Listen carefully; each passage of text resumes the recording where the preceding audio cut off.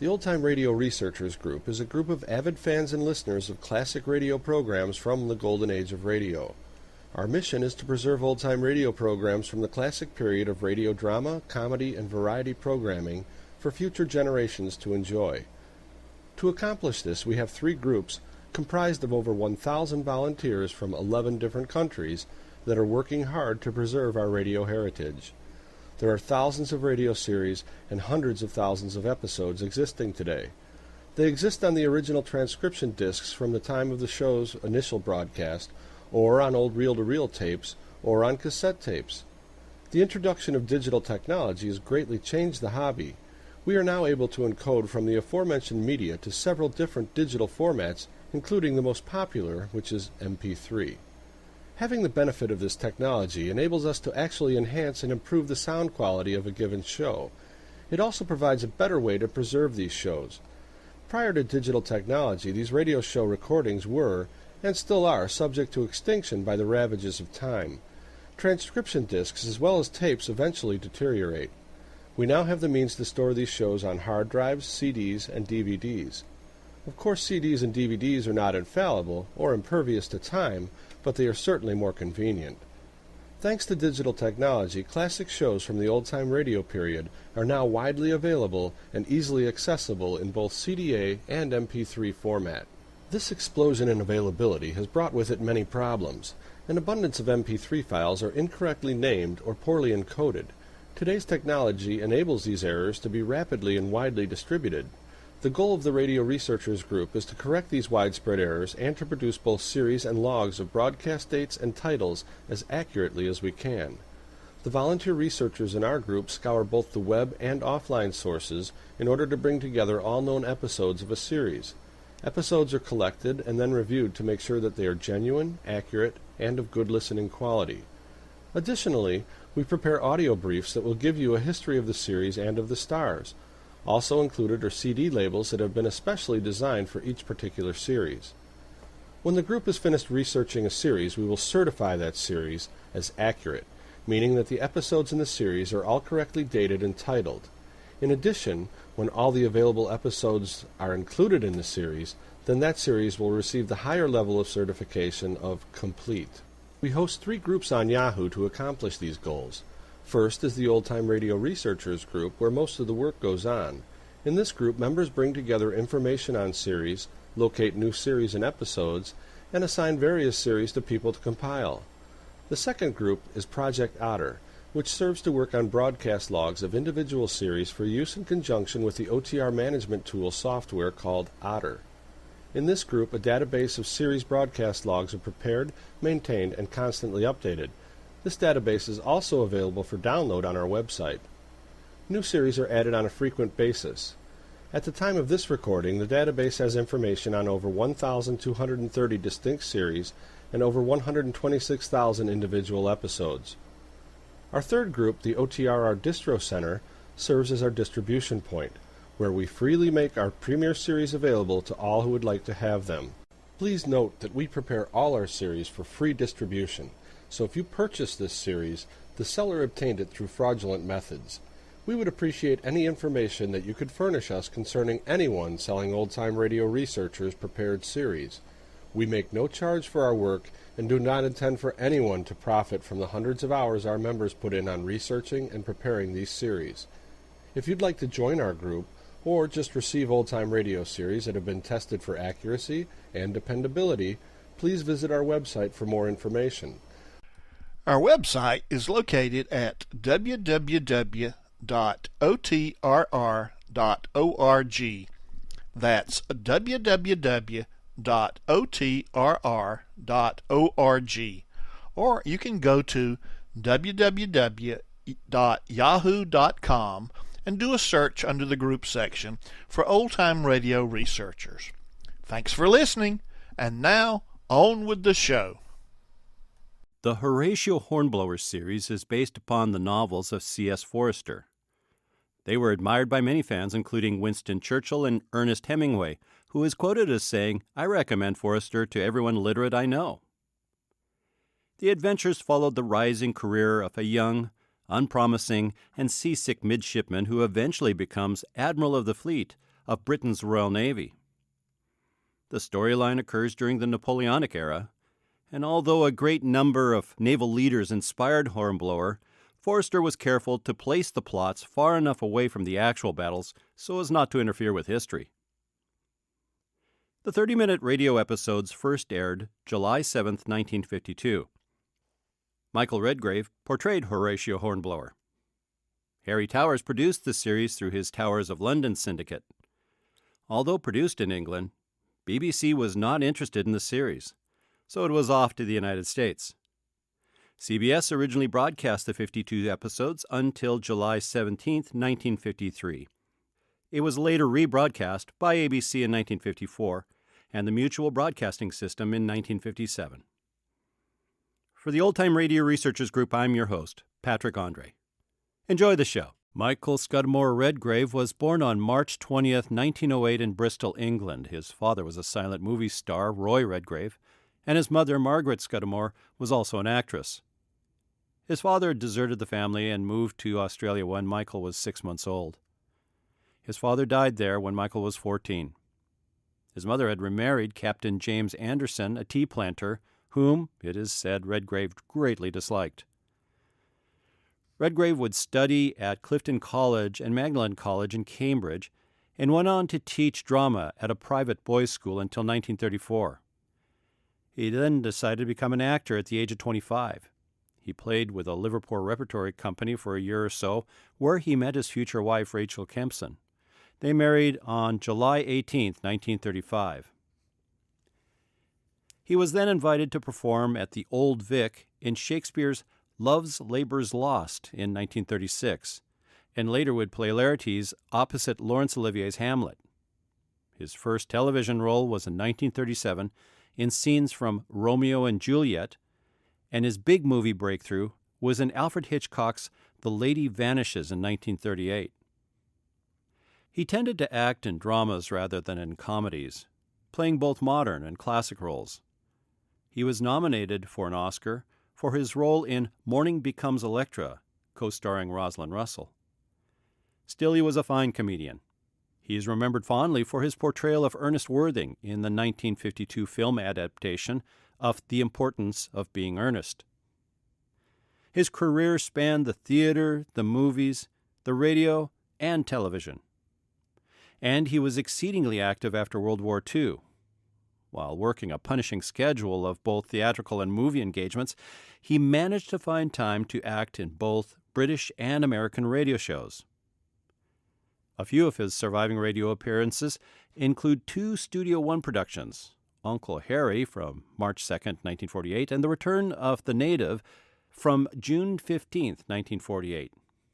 He also appeared on The Pabst Show on June 8, 1948, and in the early 1950s he starred twice on the Theatre Guild of the Air in The Unguarded Hour and also in Jane. But he is best known to radio fans as the icily controlled Horatio Hornblower on the British radio series The Adventures of Horatio Hornblower. The series ran for 52 shows from July 7, 1952 to July 17, 1953. Redgrave also appeared twice on Desert Island Discs on October 6, 1945 and June 28, 1955. However, these recordings appear to be lost. In 1957, he starred in the ABC Mystery Time production of The Overcoat. In 1962, he both directed and starred in an audio adaptation of Macbeth and in Hamlet, and starred in Richard II for the Living Shakespeare series. He also participated in A Homage to Shakespeare with Laurence Olivier, which was a 1964 recording celebrating the Globe's 400th anniversary. He was knighted in 1959 for his contributions to the British Empire. After a long and richly varied career, Michael Redgrave died of Parkinson's disease at his home on March 21, 1985. Redgrave was 77 years old. He was survived by his wife of 50 years, Rachel Kempson, and their 3 children, Corin, Vanessa, and Lynn Redgrave, and several grandchildren. For Old Time Radio Researchers, I'm your announcer, Patrick Andre. Thank you for listening.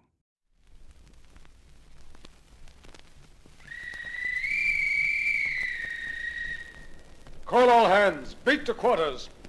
Run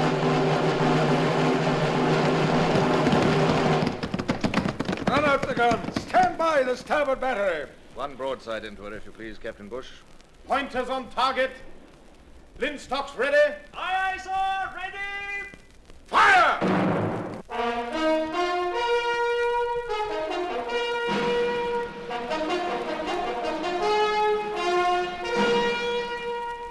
Presenting Michael Redgrave as C.S. Forester's indomitable man of the sea, Horatio Hornblower.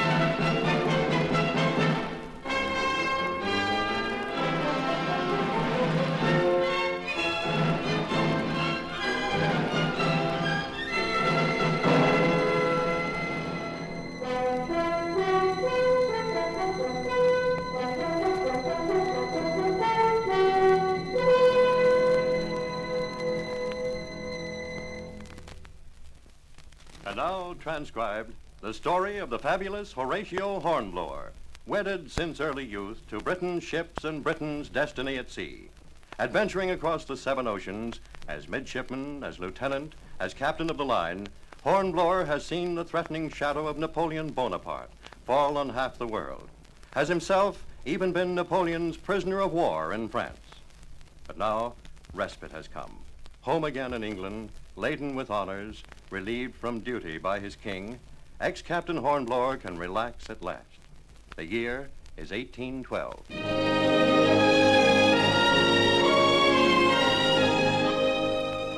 When you've been many years at sea, it sometimes seems a little difficult, I might even say arduous, to live ashore. Especially when your lovely wife, your adored recent bride, rather expects you to become a country gentleman. Well, life is made up of change, they say, but for an old sea dog, new tricks come harder than for other breeds, I think. Well, there I was, not long returned from confinement in France as the unwelcome guest of Bonaparte, granted a knighthood, happily married to my enchanting Lady Barbara, free of all financial cares at last, and yet, oh, yes, I knew it for my fault, but somehow, there in the quiet English countryside, I hadn't quite come home as yet.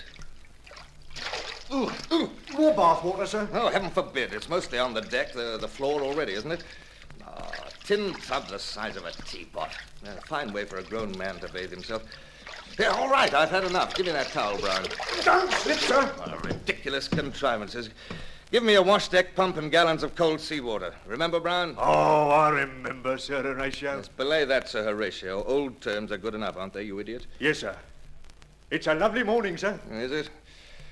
Oh, yes, I suppose so. Still and quiet. It's very quiet. It's queer. When I wake here, I still keep listening for the sounds, rattle of blocks, the cordage wheezing, and...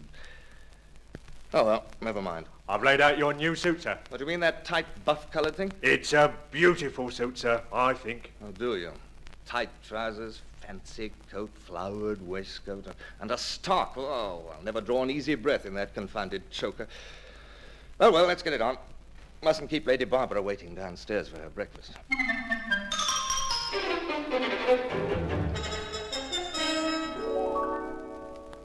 Welcome to the new Squire of Smallbridge. Now, you're laughing at me. You know perfectly well, Barbara, how I felt about that insufferable ceremony yesterday.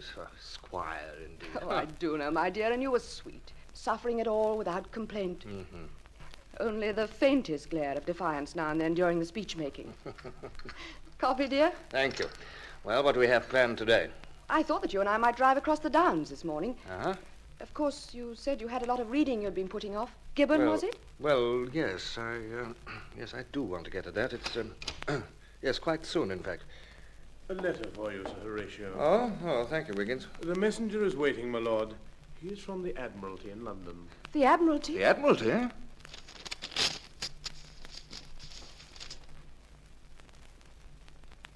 Darling, it couldn't be... Here, listen to this. The Lords Commissioners request that I present myself at once. A matter of extreme importance which cannot even be discussed except in... Hey, Wiggins, where's Brown? Tell him to get out my best uniform and sword. Tell him to pack my things for the night. And look, tell him that... You're going to London right away? Well, my love, the letter says at once. Remember, we're still at war with Bonaparte. Now, off with you, Wiggins. Tell Brown I'll be upstairs immediately, and I'll want him to drive me. We'll take the chariot. I wished I didn't need to look at her just then. After the first surprise, she would try so hard to appear calm and pleased that I was pleased. I hadn't been quite frank with her, perhaps. To be exact, the letter asked whether or not I would accept a new appointment. I didn't know what to say to Barbara, but... Oh, my dear, it's merely for the night. I'll be back in the morning, whatever this amounts to. Yes, for a day or so, perhaps. Oh, just look at you, brazen child. Excited as a midshipman. Oh. It's breaking over you in waves. Do you suppose I don't see it? Oh, my dear, when the Admiralty itself, I must at least find out. I know what you'll find out. Wild horses couldn't hold you now, of course. Do you know how long we've lived here at Smallbridge? Why, 2 months. 2 months tomorrow, Oh, dearest, I've always known. Retirement simply isn't in your line. It's a great honor to be recalled so soon. You must be pleased. And I am, too. If they appointed me a Commodore, well, they might, you know. Well, if they did, I might have to go back to sea again.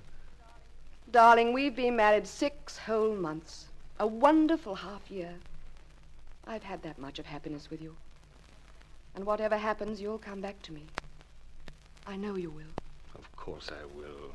Oh, Barbara, I swear you're a woman in 10,000.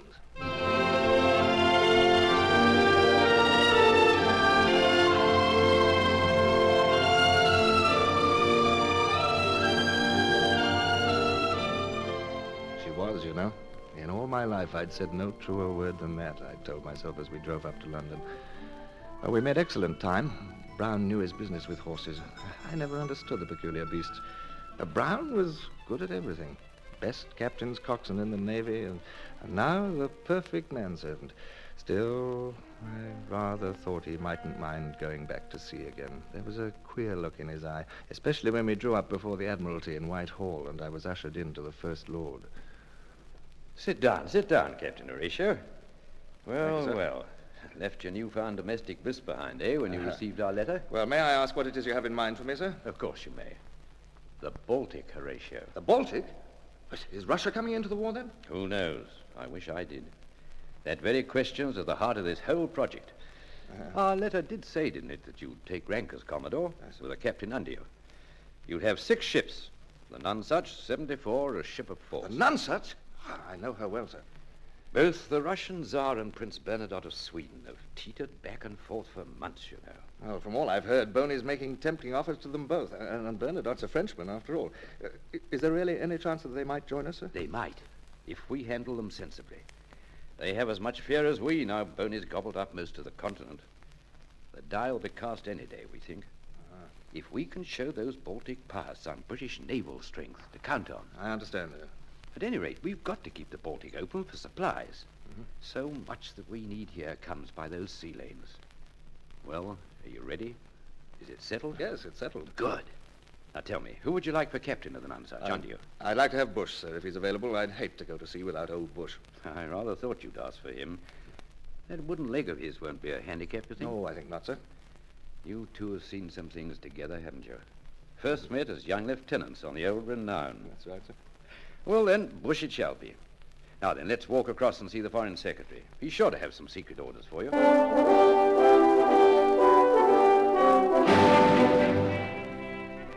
Time had come to say goodbye to Barbara.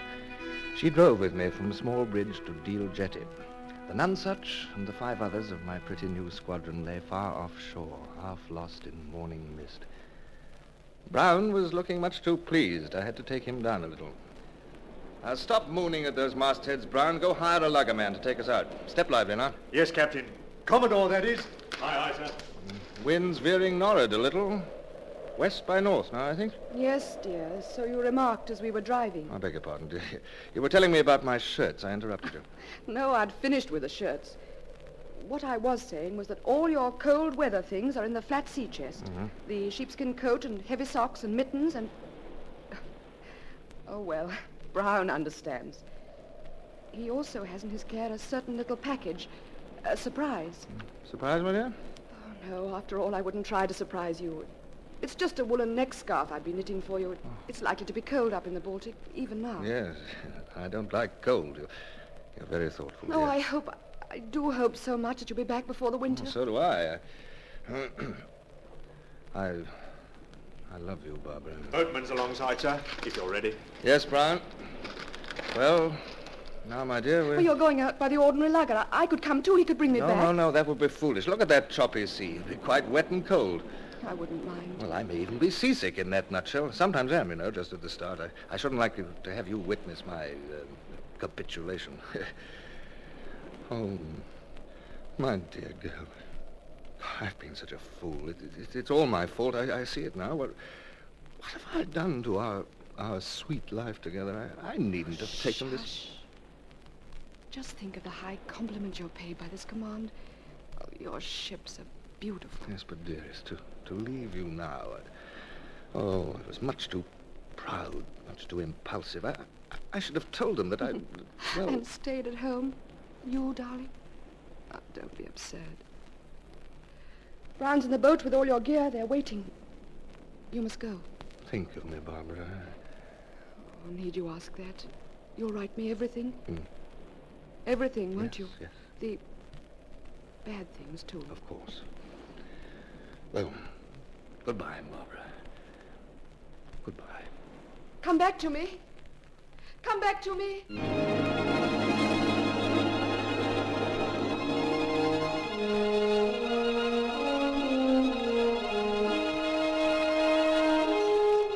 It touched me that she should say that.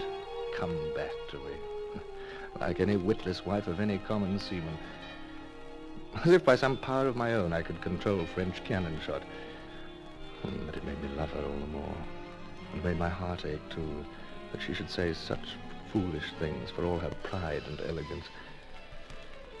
The little lugger pitched and rolled, a long trip all alone out to my ship. Oh, I could have let her come along. It would have done no harm. They'd seen me from the Nonsuch as we came tossing up the wind and laid into the big two-decker's lee. My old friend Bush, as captain, had turned the whole crew out full dress, and I was piped aboard with all the honors of a commodore. The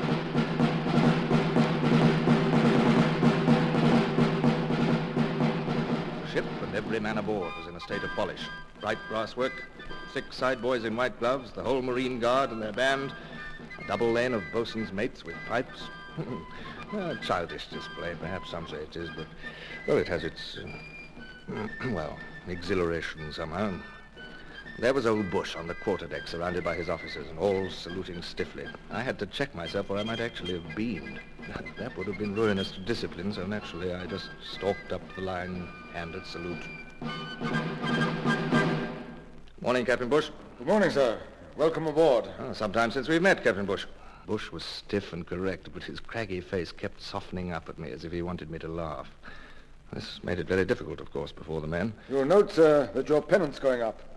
Commodore's flag to designate your ship in the flotilla. Oh, indeed. Well, well, Captain Bush, we shall get underway at once, if you don't mind. No time to lose. Be good enough to signal the others of the squadron. Aye, sir. Very good. We sail on secret orders. I'll apprise you of their nature, Captain Bush, if you'll kindly dine with me this afternoon. You old sea urchin. I shall be there, sir. Thank you. Mr. Adams, pass the word to our 5 other ships. Underway at once and keep formation. Aye, sir. Underway. Anything wrong, sir? What, Bush? Oh, I see you scowling off to starboard, sir. May I find you a glass? No. Is it the sloops? No, it's nothing, Bush. No, I was just trying to make out the jetty. My wife's there. Mist hasn't quite cleared yet, has it?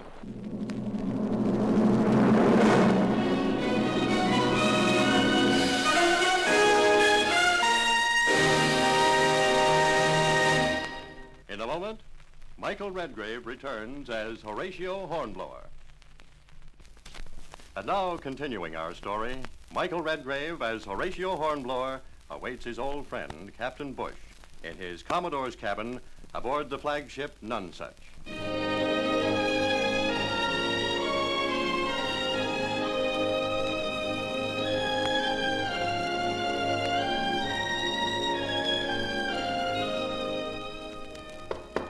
Come in. Oh, Brown. Captain Bush will be dining with me here. Be sure the things come up hot from the galley, will you? Of course, sir. I finished your unpacking. I trust it's satisfactory, sir. I placed the gift from Lady Barbara there on the bulkhead shelf. Yes, I saw it, Brown. Oh, it's a beautiful neck scarf, sir. Such fine, soft wool. Yes. I was to remind you to wear it, sir. Cold mornings. Yes. All right. I'll consider it. Come in. Ah, Captain Bush. I'll go and bring you dinner, sir. Well, alone at last. Look, you know you had me grinning like some absurd schoolboy up there this morning. I was so proud, so flattered that you'd asked for me, Horatio. I scarcely... Well, come on, sit down. Our dinner will be coming any minute.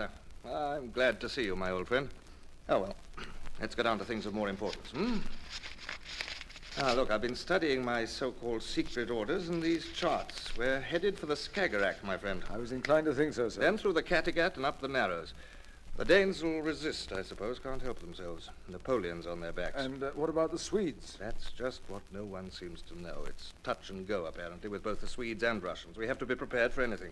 Kattegat Sound is only 3 miles wide part of the way. Mm-hmm. Sweden to port, Denmark to starboard. Yes, real Skiller and Charybdis, huh? Well, Bush, the powers that be have left decisions up to us, and we are going to have to improvise. Now, once we're off Göteborg, I'm going to try and pick up some fresh news on Swedish doings. Well, let's hope that Bernadotte is leaning our way by then, sir. Yes, Bush. If not, we'll simply have to blast our way in somehow.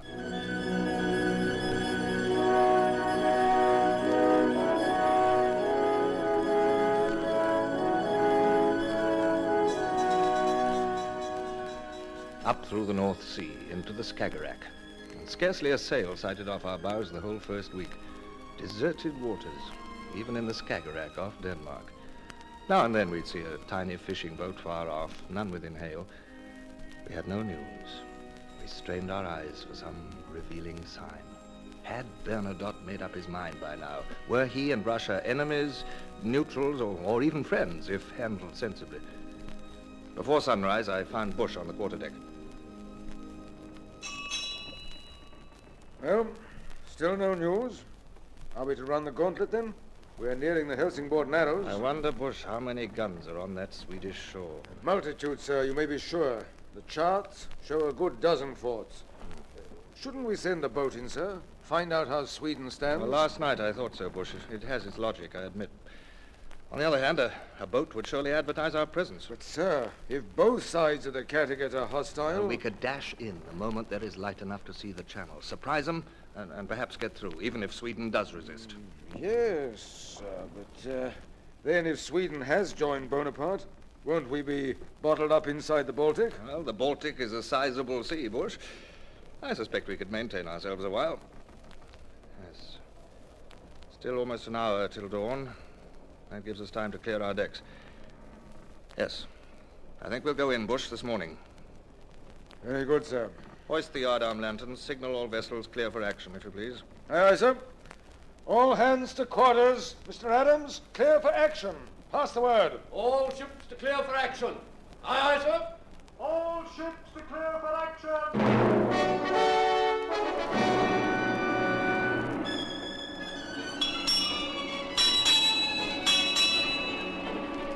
An hour had passed.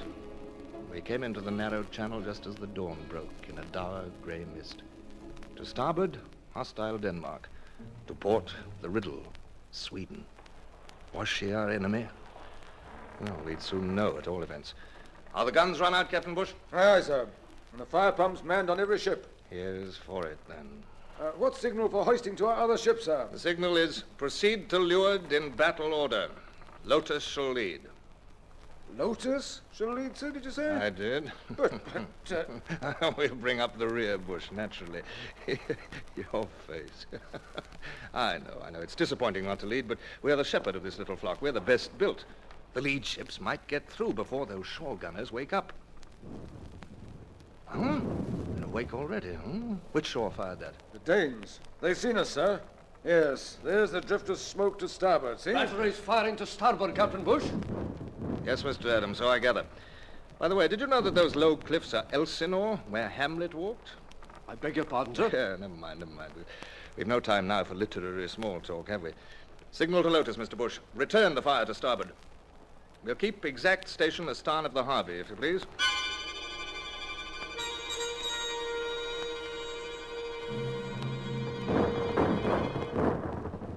I say, Lotus and Clam are giving back as good as they're getting, huh? They are. Bush, this channel's full of shoals. I remember that from years ago. I remember too, sir. I've put leadsmen in the chains. They'll sing out when we're reaching shallow water. Good. The sloops and the three others don't draw as much as we do. Let me compliment you, Bush. You've thought of everything. Well, Brown? Your neck scarf, sir. Oh, nonsense. In the midst of an action. How dare you come up here? It's very cold this early in the morning. Begging your pardon, sir. I had my orders, you'll recall. Get below, Brown. All right. Give me the scarf. Yes, the air is a bit chilly.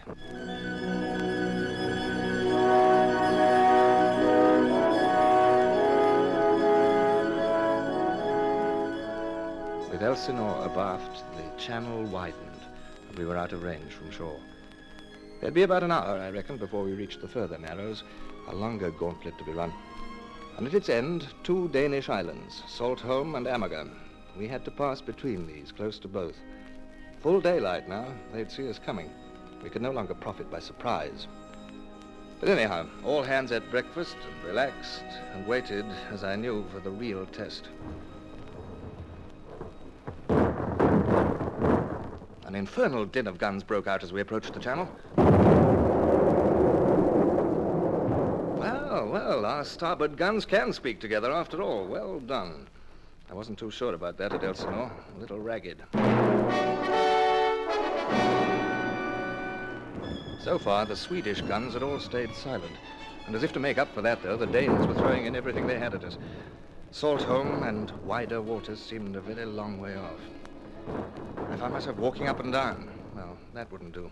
Indifference is expected from a Commodore. So I stood still and looked about me casually. By the deep 6.5 6. 6 fathoms are quite ample, aren't they, Bush, with the tide making? I think so, sir. I wouldn't care to risk less than 5, though, just now. By the mark 6. Put another leadsman on the port chains quickly, Adams. Look, Bush. Saltholm and Amager, at last. You see them reeling up ahead there? Both bristling, I'll be bound. Yes, smoke bursting from Amager already. This tells the story, doesn't it? Saltholm is where they keep their powder stored. And a half 5. And a half 5, sir. Shaving a shoal, that's certain. I hope. Bush, the Harvey's hit. The Harvey's hit. Our men must on. Shrouds are trailing. Quarterless 5. Quarterless 5. We're nearing those shoals, too. Harvey's quite helpless, eh? Oh, yes, I see. Oh, damnable luck, Bush. We'll be alongside her in a moment.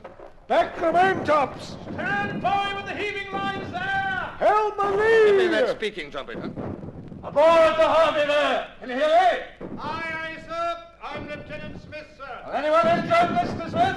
Lieutenant Mound, sir, knocked unconscious, and 2 men killed when the shells struck. We'll bring Mr. Mound aboard here then. Send men down for him, Captain Bush. Cut that wreckage away smartly and stand by to receive our lines.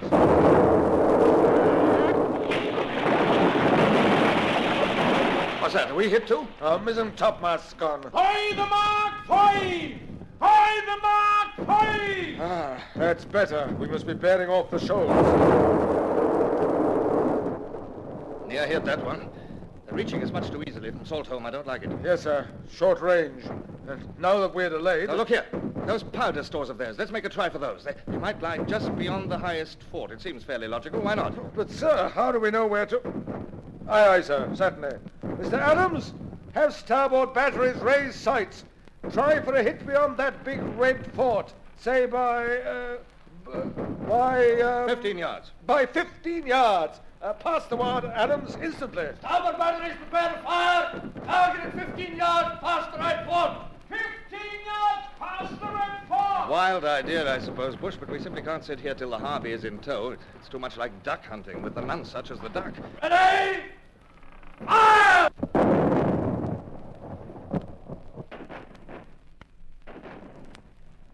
It's no good, sir. And the Harvey's got us trapped under those guns. They'll sink her any minute, and us with her. Let's try another salvo, Bush. 20 yards beyond the fort this time. Pass the word, Adams. 20 yards. Target at 20 yards past the same fort. Ready? Fire!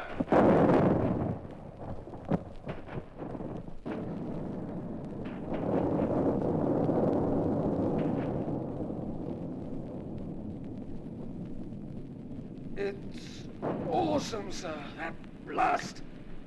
I think, why, yes, it's even taken the fort with it. That fort and all its guns. At least they're singularly silent.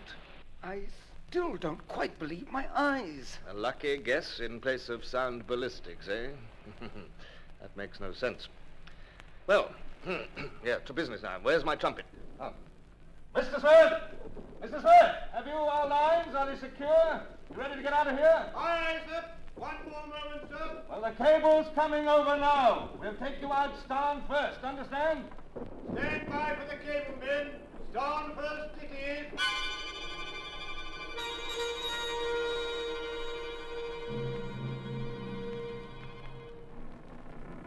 Well, sir, not a bad afternoon.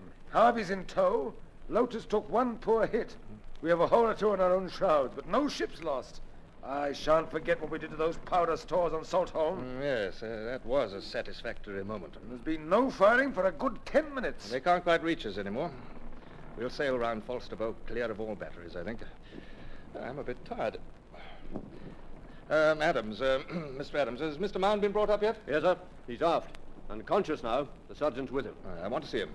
Concussion and bad shoulder wound. A bit of blood about the face and throat, sir. Well, here you are, Mound. Surgeon taking care of you all right? Yes, thank you, sir. I'm quite all right. We're taking him below to sick bay in a moment. I'm proud of all my young officers today, Mound. They're not too uncomfortable, I hope. Did all of us get through, sir? All our ships? That we did, Mound. What pleases me, those Danish guns raked us with all they had, but not one shell from Sweden's coast. They're not against us yet, at any rate. He's shivering, Adams. It's cold this afternoon. Here, put this scarf round his neck and shoulders. I don't need it. But, sir, he's bleeding on your Oh, scarf. come on, take it. Oh, well, then I'll do it myself. Yeah. Is that better, Mound? Ah, yes, sir. Wonderful. Thank you. We hailed a fishing boat a few minutes ago, Mound. Found out the Blanche Fleur passed through the Baltic yesterday. Big French corvette with at least 20 guns. She must be just ahead of us. Well, you'll have to get well quickly, Mound. Won't want to miss the fun, will you?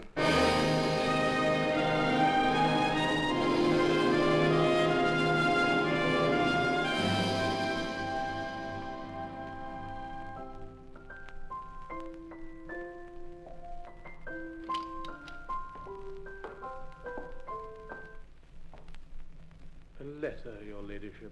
Oh, thank you, Wiggins.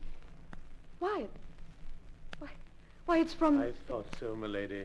I'm very pleased for you.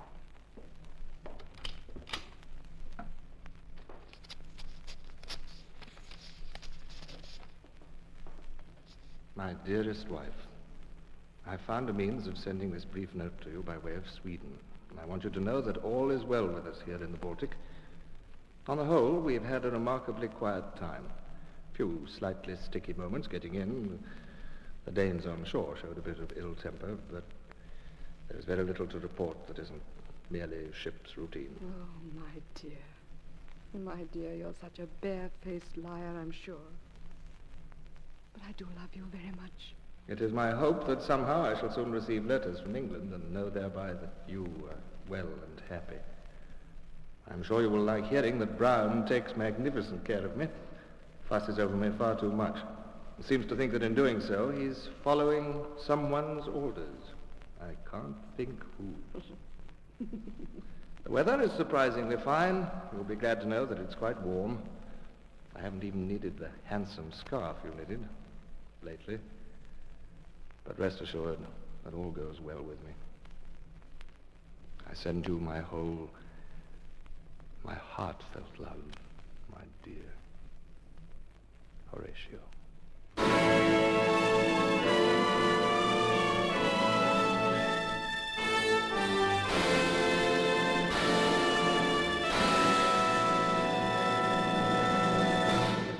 Horatio Hornblower, starring Michael Redgrave, is based on the novels by C.S. Forrester. The radio script was written by Philo Higley. Music composed and conducted by Sidney Torch. Produced by Harry Allen Towers.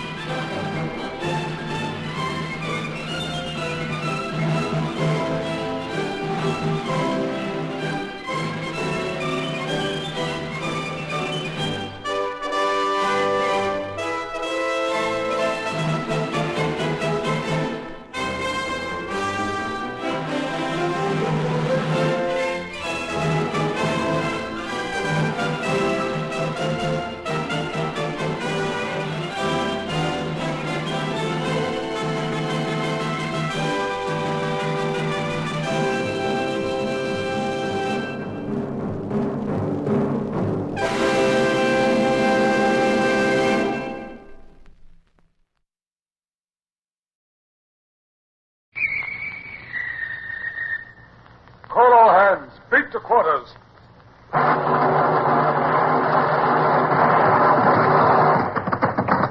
out the guns. Stand by the starboard battery. One broadside into her, if you please, Captain Bush.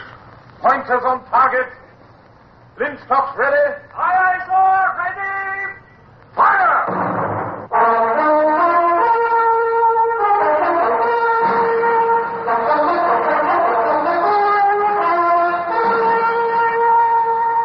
Presenting Michael Redgrave as C.S. Forrester's indomitable man of the sea, Horatio Hornblower.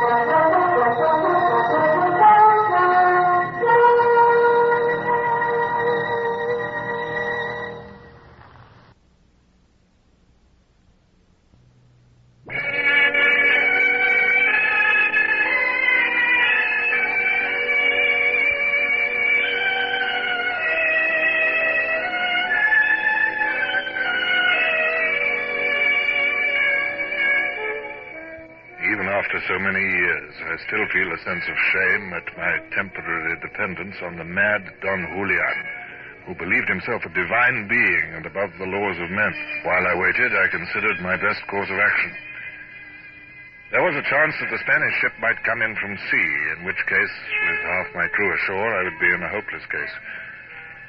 On the other hand, I had lookouts aloft, and I was frantic to secure stores, lest Don Julian's rebellion should come to a sudden and bloody ending. I respect, Senor Capitan. There are 400 cattle awaiting your orders, Capitan. My men are driving them to the beach. Good. The sugar is ready at El Supremo's mill. With regard to the tobacco, which special kind do you prefer? For some time, we've only been rolling cigars for our own consumption. I was hard put to it to suppress my delight at the mention of cigars. It was 3 months since I'd seen one. My men used Virginia pigtail twist, but that would be unobtainable on this coast. I waved a careless hand. Oh, send as many cigars as will be convenient to you, and, such other tobacco as you have on hand. Si, senor. The coffee, vegetables, and eggs will be easy. But with regard to the bread, Your Excellency will forgive me, but in this country we have only maize. There is a little wheat grown in the Tierra Templada, but it rests in the hands of the unenlightened. Would maize flour suffice? This is serious. English sailors are unaccustomed to maize flour. I know, Your Excellency, but I can only obtain wheat flour by fighting for it. And I know that El Supremo would not like me to fight at present. El Supremo will be angry. Very well, I'll agree to use maize flour, but to make up for it, I shall require something else. I want drink for my men. Is there wine here or any ardent spirit? The people on this coast, sir, drink an ardent spirit with which you are perhaps not acquainted. What's that? It is distilled from the waste of the sugar mills from treacle, Your Excellency. Rum, by him. Yes, senor. Would that be of any use to you? I shall accept it in lieu of anything better. In fact, of course, my heart was leaping with joy. It would appear a miracle to my officers that I should conjure rum and tobacco from this volcano-ridden coast. Thank you, senor. And shall we begin to slaughter the cattle now? This was a decision I'd been postponing ever since I'd heard of the arrival of the cattle. I tested the sea breeze. It was not nearly so strong as yesterday, and the weaker the breeze, the less chance of the Natividad coming in to interrupt the revictualling. I took the plunge. Very well, senor. We will start now.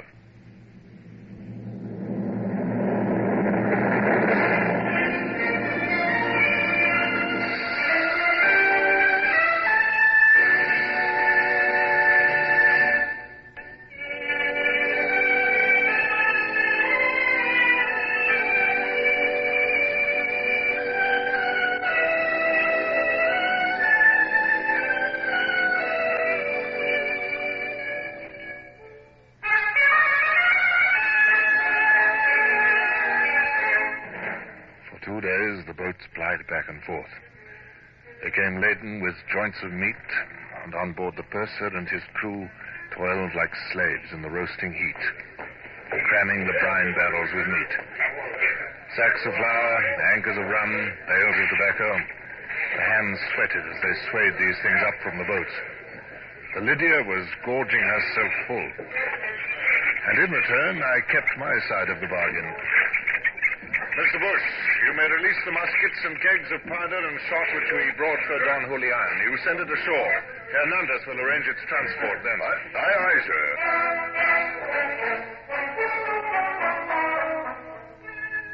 And then, on the second evening, as I walked the quarterdeck looking forward to my dinner of roast fowl, and reveling in the thought that I was now free of the land for another 6 months, if necessary, I heard a sound from the shore which filled me with horror. You put those muskets down! Put them down! Mr. Galbraith! You're in command here. What's the meaning of this? Sir, I don't exactly know. They've been torturing a poor devil up there, sir. Lashed into a spar and left him to die of thirst. Silence! Galbraith, I address you.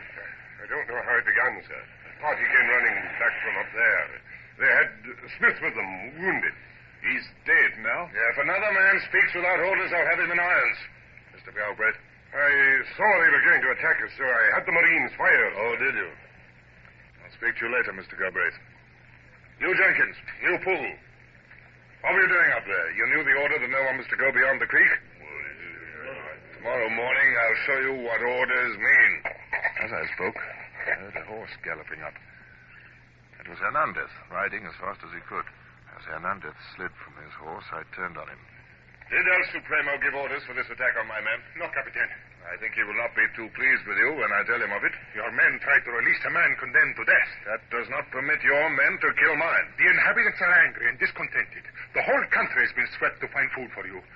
The criminal was condemned to death for driving his pigs into the country so that they should not be given to you. It was a delicate situation. I was anxious to be conciliatory if I could do so without angering my men. And I was about to lead Hernandez aside and soften my tone when... The ship is coming! Your Excellency, this man has been watched from the mountain. Yes? From there he could see the sails of a ship coming towards the bay. He says he has often seen the Natividad, and he's sure it is the same ship. How far off is she? A capable Sinti? A long menos. He says a long way, 7 leagues or more. She's coming from the direction of Panama. Mr. Galbraith? Sir? Get your men aboard with all expedition. My compliments to Lieutenant Bush and desire him to clear for action and beat hands to quarters. Aye, aye, sir.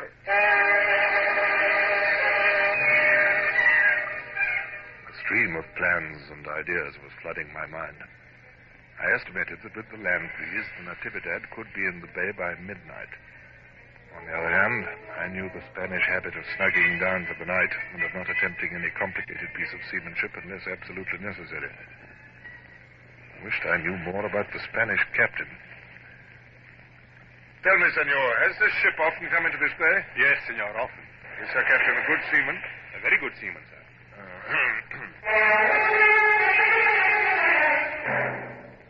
A landsman's opinion of seamanship was not worth much, but still, it was an indication. I was still uncertain what to do. If I went to sea and engaged the Natividad on open water, the two ships might well batter each other into wrecks. Rigging and spars, hulls and sails. I should suffer casualties which I could not replace here in the Pacific. I should expend priceless ammunition. Yet if I stayed in the bay and the plan I had in mind did not succeed, I should have to beat my way out of the bay against the breeze in the morning, presenting the Spaniard with every advantage. The Natividad's size and superiority of guns were already such as to make the outcome of such a battle hazardous. Yet the possible gains of remaining in the bay were so enormous that I took my decision. I would run the risk.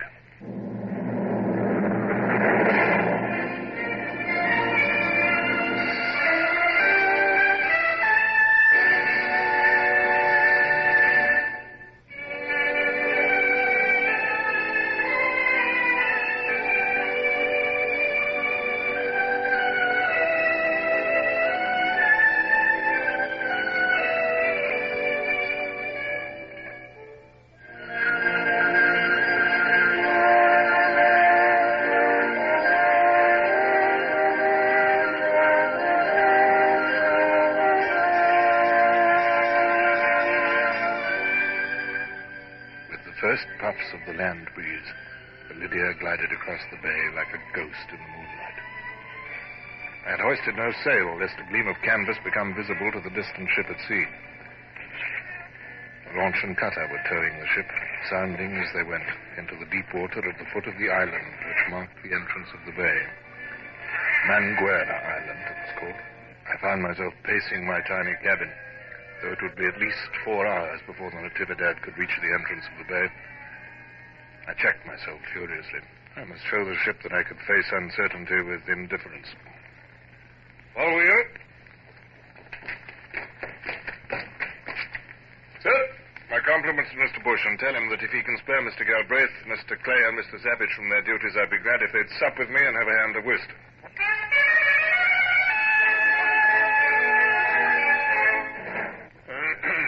I think, gentlemen, it's almost time we went on deck. The rubber would not be over if Mr. Savage had paid attention to the score. At the 8th trick, he should have played his ace of hearts instead of risking the finesse. I grant that the finesse had been successful. Had it been, it would have won him 2 more tricks. But...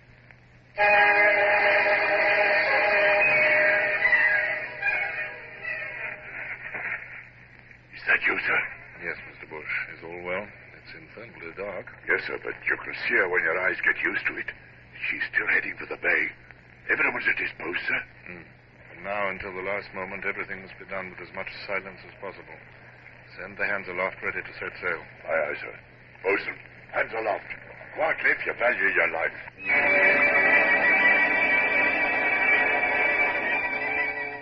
I hurried forward along the gangway, past the forecastle carronades with their crews crouching round them, and swung myself over onto the bowsprit. I could see round the corner of the island. The Natividad was heading straight for me. I could almost hear the sound of her passage through the water. I heard the voice of the man at the lead. I could hear the voices of her crew, all jabbering and nobody looking out well enough to see our spars. And then, the moment I was waiting for, orders for the Natividad to go about. This was the time. From my pocket, I drew my silver whistle and blew.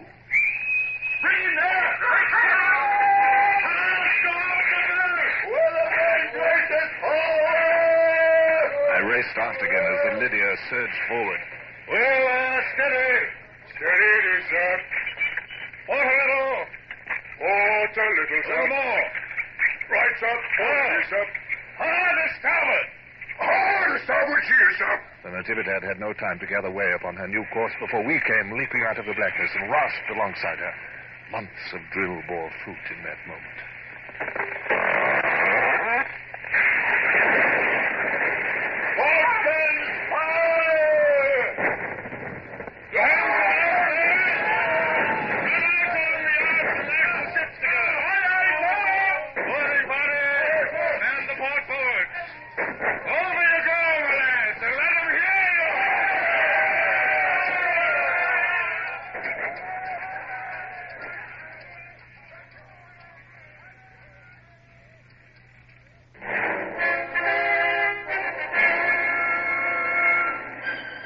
On board the Spaniard, there was utter surprise.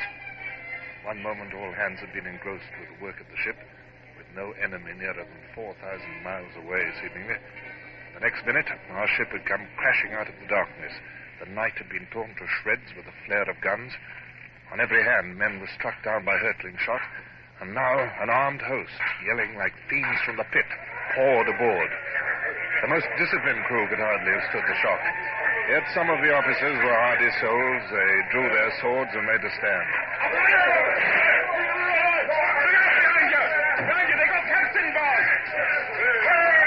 On the lower deck, the Spanish seamen were gathering together in the darkness to defend the hatchways when the second part of my plan came into operation. The 2 boats full of men, which I dispatched before we engaged, had prized open the lower deck ports of the Spaniards' port side, and now they came swarming in to the utter demoralization of the defenders.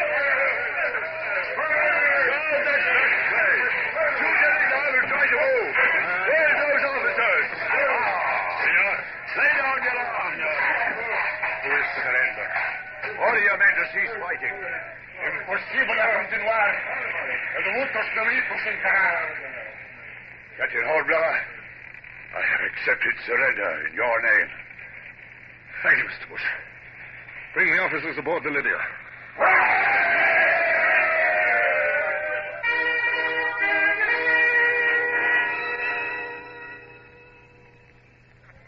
Men were happy. They would each get at least 25 guineas as their share of prize money for the Natividad. They were already spending it in imagination.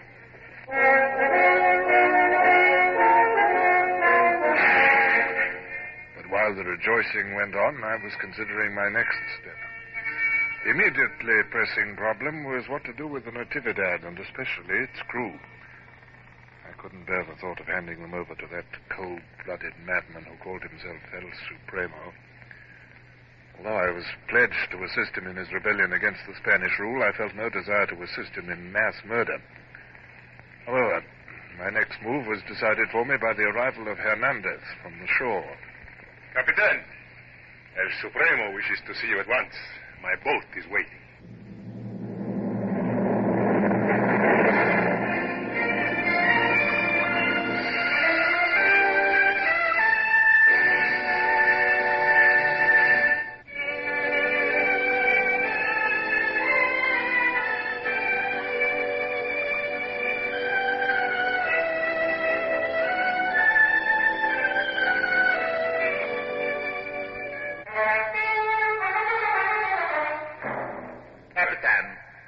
Human beings, in addressing me, do not use the expression senor.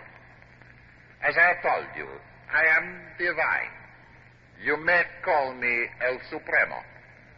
I believe that in your own language, that term means the Almighty. It is hardly sufficient to describe my divinity, but it will suffice. I could only bow. I dare not trust myself to speak. He was quite unconscious of having said anything at all remarkable. The navigating officers are still alive? Yes, Supremo. Then I will take the Natividad into my service. I will kill the executive officers and replace them with my own. The others and the common sailors will serve me. I had to think quickly. The Natividad is the prize of my king. Perhaps he would not be pleased if I let her go. He would certainly be displeased if he knew you had offended me. I have noticed before, Captain Hornblower, that you have verged upon disrespect towards me, and I have been mild enough to attribute it to your foreign breeding. I sighed to think England would lose a fine frigate and a fine opportunity. I realized that I must sacrifice my prize money and flatter this autocrat a little longer. But I was determined to preserve my prisoners' lives. I am sure it is my foreign breeding which is to blame, Supremo, but, well, how could it possibly be imagined that I could be lacking in respect to El Supremo? The ship is yours. General Hernandez, make arrangements for 500 men to go aboard the ships at noon. I will sail with them, and so will you. Certainly, Supremo. Is the Lydia to have the honor of carrying El Supremo to La Libertad? My crew would greatly appreciate the distinction. Naturally, they would.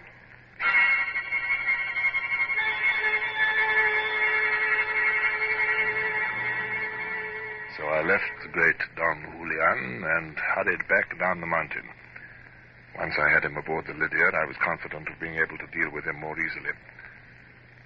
My officers were waiting to receive me when I rode out to the ship. Mr. Bush, sir, kindly instruct my steward to put out my best uniform and make ready the after cabin for a state dinner for 8 people at 6 bells. Aye, aye, sir. In case your guests should require a salute, sir, may I ask their rank? You may, Mr. Bush. We are entertaining the Almighty. The Almighty? Yes, sir.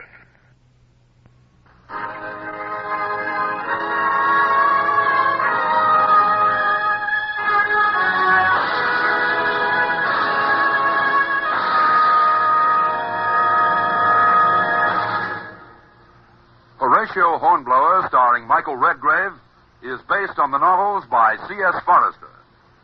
Music composed and conducted by Sidney Torch. Produced by Harry Allen Towers.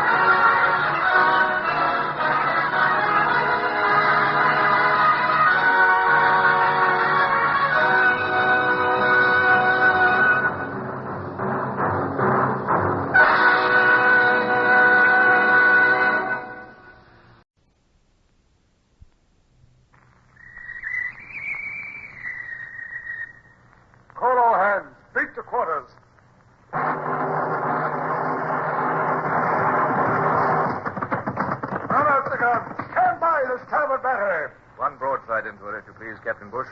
Pointers on target. Linstops ready. Aye, aye, sir. Ready. Fire!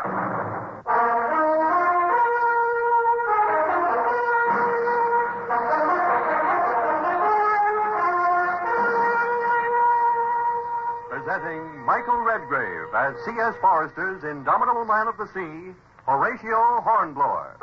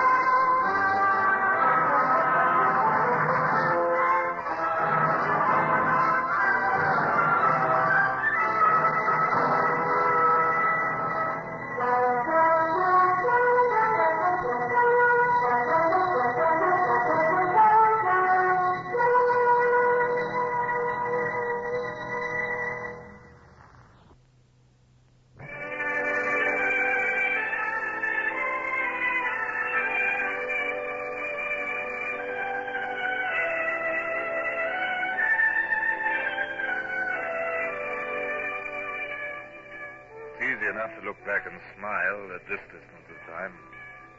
But as I paced my quarterdeck in the burning sun on that morning long ago, I was far from smiling. So as not to imperil my mission, I'd been obliged to turn over the Natividad to the madman Don Julian, who called himself Divine, Almighty, El Supremo. Now he was coming aboard to murder my prisoners, the Spanish officers. I was determined to save them, at least. Come here, you. Are you the Spanish sailing master? Si, senor. What is that image beside the taffrail there? It's of the Virgin and Child, senor. Throw it overboard. But wait, senor. I prefer to have the pleasure myself.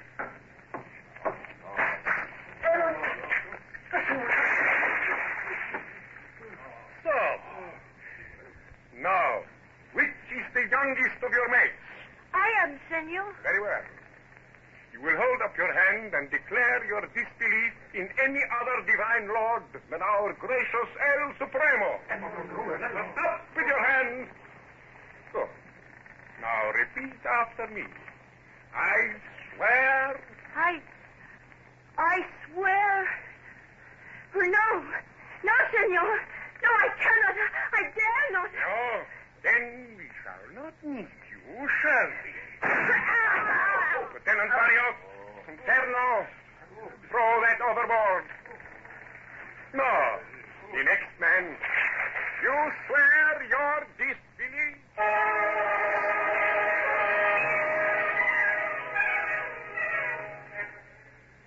There was no further trouble from the officers. They took the new oath one by one, as indeed they must. You see, men... Then De Crespo spoke to the crew, a mixed collection of Spaniards, Chinese, Negroes, Indians. Sweeping the Spaniards from the dominion of America. Within a year, the whole of the land from Mexico to Peru will be at his feet.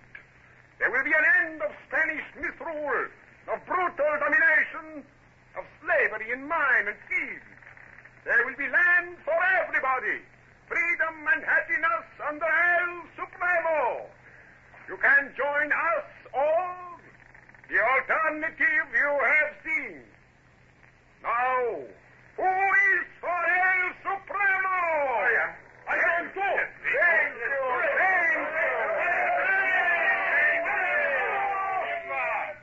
Thank you too, Captain. I think there is no more need for your prize crew now.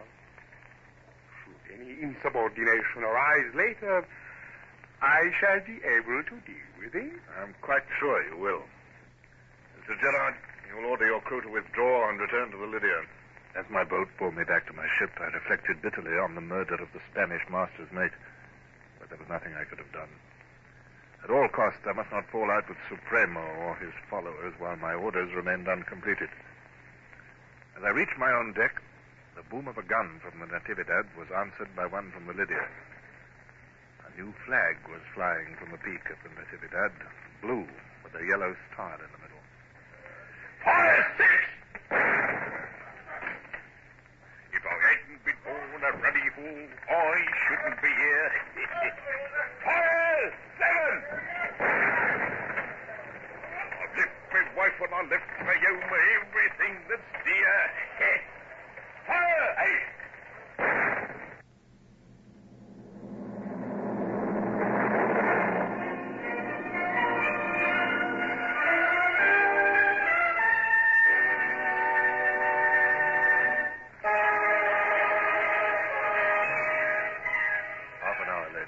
El Supremo came riding down to the beach with his ragged retinue, and I met him there.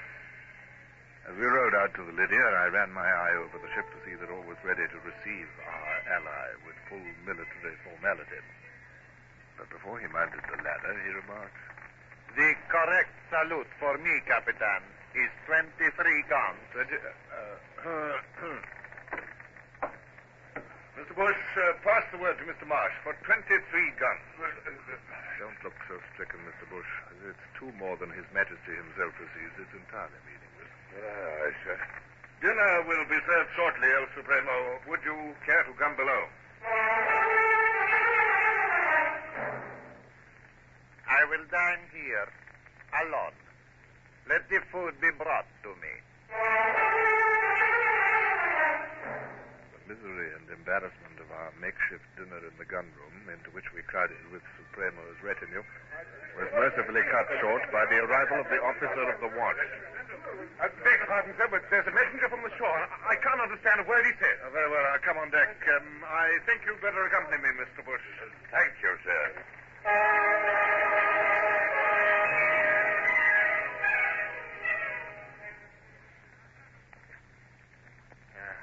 Last load, thank heaven. Never seen such a damnable murderous gang of cutthroatsmen like soldiers, they call them. I give a week's baccy to know what the captain's up to. He don't stand what he's standing from this Supremo for nothing. Well, here we are. Nail alongside. Come on, Ansem, up that ladder. Up the ladder, I said. We aren't sitting here all day. Lord me, it's awkward as a powder monkey. Look out, he's lost his old stand from under! There isn't fine time to go swimming, is it? He can't swim. We'll have to fish him out. All right. I'll go in for it. Here, out the way there. Well, here goes.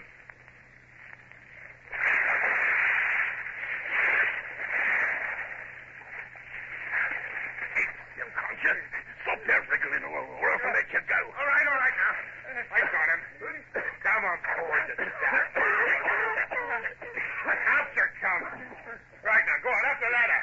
Come on, I've come behind you to see you get up this time. Well done, men. I'll see you get an extra top for that piece of work. Now, get that man below and find him some dry clothes. Capitan, oblige me by hanging those two men from the yardarm. What? I said, please hang that clumsy fool of a soldier. I will not have fools in my army. And your seaman must be hanged for daring to save a man I would prefer to have been drowned.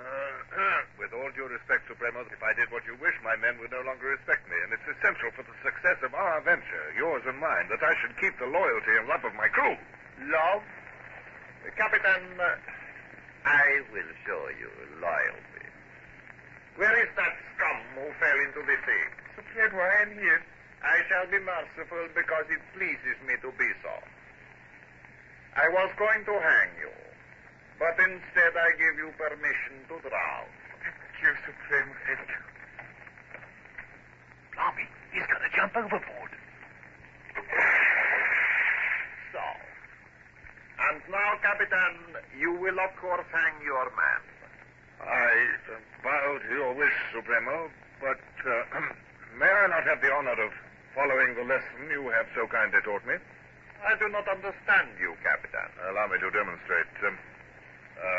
Harvey, come here. I'm here, sir. You have displeased El Supremo, Harvey, which means death. I give you permission to go. Permission to... thank you kindly, sir.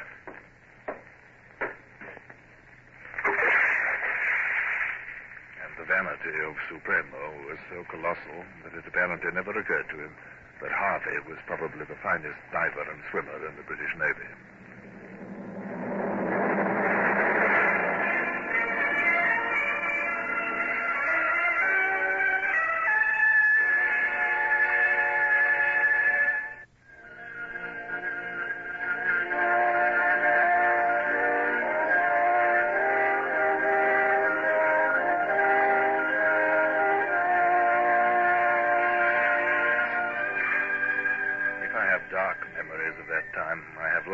Too. And I cannot ever remember such a feeling of relief as on the day when I landed my mad and cutthroat ally, El Supremo, at the port of La Libertad, and he disappeared with his murderous army in the direction of El Salvador. For a space I was free of him and all his works, and no longer under the necessity of pretending to pay him homage. The sky was blue, the sea was blue and silver. In my pleasure, I so far forgot myself as actually to converse with Lieutenant Bush. Well, it's pleasant to be at sea again, Mr. Bush, with our ship to ourselves. It's better than a tonic, sir. Harvey's glad to return to work, too, sir. He didn't like hiding in the cable tier after we picked him up. It mightn't be a bad thing, sir, if that fellow Supremo happened to get killed in the fighting. Well, I don't know, Mr. Bush. Hey-ho! Hey-ho? Where away? On the port bow, sir! A two-masted lugger, sir! She's right to windward! Running down to us under all sail, sir! She don't like the look of our guns, sir. She's hove to, just out of range. Hey, she's setting about, sir.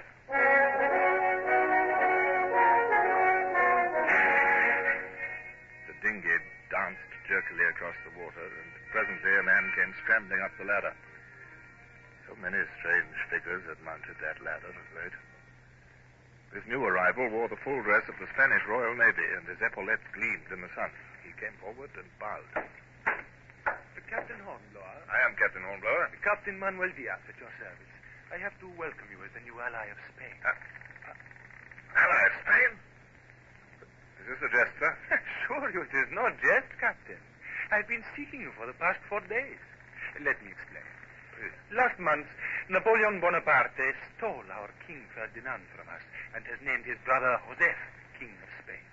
In consequence, the Spanish government has signed a treaty of perpetual alliance and friendship with His Majesty of England. Lest you doubt me, sir, I have here some letters. One from your admiral in the Leeward Islands, sent overland from Portobello. One from His Excellency the Viceroy of Peru. And one from the English lady in Panama. Oh, thank you. And be good enough to pardon me while I retire to study these documents. Mr. Bush, you will entertain Captain Diaz until my return. Aye, sir.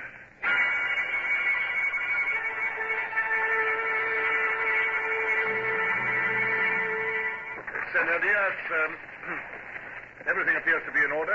Senor? Greetings to our new allies. I am proud to be serving with Spain against the Corsican tyrant. Thank you, Captain. We were very much afraid lest you should fall in with the Natividad before you heard the news, because she has not heard it either. In that case, I'm afraid your fine frigate would have come to serious harm. Navid, bring the prisoners up from the cable tier, quickly. Aye, aye, sir. I regret to have to tell you, senor, that by evil chance the Natividad met us a week ago. You met the Natividad? I plunged feverishly into an explanation, but it was not easy to tell a Spanish captain that I'd captured a ship twice my power without receiving one shot, nor to explain that the ship was now under the flag of El Supremo. Then, a fresh and harassing aspect of the situation struck him. Something must be done. The Manilla galleon is at sea. She's due to arrive at Acapulco next month with priceless treasure. The Natividad will intercept her and, her loss might well bankrupt our government. Very well, sir. My duty is plain. I will take my ship back to fight the Natividad. Thank you, Captain. You will call at Panama first to consult the Viceroy? Yes. Then I will bid you goodbye for the time being. If I reach Panama first, I will arrange your welcome. Thank you, sir.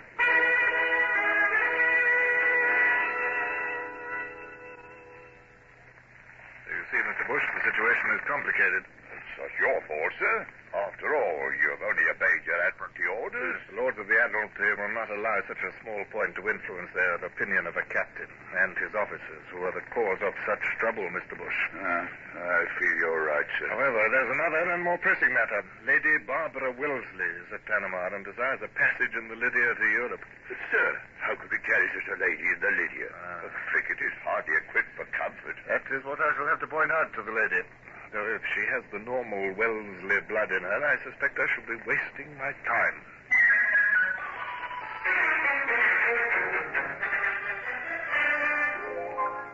I was soon to have an opportunity of finding out at first hand. We sailed into the roadstead of Panama the next morning. There's a lady in the boat, sir. An English lady, I think. Wants to go aboard, sir. She seems disinclined to wait for permission, it seems. We shall take no action, Mr. Bush.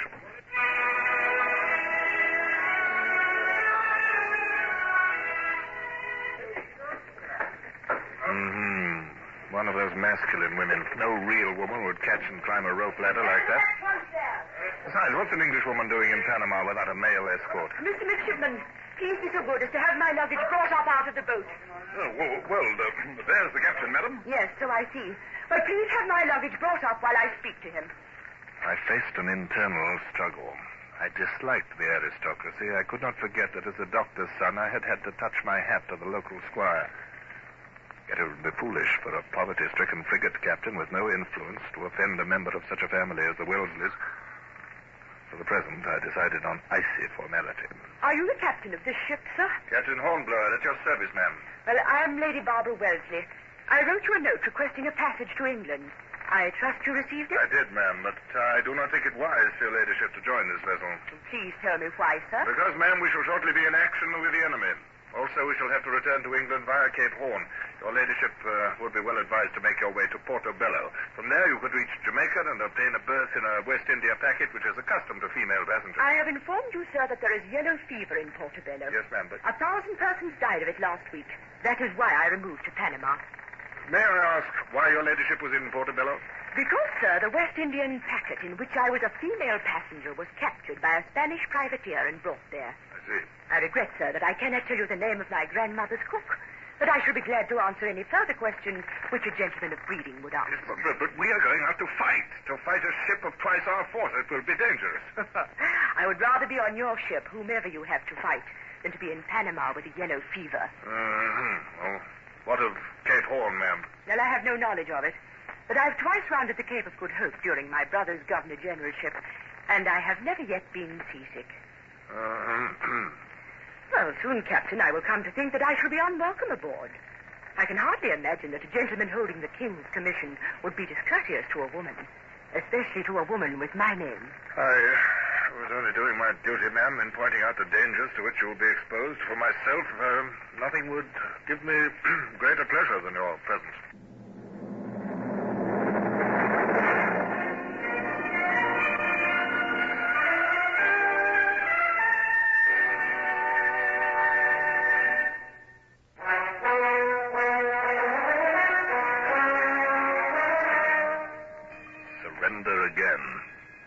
To El Supremo, and now to Lady Barbara.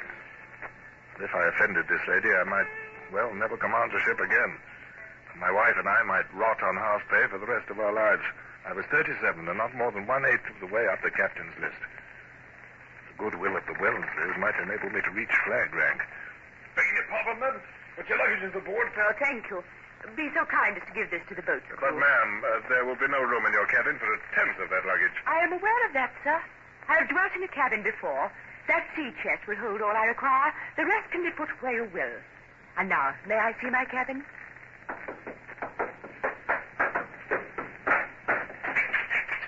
You see, your ladyship, a frigate has few of the luxuries of an Indiaman. I was just thinking that it was scandalous that a king's officer should be given such quarters. And as I left to pay my call on the Viceroy... Where shall I serve her ladyship's dinner, sir? I don't know, Bush. Ask her, blast you.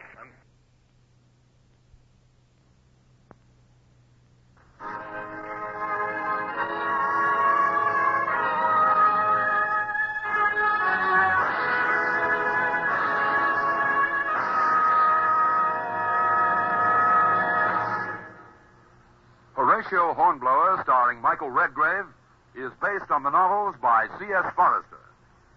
Music composed and conducted by Sidney Torch. Produced by Harry Allen Towers.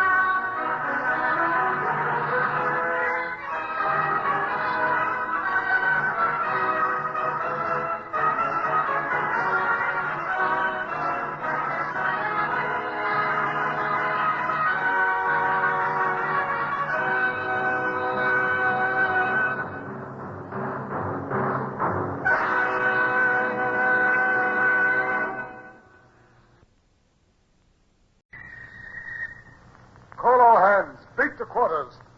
Run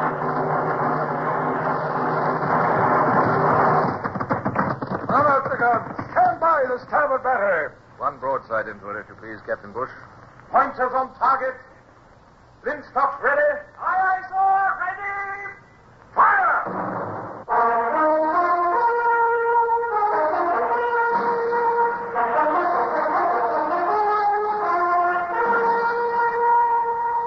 Presenting Michael Redgrave as C.S. Forester's indomitable man of the sea, Horatio Hornblower.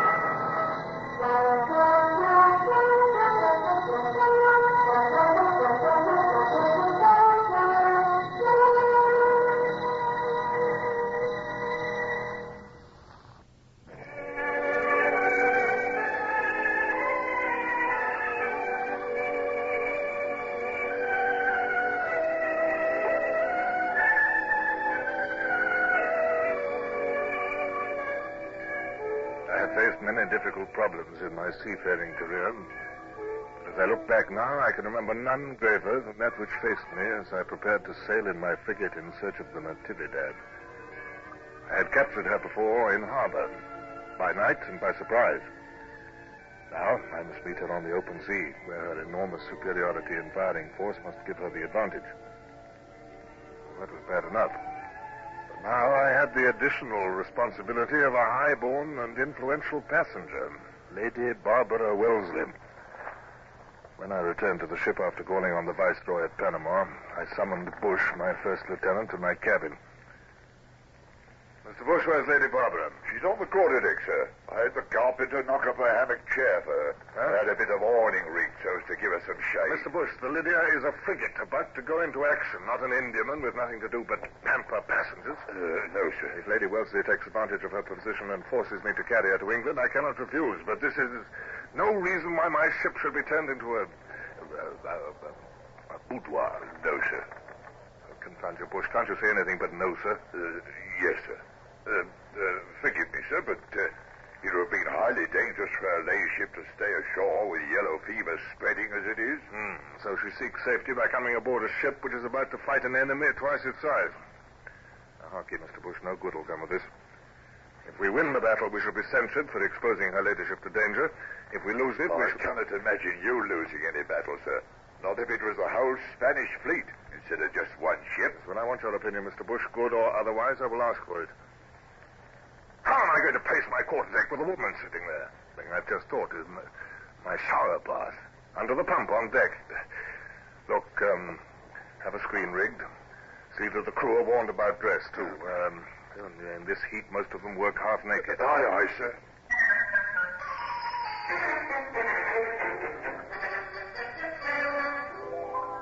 She was still on the quarterdeck when I went to attend to the business of getting the ship underway. It was infuriating.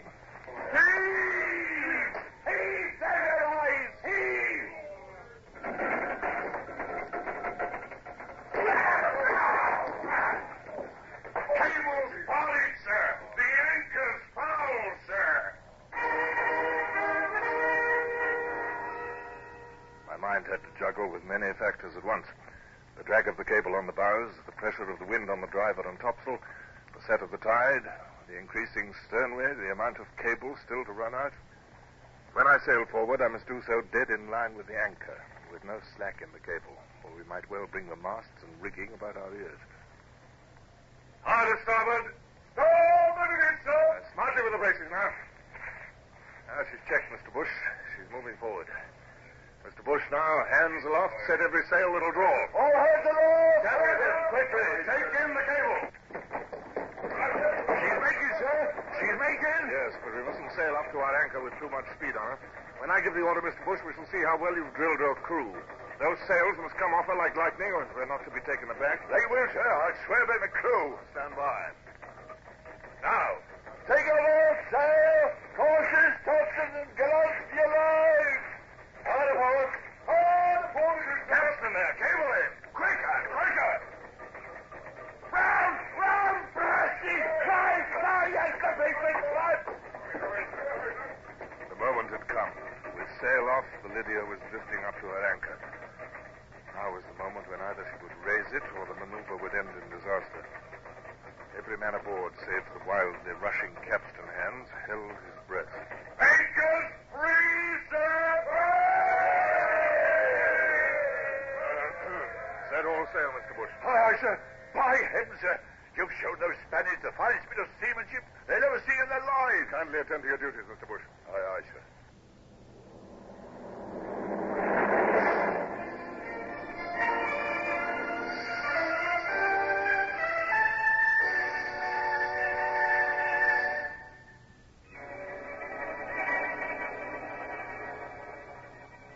Not until we were standing out of the Gulf, close hauled, that I was free to communicate to Lady Barbara the news I had heard from the Viceroy. In any case, good manners necessitated that I should address her. I couldn't ignore her presence, however much I might resent it.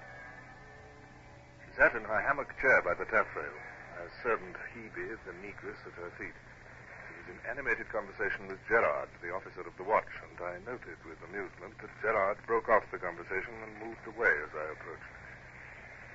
Acknowledged my bow with a smile. Oh, it's heavenly to be at sea again, Captain. And may I congratulate you on your amazing seamanship in raising your anchor. Also, you've given me no opportunity to tell you how grateful I am to you for taking me away from Panama. I was treated well enough, but, well, I was in charge of Her Excellency. An admirable woman, but oh, so dull. In Spanish America, women are treated like Mohammedans. And Spanish American food, oh... On the latter point, I agree heartily, Your Ladyship. Well, will you not sit down, Captain? Sit down on my own quarterdeck? Thank you, Your Ladyship, but I've never done such a thing in my life. If you'll forgive me, I prefer to stand. I came to give you good news. Your brother, Sir Arthur, has won a great victory over the French in Portugal. A great victory? Oh, that is very good news. I've always been proud of Arthur, and this makes me prouder still. Well, I am happy to be the first to congratulate his sister. Oh, Captain, just look at that setting sun. One almost expects to hear a hiss as it sinks into the sea. Yes, I endeavor never to miss the sunset in these waters, Your Ladyship. It's a daily miracle. Beautiful. Exquisite. I hope Your Ladyship was well provided for during my absence ashore. If there's anything further that lies within my power... Well, there's just one thing, Captain, that I should like to ask as a favor. What is that? That is that you do not call me Your Ladyship. Call me Lady Barbara, if you will. Certainly, Lady Barbara. And if Lady Barbara doesn't come easily to you and you wish to attract my attention, you can always say, Oh, Captain, I'm so sorry. Please accept my apologies.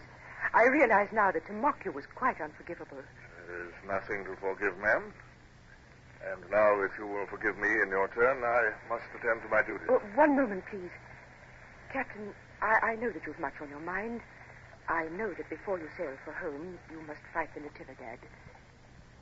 Will you tell me, what are your prospects in that battle? Well, the Natividad, ma'am, is a two-decker with 50 guns against my 36.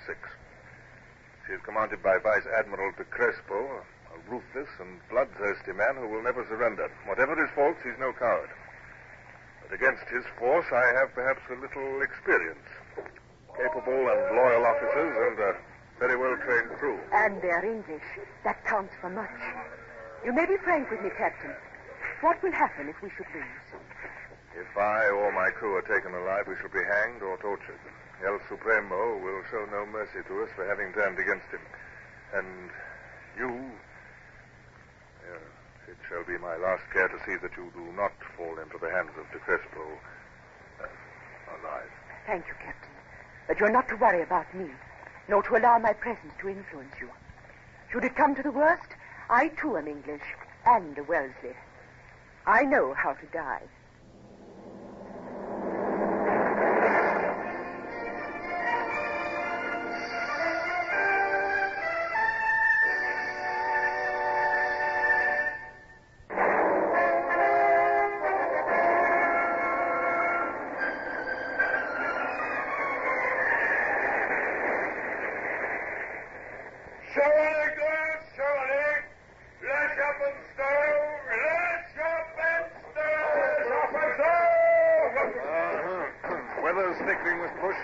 just going to send down to you, sir, for permission to shorten sail. Yes, get the courses and the gallants off her, Mr. Bush. Aye, sir. Hands to shorten sail. Lady Barbara, you ought to be below. I'm afraid we're going to have a stiff gale. Oh, no, Captain. This is too delicious after the heat. It's your health, ma'am, about which I'm anxious. If salt water was harmful, sailors would die young. Well, it's really... Sail ho! Sail? Right ahead! Looks like the Natividad, sir. How's she headed? On the starboard deck, sir. Same as us. She is the Natividad, sir. I can see the cat of her topsail. Report any activity. Aye, aye, sir. She's seen us, sir. She's whirling round on port deck, heading up the wind of us, sir. Oh, is she?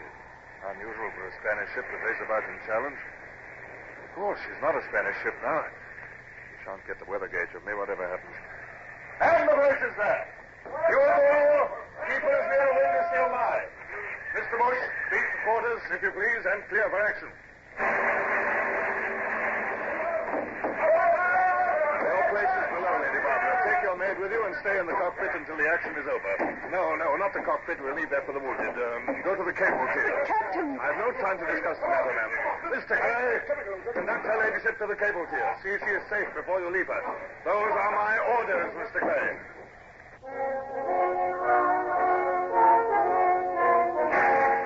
Mr. Bush's incessant drilling of the crew showed its value now. Every man knew his job and did it swiftly and well.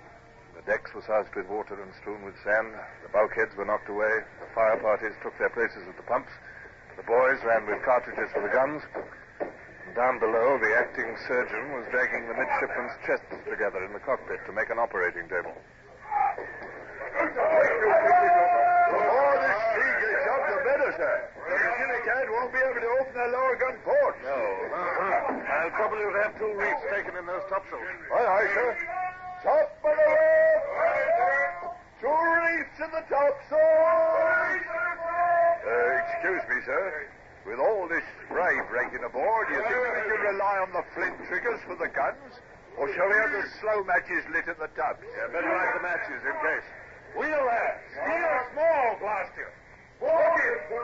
Both ships are approaching each other at an angle. Steer so that when we meet, our ship has the wind of the other. Do you understand? Aye, aye, sir. Look, sir.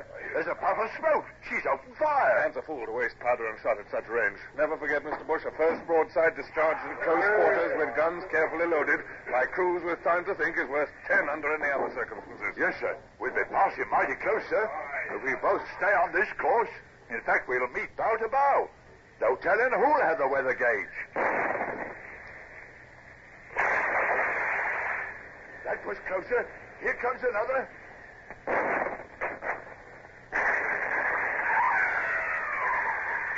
That got us.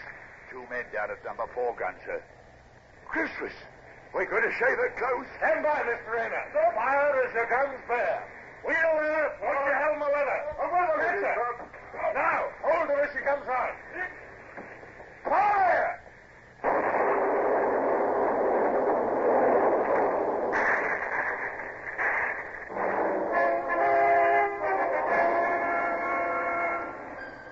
With action at last, my nervousness and fear of some fatal error was gone. I stared across the tossing sea at the Natividad. I could see the Crespo up on the poop. The fellow actually had the insolence to wave airily at me. We had had the advantage from our maneuver, 2 broadsides into her at close range, with only 1 shot in reply. Now, we had to pay for it. I saw the rudder of our opponent kick over, and the next moment the 2-decker had swung round and was hurtling down upon us. Top gallant! Take it in! Now, steady, lads. We shall have a broadside from her, too. Fire!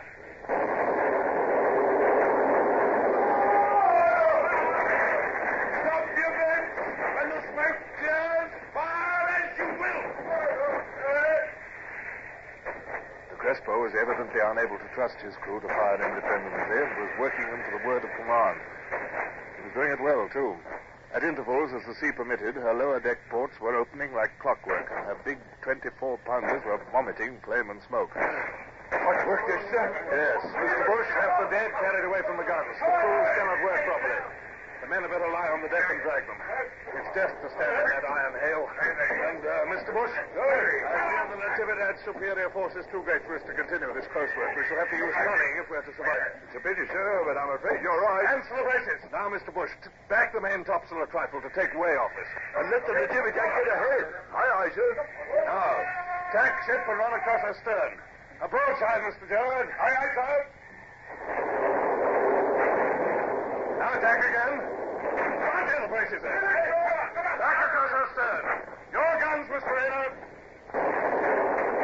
Glorious.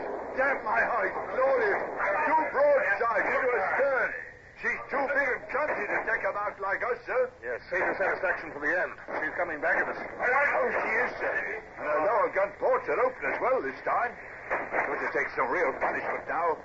There's Dick Crispo, drilling like a knife. I hope he was killed, sir, in our broadsides. Here she comes. Oh, what we about to receive.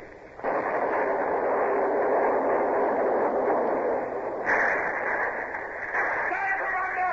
The mizzen mast is coming down! Captain Hornblower, are you all right, sir?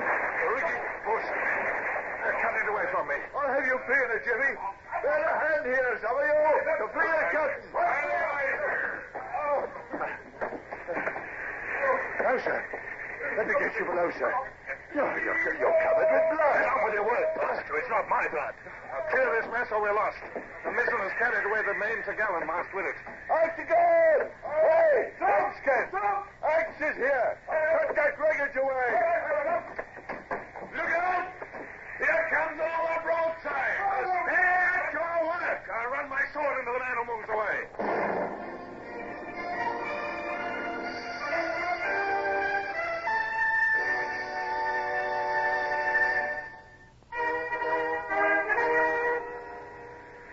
Broadside thundered into us, and I felt the Lydia leap and twist like something human as the great shots plunged into her vitals. A man wielding his axe near me suddenly vanished in a red mass. I picked up his axe and attacked the tangled wreckage myself. Suddenly I felt the ship lurch and swing. She was free of the wreckage. Most of the men who had been on the quarterdeck with me were dead. Marines, seamen, officers. Natividad was wearing round again, and I forced my mind to concentrate on the problem of how I could maneuver my crippled ship and continue the fight. Man the braces! Mr. Bush, we'll try and bring her into the wind. We'll, hard to starboard. Starboard, sir. Stand to your guns, men. Fire! Oh, well done, lads! There goes our foremost! Give it her again! Pump it into her! Fire!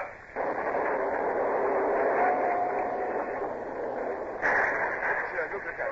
The foremost is gone. He's taken the main topmast with it. She's swinging round into the wind. She's as helpless as we are. Confound it, the gale is blowing us apart. Ceasefire, then. You're only wasting your shot at this range. With the mizzen gun, sir, I can't get enough leverage to sail into the wind. No, it's infuriating, but she's in the same trouble. Mr. Bush, the ship which is ready for action again first will win this battle. Aye, sir. I'll get that. Bush, you're hurt. It's not much, sir. A falling block caught in the head. I'll tie it up for now. Are you all right, sir? For heaven's sake, don't stand there asking questions like a fool. I'm standing, aren't I? Get this deck cleared up so we can move, Lady Barbara, who gave you permission to come on deck? My orders were for you to stay below. The deck is no place for you. I can see that, Captain. I've no intention of obstructing you. I propose to lock myself in my cabin. Your cabin? Yes, please allow us to go to my cabin, sir. There's no cabin left for you, ma'am, I regret. 4 broadsides of 24-pound shot from the Natividad have passed through your cabin, ma'am, and what is left of it wouldn't shelter a fly. Oh, dear. And we've much to do to make our ship ready to fight again. Very well, Captain. But your coat is torn, sir. You are bloody. Can I help you at all? Yes, ma'am. You can help me and all of us by going back to the cable tier. I offer my humble apologies, Captain. Mr. Bush, you will no doubt appreciate the situation. Yes, sir. We must rig a jury must and get back into battle as soon as possible. And impress on the men, Mr. Bush, that their lives and liberty depend upon speed. The first ship ready for action is going to win this battle.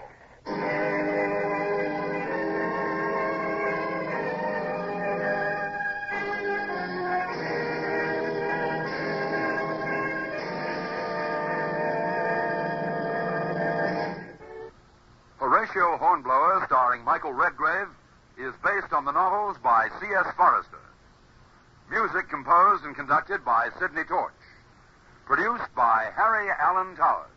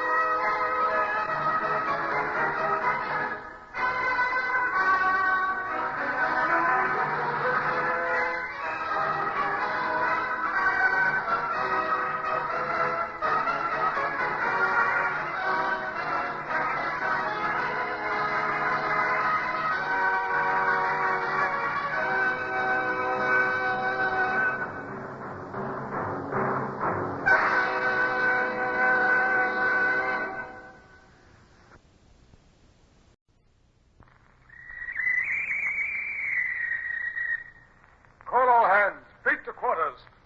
Run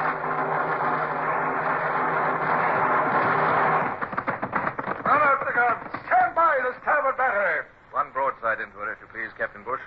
Pointers on target. Linstops ready. Aye, aye, sir. Ready.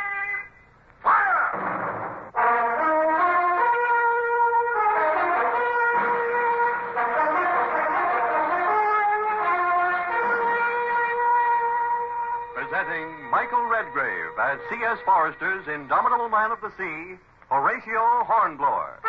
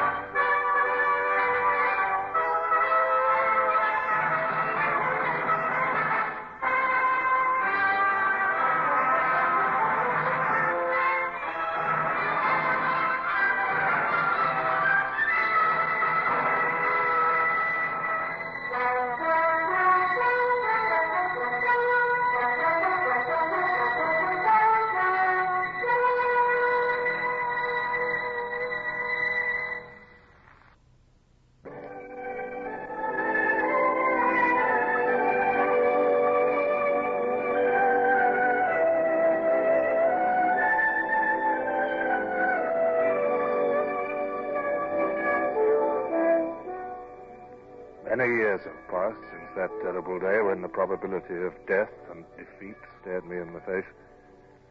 But I can close my eyes even now and feel again that exhaustion and faintness that I dared not let any man see. It was a nightmare pause in a nightmare battle. Two partially disabled ships drifting rapidly apart, and each with no purpose than to patch its wounds and return to destroy the other. I can see the Natividad again, now the score's cleared, sir. How does she bear? About 2 points on the starboard beam, sir. There. She's hove too. Looks a bit lopsided without her foremast. She seems to have made no attempt as yet to rig a new one. Well, as soon as we can carry some sail aft so that we can beat the wind over, we'll have it at our mercy. We must try and do it before nightfall, Mr. Bush, or we may lose her altogether in the dark. And, now what's this? The funeral party, sir. Oh. They're already going out there. How many? 14, sir. Very well. Mr. Bush, have all hands stop work, but remain where they are. I intend no disrespect to the dead, but this ceremony must be swift or the living may be endangered. Aye, aye, sir.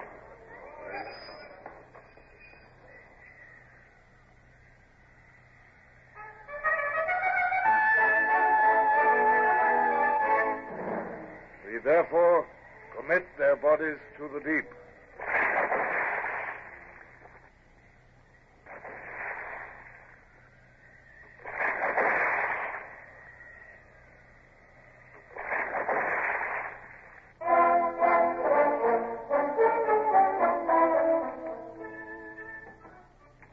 I think we checked the leaks now, sir. The sail is farther under the bottom and seems to be holding. I've been able to release all but 20 men from the pumps. Good. Everything ready now for hoisting the mast? All ready, sir. Right. Now, Mr. Bush, it is important that nobody should haul or carry out any movement except by orders. I shall try to use the pitching of the ship to help in the raising of the mast. And if any man acts without my orders, I'll have him flogged. Aye, sir. Hands to the windlass. Mr. Gerard, attend to those swings. Aye, sir. Mr. Galbraith, into the mizzen cage. Right, sir. Never do it. The ropes will slip off the masthead. If it jerks away from that stump, it'll sweep the deck like a broadside. You trust the old man. He knows what he's doing, oh. If he does, round you go there. Oh! Hoist away there.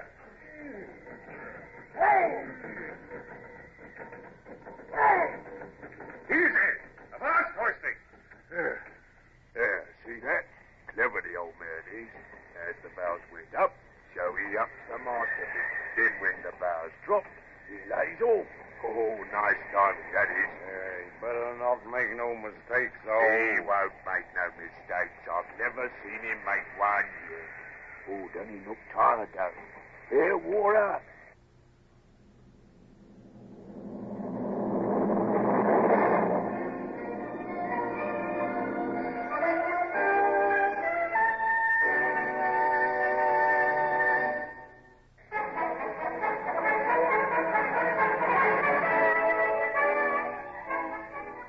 Indeed, by the time the long and dangerous struggle with the mast was over and it stood vertical at last, while the men fished it firmly to the stump of the old mizzen, I was sick with weariness.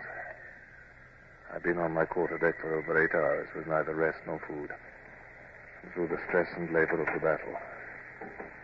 I was beginning to find it difficult to concentrate upon anything, so that Bush had spoken twice before I could force myself to listen.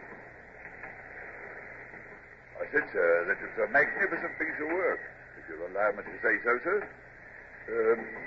Shall I send up the topmast and yards now, sir? I fear it'll be useless to attempt to carry any canvas in this wind and sea, Mr. Bush. And the Natividad is barely in sight now. Just a smudge on the horizon, sir. Aye. There's not much chance of renewing the action till the wind takes off a bit. Yes, I cannot imagine the Admiralty accepting that statement in a report. But it's true enough, sir. We're badly knocked about, and the weather's too rough to carry on the fight. Nevertheless, the report would be received with pitying smiles, Mr. Bush. The excuse is too old. Like the uncharted rock, which always causes a wreck. The Admiralty is 10,000 miles away, and they can't judge the strength of this storm from there. Yet even though I should be accused of cowardice, there's nothing I can do until the weather moderates. No, sir, there's not. And in that case, why not take a rest? You look mortally tired, sir. Indeed you do. Let me send and have a berth screened off for you in the wardroom. Fiddlesticks, Mr. Bush. It's you who need a rest. Dismiss the starboard watch and go below and turn in. While the enemy is in sight, I shall stay on deck. But, sir, I gave you an order, Mr. Bush. Aye, sir. Good fellow, Bush, but a fool. A sentimental fool. He'd treat me like an old woman if I'd let him. Yes, I wonder how Lady Barbara is getting on that. Oh, confound it. He has that idiot of a steward now. Can't anybody leave me alone? Well, Paul Wheel, what do you want? Well, I've been to attend to the lady, sir. I screened off a bit of the orlop for her, sir. The orlop? But the wounded are in there. Well, they're mostly quiet now, sir. Well, I couldn't leave her in the cable tier. I've stung the hammock for her, and she nipped into it like a bird, sir. Took a bit of grub, too, and a glass of wine, she did. Oh, very good, Paul Wheel. Well, now, it stands to reason, sir. A frigate in the sea like this, and a battle like what we've had is, well, it's a bit rough on an high-born lady. Just confine yourself to facts and keep your opinions to yourself, Paul Wheel. The high-born lady joined this ship of her own free will, knowing that she was about to go into action. Aye, sir. Now, about you, sir. Here's some dry clothes from your chest in the storeroom. I'm afraid the last broadside done for everything in your cabin. I don't want any dry clothes. Of course you don't, sir. Now, I wouldn't suggest it, except well, if you takes cold, sir, you won't be fit when we catch it up with the Natividad. Will you change up here, sir, or come below? Now, look. If I just lash this here hammock chair to the rail, sir, you could sit there when you've changed and have this biscuit and rum, couldn't you, sir? And this here boat cloak will keep some of the spray off you. But you won't have to leave the deck. Oh, Will, you presuming to give me orders? Orders, sir? Me? I hope son knows my place, sir. It's all right, Mr. Bush, sir. You can turn in now. Captain's in his chair and sleeping like a baby, sir.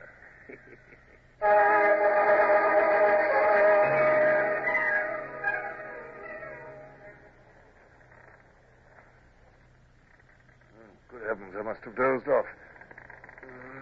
What time is it, I wonder? Impossible, it's after midnight. As black as the Earl of Hell's riding boots. Feels to me as though the weather's improving. Let's have a look at the binnacle. Mr. Bush. Wind's shifting southerly and moderated, sir. Wish there's a bit of starlight even. Can't see a thing. The Natividad might be 20 miles away or only 200 yards. Yes, I doubt she's close. She was going away to leeward rapidly when we last saw her. She can't have carried out all the repairs she'll need in this weather. What do you think she'll do, sir? That fellow Crespo who commands her is no fool. I believe he'll try to avoid us until he can get into the Gulf of Fonseca and refit. He'd like us to follow him into the Gulf, so he'd have the advantage of the shore batteries as well. But he can't make much sail in his crippled condition, sir. And even if he could, the wind is wrong for getting to the Gulf. I had observed that fact, Mr. Bush. I believe he'll reach far out to sea and claw southwards as far as he can. I shall return to my chair until daylight and attempt to work out what is likely to be his position at dawn. Aye, sir. Morning, sir. Sea's going down fast, sir, and the wind's taken off. Sun will be up in 10 minutes. Yes, we'll make sail, if you please, Mr. Bush. Here is the course you are to sail. But as I gave the course, I knew that it was sheer guesswork. Every yard I sailed might be away from the Natividad while she hurried to safety. My heart was heavy with misgiving, for I knew that if I had failed, there would be many who would attribute that failure to incompetence or cowardice.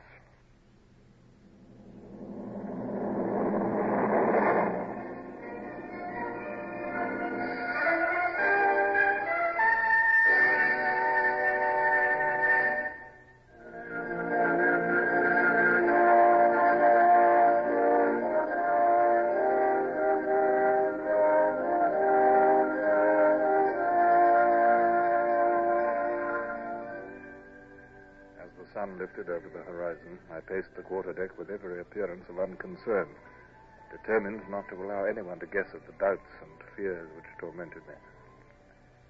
When the light should be sufficient for the masthead lookout to scan the horizon, I might be justified or ruined.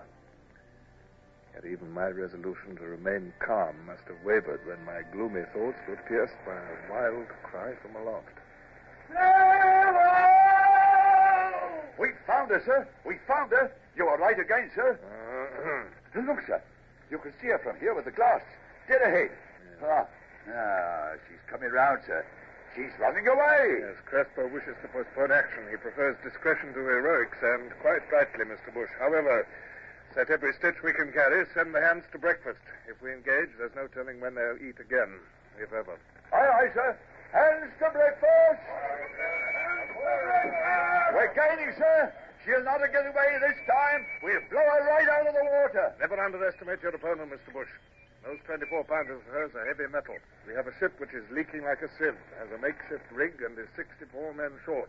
And our firing force is far inferior to hers. You think the wind's going to hold, sir? Seems to me as if the sun's swallowing it. It's getting mighty hot, too. It'll be just our luck to lose the wind now. I can't trim it any more. Hi! You're at the wheel. Here's small blast you. I can't, sir, begging your pardon. There ain't enough wind. Damn it, he's right. The wind's gone, sir. And look at that sky. It's like brass. We're in a dead calm and well out of range. We will tow with the boats. Have the launch and cutter hoisted out. Boats away! Cutters crew! Launches crew!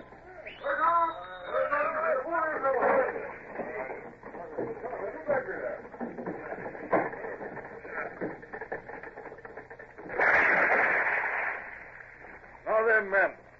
You've got a hard task, but it must be done. You've got to pull. Pull till your muscles crack and your hands burst. Now get your clothes off and pull naked. I'll have you relieved in an hour. Now, pull! All together! Give way!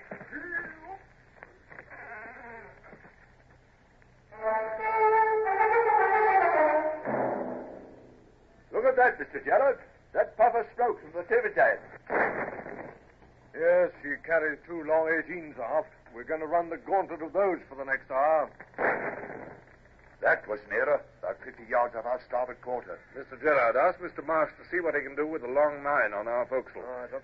I know it's not much use, but it'll cheer the men to feel that we're replying. Aye, sir. He's ready and waiting. Very good, Mr. Marsh. Show them some shooting. Stand by, gun crew. Give me the lanyard.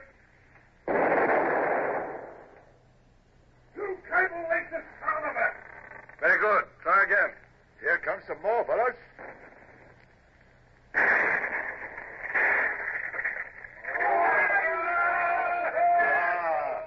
That one got us just above the waterline, followed. Oh, well done, Mr. Marsh. Right alongside her.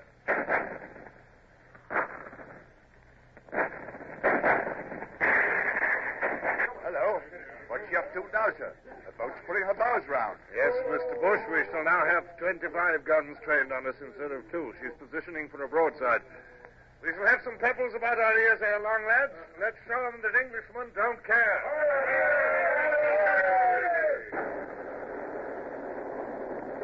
There are those shooting. Not more than 2 hits. Mr. Galbraith, have that main gallant stay spliced directly. Aye, sir. Mr. Bush, at what distance would you say she is now? Oh, 3/4 of a mile, I should say, sir. So I think. I fear our carronades will not be effective at that distance.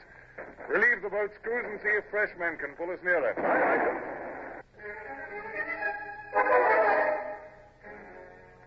It was intolerably hot. The smell of pitch from the deck seams, the bitter tang of powder, and the smell of the blood from the wounded, combined with my fatigue and anxiety to make me feel deathly sick. I feared to disgrace myself by being sick in front of the men. They, too, no longer joked at the guns. They were beginning to sulk under punishment. It was a bad sign. Sullivan! Sir! Here, Sullivan. You your fiddle? Aye, sir, I have that. Then we'll have a hornpipe. Benskin, Hall, McAvoy. A hornpipe from each of you and a guinea for the man who does his best.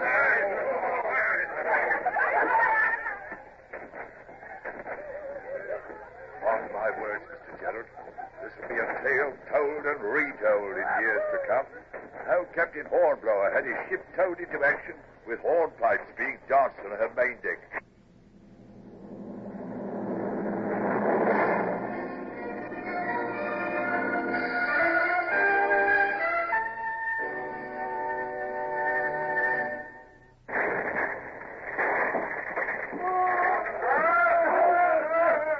The launch is sunk, sir. A shot smashed it to pieces. Oh, pick those survivors up quickly. The sea is full of sharks. Starboard the helm. Starboard it is, sir. 400 yards. 400, sir. Now, Mr. Gerard, we shall begin to swing round. You may open fire first as your guns bear. Thank you, sir. Cock your lock, sir. Take your aim. Fire! Give them another, lads. Pump in into them. Sir, Captain Hornblower, sir, Mr. Howell sent me. Yes, well? Starboard side chain pumps knocked all to pieces. Well, my boy? Well, he's rigging another one, sir, but it'll be an hour before it works. He told me to tell you the water's gaining a little, sir. Oh, very well. Please, sir. There was 14 men all knocked to smash at the pump. Horrible, sir. I see one man say it's... That'll do, boy. Run back to Mr. Howell and tell him the captain is sure he will do his best. Oh, I see. There's too much smoke to see properly, but it's my belief we've hit her hard, sir. Confound this smoke. It's like being in a fog. Ah, Crystal, what is it? I think I can feel a very light air blowing, sir. Yes, I believe there is. Ah, look at that. Look, the smoke's blowing away, sir. Ooh, just look at the Natividad. Oh, she's a wreck. There's only others and not standing. Rigging all round her like a net. And look at that great hole in her side. There's 3 gunboats planted into one there. She's low in the water, but she's still fighting, by heaven. We'll be on her soon. The closer we are, the quicker we'll finish it. And stand by to repel orders. Starboard carronades load with grape shots. Look at them crouched on the forecastle. They're going to try and board us. Hell, here they come. Carronades, fire!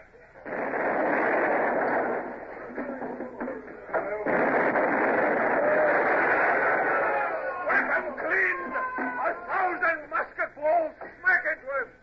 She's finished. There's no crew left. She's firing. The Casper, ahoy! Will you surrender? Never. I speak undistinct English. You must surrender. You've done all that brave men can do. Casper, you fool! Your ship's on fire! Surrender while you can! Never! Man's mad, Mr. Bush. We must call off or we shall catch fire, too. Man the blazes there! By heaven, sir! Look at those flames! He's fired on himself! I think not, Mr. Bush. It was our guns at point-blank range. She'll burn like... She's sinking! She's going down! She's gone, by heaven. Vanished as though she'd never been. You will join me in a salute to a very gallant enemy, Mr. Bush.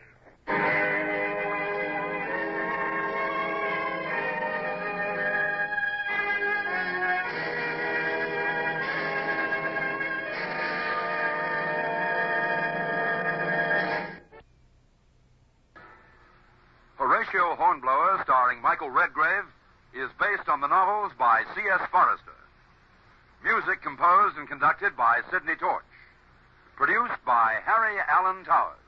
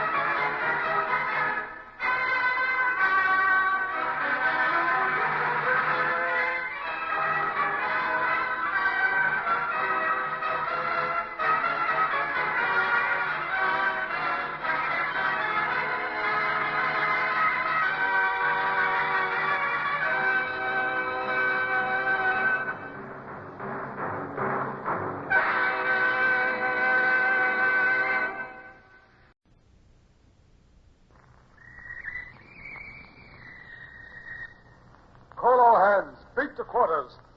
Run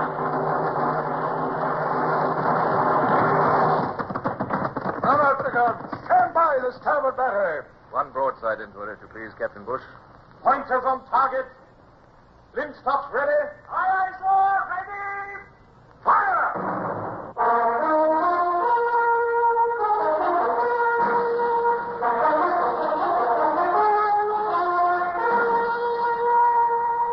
Presenting Michael Redgrave as C.S. Forrester's indomitable man of the sea, Horatio Hornblower.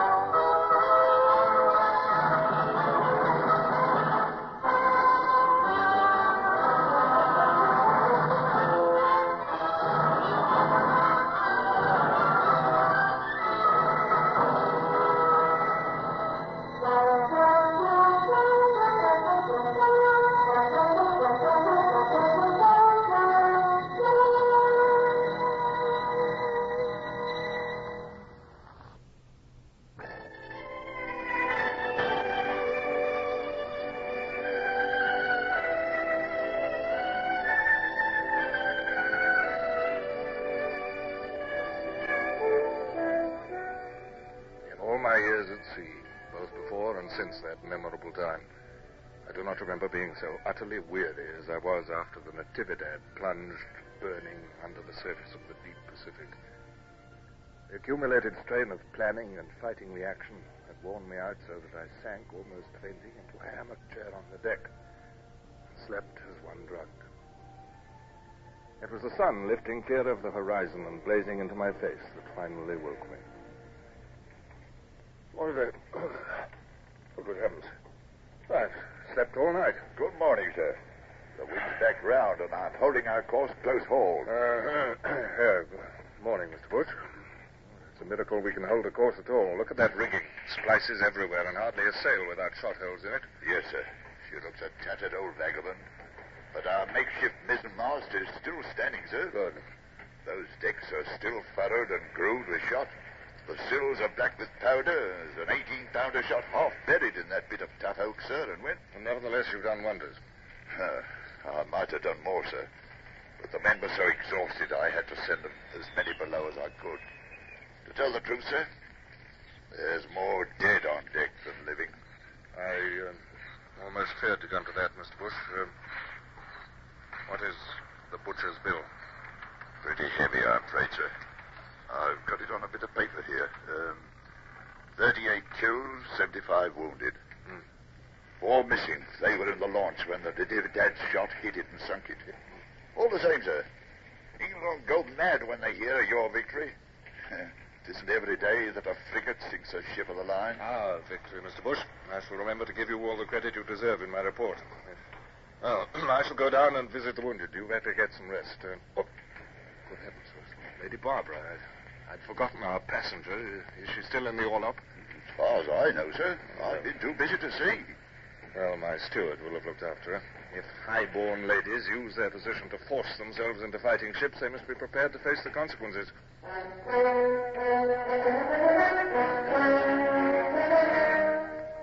tell the truth, I was a little uneasy at my neglect of Lady Barbara Wellesley, but I'd had much on my mind. Below decks in the orlop, the scene was like an inferno. It was hot and airless, and the 4 flickering oil lamps added their smell to the stench of bilge, powder fumes, and sick men. Here, 75 wounded men were crammed together, groaning and sobbing, blaspheming and vomiting, under the care of the incompetent Lorry whom I'd appointed surgeon when our own surgeon had died. Thank God you've come, sir. Well, I've come to make you assume your responsibilities, not to relieve you of them, Mr. Lorry. Now, come round with me and make your report. Now then, this man. Good heavens, Lady Barbara, what are you doing here? Good morning, Captain.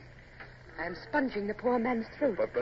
But tending the wounded is a man's job. The filthy work of a hospital is not fit for women. No, don't do that. Go away from here. Go on deck. Please understand me. I am not attempting to be noble. But there is work to be done in the King's service. And if nobody else can do it, a Wellesley must. If one of my brothers can govern India and another can fight the Marathas, I can do my part. Look at this man. He has a great splinter of wood under his skin. It ought to be extracted at once. Yes, it certainly ought. Mr. Lorry, are you ready to extract this splinter? Well, ma'am, don't be a fool, man. If you will not do it, I will. I'll see that it's done immediately, Lady Barbara. But please, go on deck. I shall do nothing of the kind, Captain. I am going to help. But... Oh, well, as you will, ma'am. Now, Lorry, where are your instruments? Wilson, Hudson, bring a stiff tot of rum and stand by to hold Williams. Now, Williams, we are going to get that splinter out of you, or you'll die. But it's going to hurt you.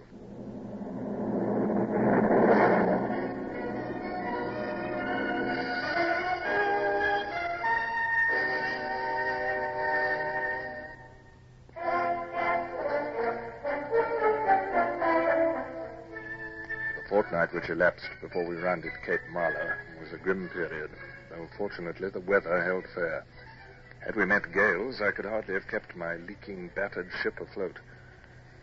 Although some of the men became convalescent under Lady Barbara's care, gangrene, shock, and exhaustion was imposing upon me the daily task of sliding hammock-wrapped bundles overside into the blue Pacific. His ladyship's compliments, sir. Could you spare a moment to step below? It's Mr. Galbraith, sir. Galbraith, Mr. Bush? I thought he was improving. So he was, sir, in spite of Lorry's surgery. But her ladyship's worried about him now. I'll go immediately. Oh, Captain, I'm so glad you've come. I don't think he's going to last much longer. I'm sorry, Lady Barbara. I'd hoped that he would be spared. Is he conscious? He is delirious. He thinks I'm his mother. Give us your hand, Mother. It's awful dark.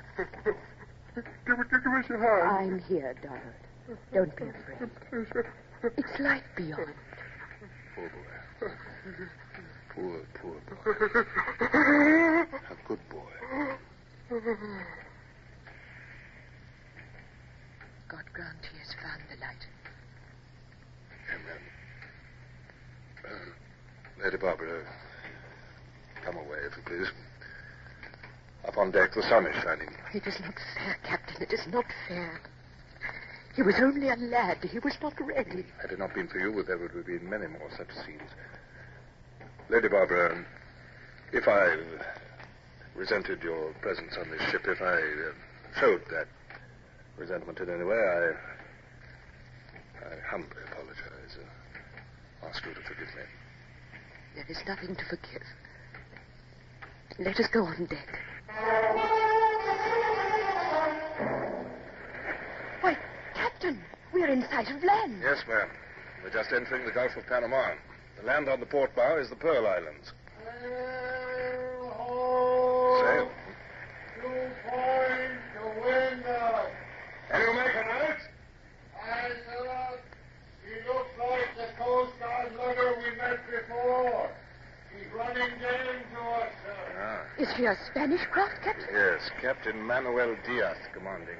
It was this same lugger that brought me the news that Spain was now our ally, and your letter requesting a passage on this ship. Oh, it seems 100 years ago instead of but a few weeks. And now here we are almost back in Panama, which I thought never to see again. I would prefer not to see it, ma'am, especially if the yellow fever still rages there. Yet if I do not refit and provision, the ship will sink under my feet. She's sending a boat over, sir. Looks like the same officer we met before. It is. I recognize him. Well, he should be pleased that we've accomplished our mission and destroyed the Natividad. Stand by. He's coming aboard. Good morning. Good morning, Captain. I trust Your Excellency is enjoying the best of health. Thank you, yes. I see from the damage and the wounded on your decks that your fine ship has been recently in action. I hope that Your Excellency has had good fortune in the encounter. We sank the Natividad, if that's what you mean. You sank her? We did. She's completely destroyed? She is. Oh. Then, sir, I have a letter to give you. No. That is not the one. This letter, sir. Thank you.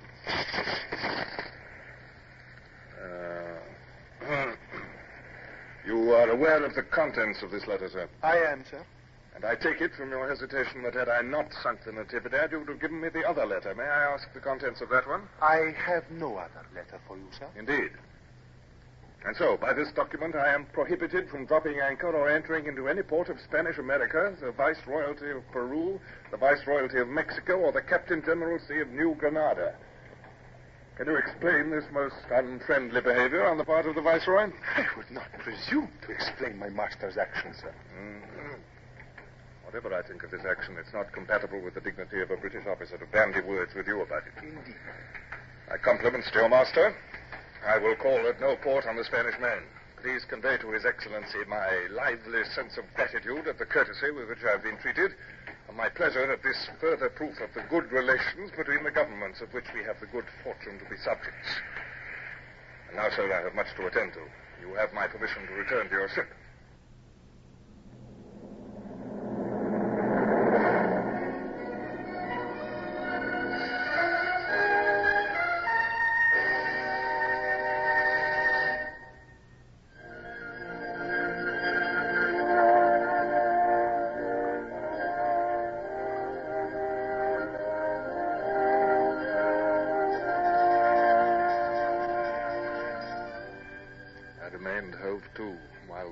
Filled away for Panama.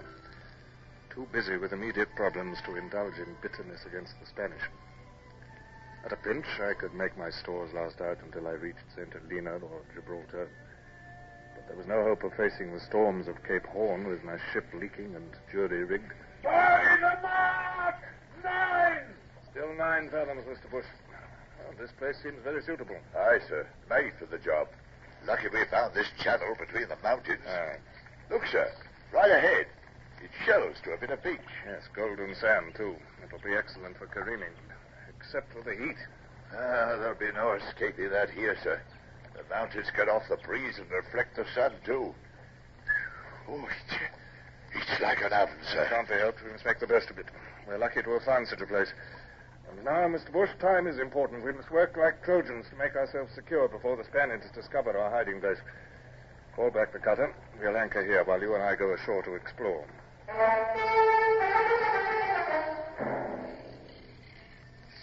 My word, sir.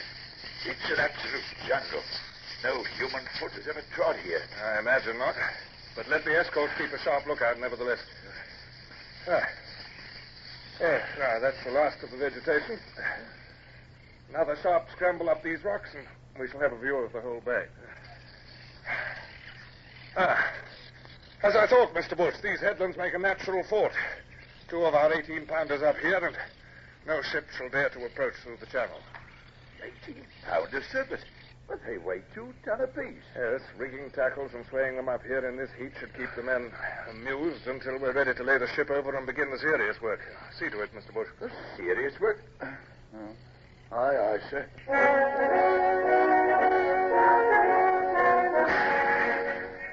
It was work, night and day, until we were all dropping with weariness. When all repairs to the ship were done, she had to be loaded again, the guns brought aboard, and the rigging re-rove and set up. But when I stood once more on the deck with a staunch ship beneath me and a broadside which could fire, I was happy again and could snap my fingers at every Spaniard in the Pacific. In all these weeks of labor, I'd had no time to spare for Lady Barbara. But her smile, as she crossed the deck to me, showed that I was forgiven for my neglect. Give me your hand, Captain. I congratulate you on having achieved so much in so little time. Thank you, ma'am. My cabin is marvelously comfortable again. You've made the ship like new. Thank you, Lady Barbara. The men have worked well. It's heaven to me to think that we're at sea again before night. You are a very fine sailor, sir. I doubt if there's another officer in the King's service who could have done all that you have on this voyage. I'm glad you think so, ma'am. I've only done my duty. England is your debtor. I shall try to help see that she acknowledges that debt. Thank you, ma'am. Pardon me. They'll have that cask going through the bottom of the cutter in a moment. Easy on those tackles there. Bless the man. He was almost human for a while.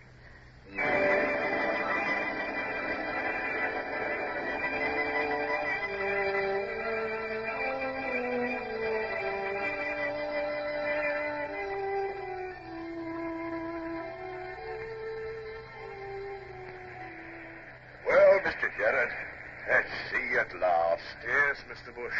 And homeward bound, if the rumors are true. Set well, sail home. It's under lugger again. Lost that lugger. Twice we met her, and twice she's brought that news. What is it now, I wonder? She's making for us anyway. Here comes the captain. Captain Diaz Lugger approaching, sir. I hope it's not more trouble, Mr. Bush. I'm finding it increasingly difficult to remain civil to that young man. Here comes his boat.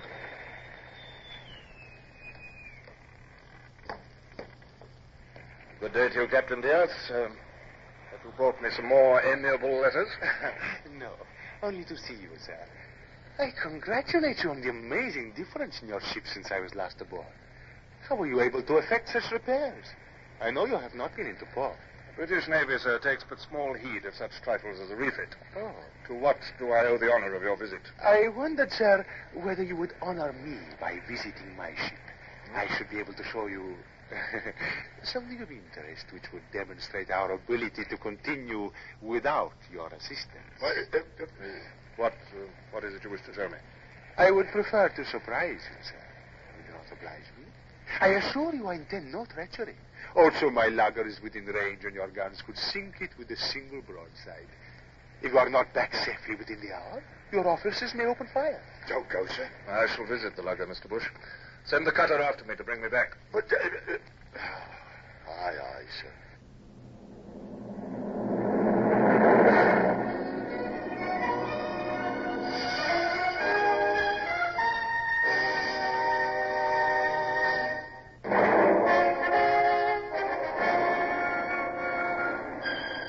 I refused to lower my dignity by displaying undue curiosity about the surprise awaiting me. He led the way to the foredeck. And there, in the blinding, scorching sun, chained by the waist to a ring bolt, with irons on his wrists and ankles, half naked and wholly filthy. Captain, I think you have already had the pleasure of meeting His Excellency Don Julian Maria de Jesus de Alvarado y Montezuma, who calls himself the Almighty. El Supremo, the half-mad fanatic whose rebellion against the Spanish I had been sent to assist, and against whom I'd been ordered to turn when the Spanish had become our allies. Bloodthirsty despot though he was, it troubled me to see him thus. You notice, Captain Hornblower, that I wear these chains now. It is a whim of mine. Do you not think they set off my figure? Yes, they do. We are on our way to Panama, where I shall mount the throne of the world. They speak of a gallows awaiting us on the bastion of the citadel. That will be the framework of my throne. Golden it will be, with diamond stars and a turquoise moon. Only El Supremo is left to govern from his golden throne. His throne.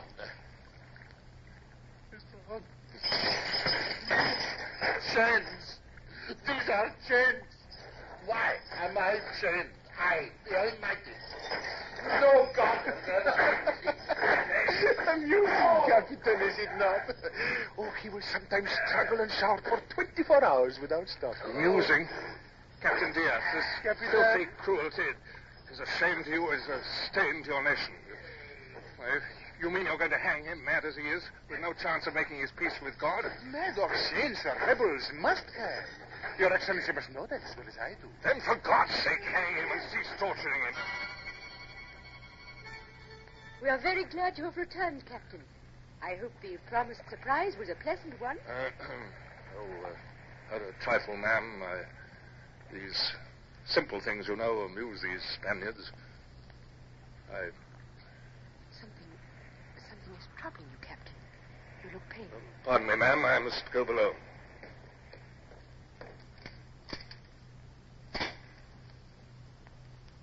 Oh, God. No. No.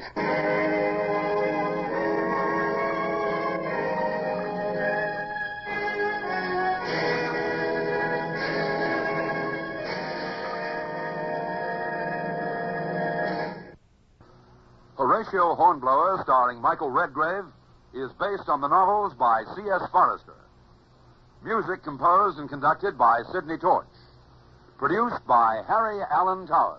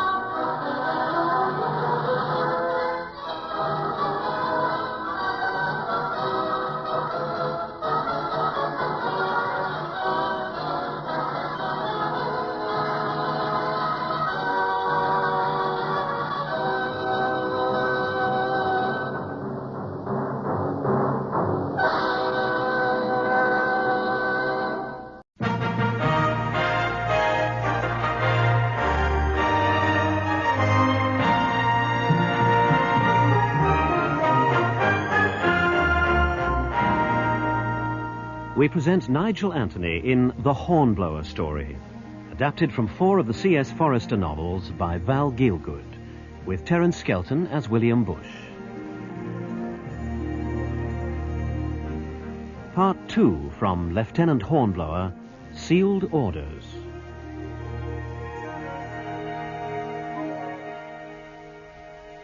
While Renown ploughed her course westwards across the Atlantic to the West Indies station, there were two questions, which, for her crew, and more especially for her officers, seemed with the passing of each day more urgently to require answering. Following upon the accident to Captain Sawyer, would First Lieutenant Buckland take it upon himself formally to assume the responsibilities of taking command of the ship? And what were the contents of those sealed orders from the Admiralty among the captain's papers? The orders which defined the objectives of Renown's mission when she reached her station. Swathed in a canvas straitjacket, the captain lay in his cabin. Unless reduced to insensibility by laudanum and bleeding, he either screamed or sobbed. A crew that, under the tyranny of a mind already deranged, had been fast disintegrating, could now again be made seamen.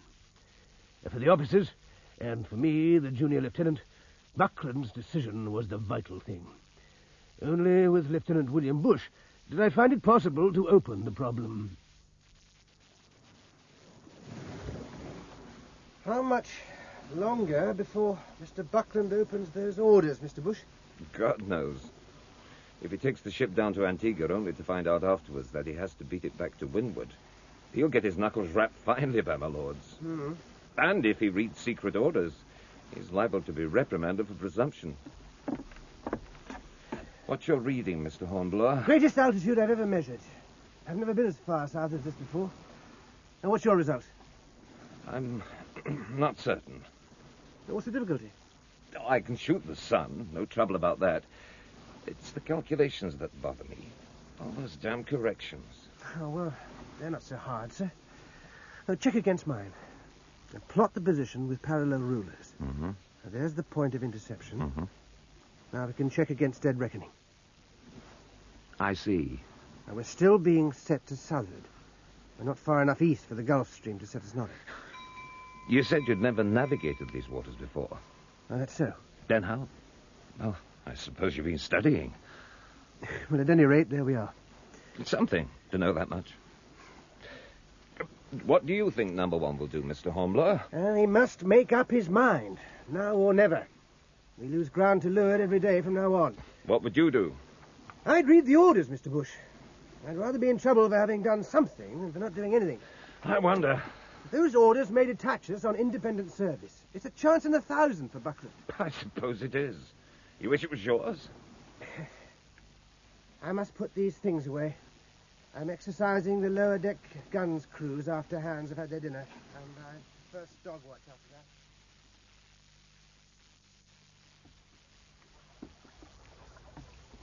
that. Yes, Mr. Hornblower. Permission to have the deck wash pump, Richter. Men feeling the heat, eh? I don't know about them, but I am, Mr. Roberts. I have 15 minutes, plenty of time. Oh, very well. Thank you, sir. Captain of the waist there. Good. Get the wash deck pump rigged at once. 4 men for the handles, 1 for the hose, and jump to it. Aye, sir. Give away.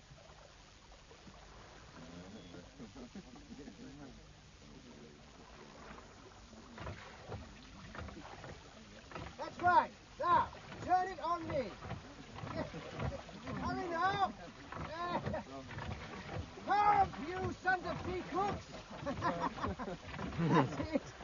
Hornblower has some odd fancies, Mr. Bush. He seems to be enjoying himself, sir. Well, rather him than me. Oh! Up! Up! Fast pumping down! Captain of the weight, secure that pump, get the deck swab. Aye, aye, sir. Back with you in 5 minutes, Mr. Roberts. Right out, I hope. What's going on here, Mr. Roberts? Mr. Hornblower wanted a bath, Mr. Buckland. I don't know if it's good for discipline. We'll hope he doesn't get himself a fever checking the sweat like that. No sign of that, sir. Well, it may clear his head. Perhaps he could clear mine. Yours, sir? I need a clear head at this moment. Send Mr. Hornblower to my cabin when he comes back, Mr. Roberts, and ask the surgeon to join us. This thing's got to be settled. Aye, aye, sir. Mr. Bush, find Mr. Clive and let him know that Mr. Buckland wants him in his cabin.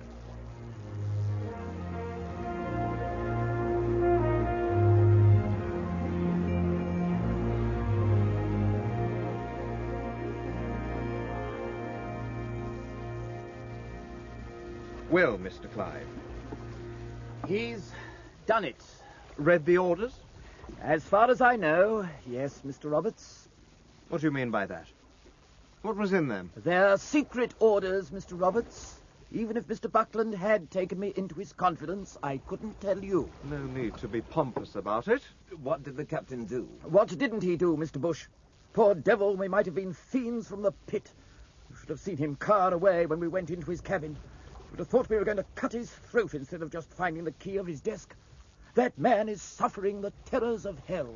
I suppose you would not be guilty of exaggeration, Mr. Clive. I would not, sir. I repeat, the terrors of hell and all the sorrows of this world. And did you find this precious key? We did. Mr. Buckland opened the desk. Well? Mr. Buckland found the orders. The usual linen envelope with the Admiralty seal. So he's now read them, and we're none the wiser. Well, God bless my soul. I don't imagine we can expect to know what's in store for us. We've only been at war for nearly 10 years. We just obey orders. Helm a lee, let go and haul, grape shot in the belly, or champagne in a captured flagship. Who cares? We draw our 4 shillings a day, wet or fine. Well, I'll wager a week's pay on a change of course when Mr. Buckland's read those orders. Mr. Clive? No takers. Officer of the watch. Here's up. We're altering course 2 points. Steer southwest. Course southwest, Mr. Abbott. Southwest it is, sir. Pipe all hands to the braces.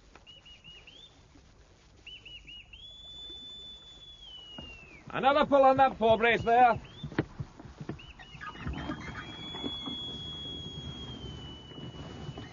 Your pardon, Mr. Buckland. Yes, Mr. Roberts? Can you tell us our mission now, sir? No. It is still secret. Very good, sir. But I can tell you where we're bound. San Domingo. Scotsman's Bay. San Domingo? Hispaniola. Haiti. 3 names for the same island. I am obliged to you, Mr. Bush. Haiti. That's where the blacks are in rebellion against the Spaniards. That is so, I believe, Mr. Roberts. If you ask me, Captain Sawyer's not the only one that's nervous. I didn't ask you, Mr. Clive. I wonder, is it of the blacks, or is it because Captain Sawyer's still alive? I would suggest that as surgeon you go below and attend to him, Mr. Clive. That is your business.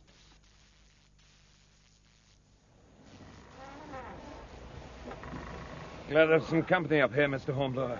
She's rolling damnably. Rolling? She's wallowing. Oh, Lord!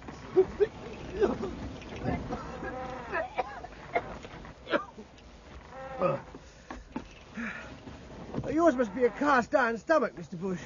And what the devil must we lie hove to like this? Mr. Buckland seems to want time to study the lie of the land. He's been studying it through that telescope of his for a good half hour. Why can't he make up his mind? There's nothing to see at this range but the mountains of San Domingo. How much more does he want to see? We know there's a fort up there, flying the Spanish colours. And everyone on shore must know by now that a British ship of the line is prowling about. The Dons don't have to be clever to guess we're not here on a yachting trip. All we're doing is giving them the time they need to prepare a reception for us. What else could Buckland do? They could have come in with the sea breeze under cover of darkness with a landing party ready. Put them ashore at dawn. Storm the place before they knew there was any danger. Oh, damn this rolling. Hard luck. Mr. Roberts! Sir? Lay her on the port tack. Fall and by. Aye, sir. Port tack, helmsman. Aye, aye, sir.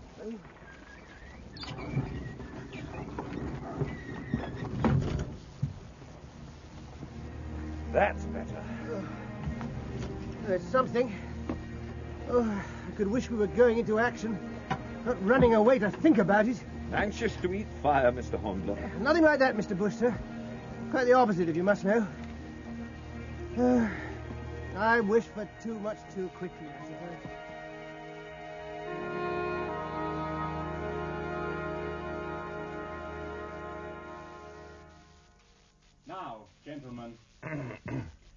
know you've been curious about my intentions.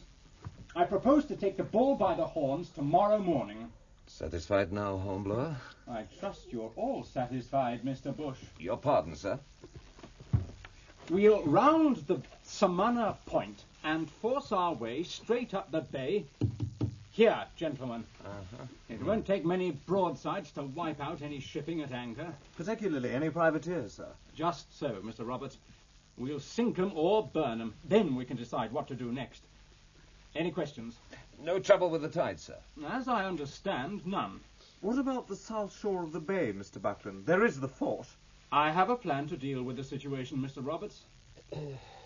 Have you anything to ask, Mr. Hornblower? No, sir. And then that will be all for the present, gentlemen. The gun crew will be glad to see some action, sir. Stomach still troubling you? Let's hope they quit No. themselves admirably. Not happier at the prospect of action. Not this one, Mr. Bush.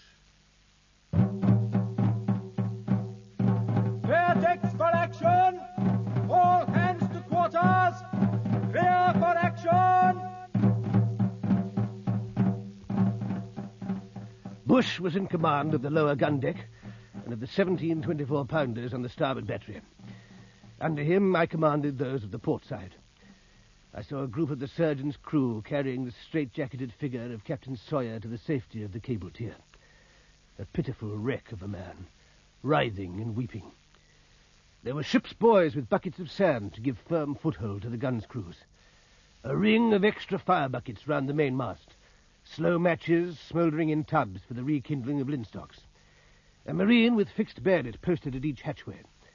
The gunners in list slippers standing by their tackles. The powder monkeys scurrying about the deck, each carrying a charge for the guns.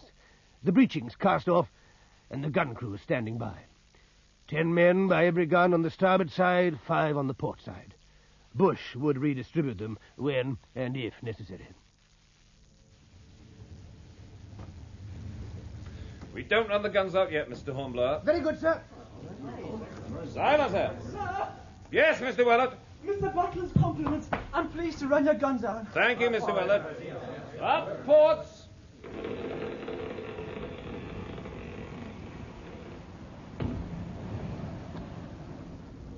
Run out! Aye, aye, sir.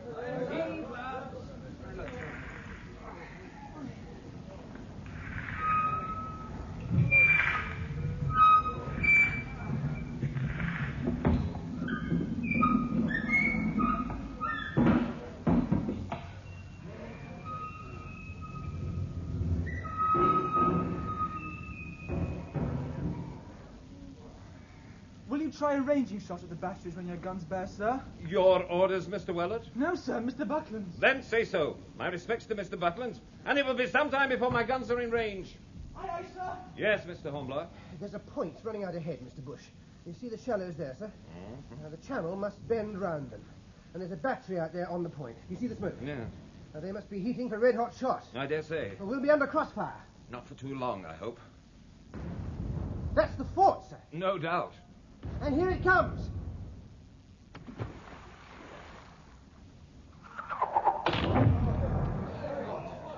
Their aim's pretty good, Mr. Bush. Too good. I might just reach the battery on this side now, sir. Then try what you can do. Can't you open fire yet, Mr. Bush? This minute, sir. Fire! Oh, just short, sir. When the guns are hot, they'll reach it. Carry on then, Mr. Hornblower. Open fire, 1st Division!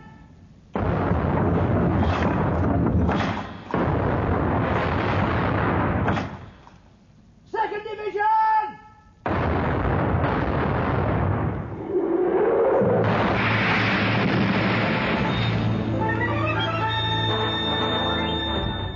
The red-hot shot had begun to strike home on Renown. Smoke was curling up from a deep gash in the deck beams by my head.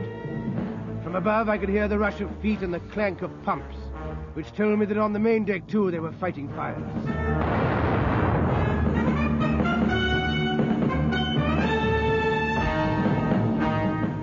Then I realized something strange in the feel of the deck under my feet. A perceptible slope, a queer sense of rigidity and permanence.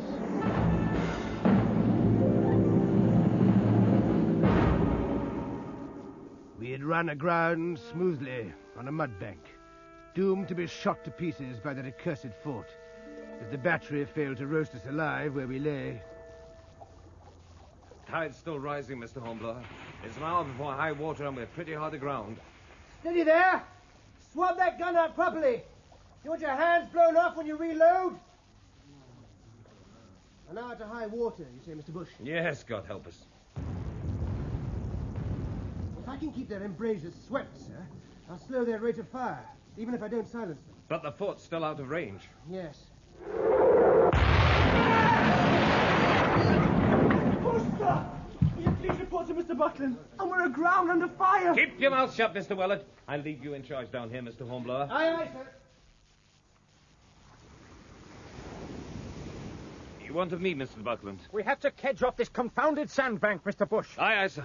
Get a cable out aft through a stern port. Very good, sir. And Roberts, Sir. you must take the stream anchor off in the launch. Aye, aye, sir. And shall I take the men from my gun, sir? Do that. Shifting the weight would help.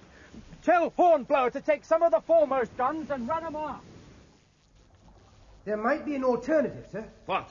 If I fired all my guns at once, it might just break the suction. Worth trying, by God. I'll have them loaded and ready in 3 minutes, sir. I'll tell him, the capstan. Thank you, sir. Load and double shut your guns. Climb and run out. Await my order. Very good, sir. I'm sure it's our best chance, Mr. Buckland. No need to explain. We'll try it. It's a pretty pickle, Mr. Bush. Poor Roberts is dead. Roberts? Cut in two by a shot as he entered the launch. It makes you my number 2, Mr. Bush. Settle at the capstan bars there. Brace your feet. Tell Mr. Hornblower to fire his guns when ready, Mr. Bush. Aye, aye, sir. Take the strain. Heave there. Heave!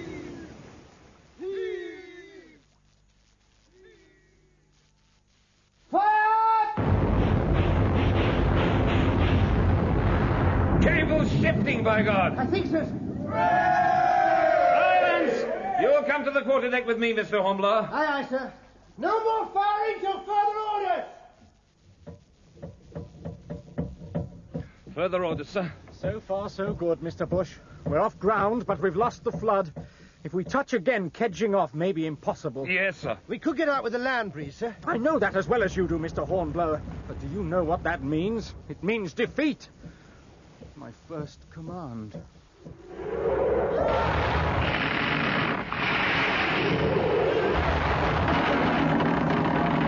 They'll pound us to pieces, sir. There's no help for it. Have them heave in on the spring cable, Mr. Bush. Get a head round to sea. Aye, aye, sir.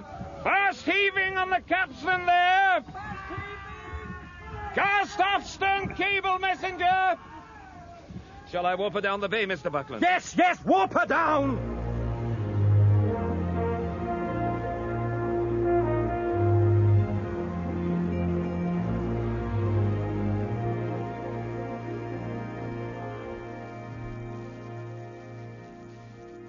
When the tropic night closed down upon the battered Renown, Buckland sent for Bush and me.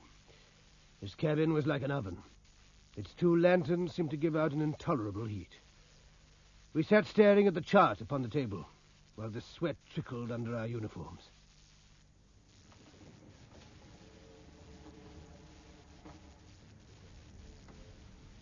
The question is, what's to do? Should we bear up for Jamaica? I wouldn't go so far as to advise that, sir. What else can we do, Mr. Bush? Tell me that. If we head for Jamaica, sir, we go with our tail between our legs. True. All the same, there's Captain Sawyer to be thought of. Captain Sawyer? With a success to our record, there might be a less diligent inquiry into the matter of Captain Sawyer's supersession. If we limp in defeated, I'm likely to be asked why I took upon myself the responsibility of attacking Samana Point. What do you think, Mr. Hornblower? I agree, sir. You do you? Yes, sir. We did our best, damn it! Anyone could run aground in the channel. Nothing could get up the bay under such a crossfire. We might still make a landing on the seaward side, sir. A landing and a surprise attack. Mr. Bush? Well, sir... Go on. Mr. Hornblower did mention to me.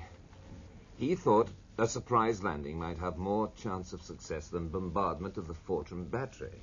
But that was before the Dons knew there was a ship of the line in the neighborhood. Why didn't you suggest this masterly plan to me, Mr. Hornblower?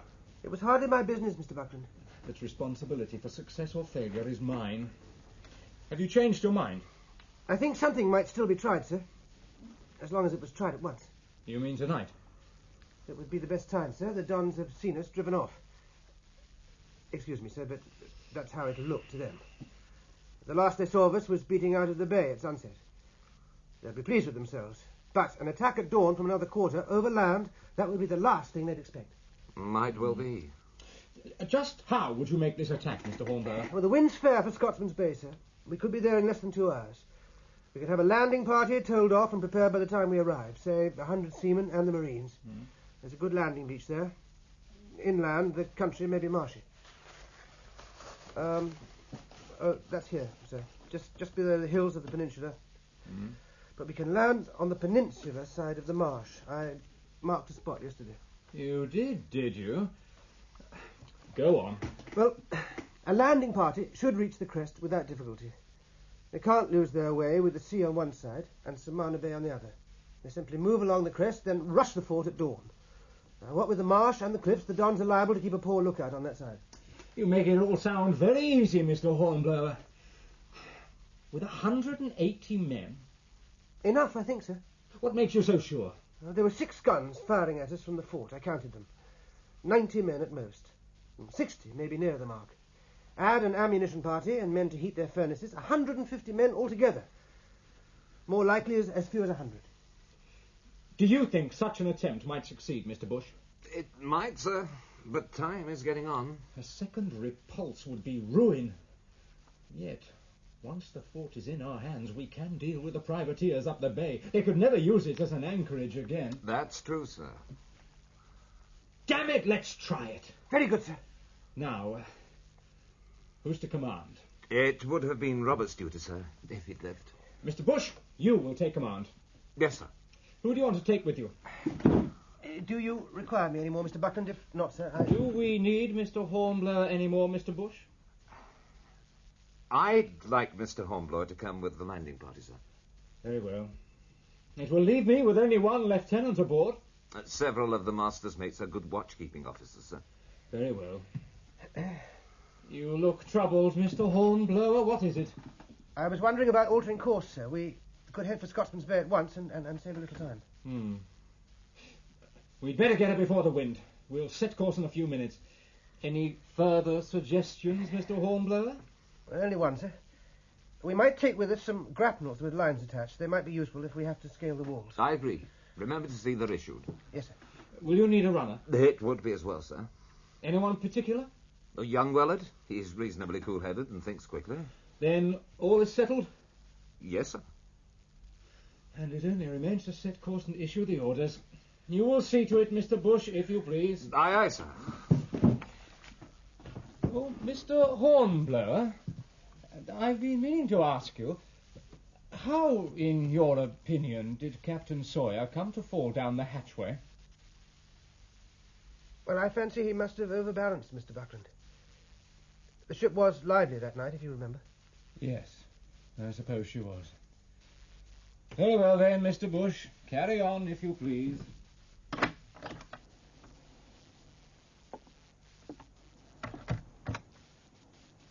Good of you to ask for me, Mr. Bush. You deserved it. It was your notion in the first instance. I'm glad you picked young Wellard. He needs a change from the ship. After what he's had to put up with from Sawyer. That's true enough. Any more news of the captain? Ask Clive. All he does is shrug his shoulders and wink and look the other way. But I can't believe Sawyer will last much longer. I'd not be in Buckland's shoes. Unless this landing comes off. That certainly should help him. I don't look forward to the inquiry for all that. No. Well, if you'll have course set for Scotsman's Bay, I'll give the orders for the landing party. You'll not forget the grapnels, Mr. Bush, sir? Do you ever forget anything, Hornblower?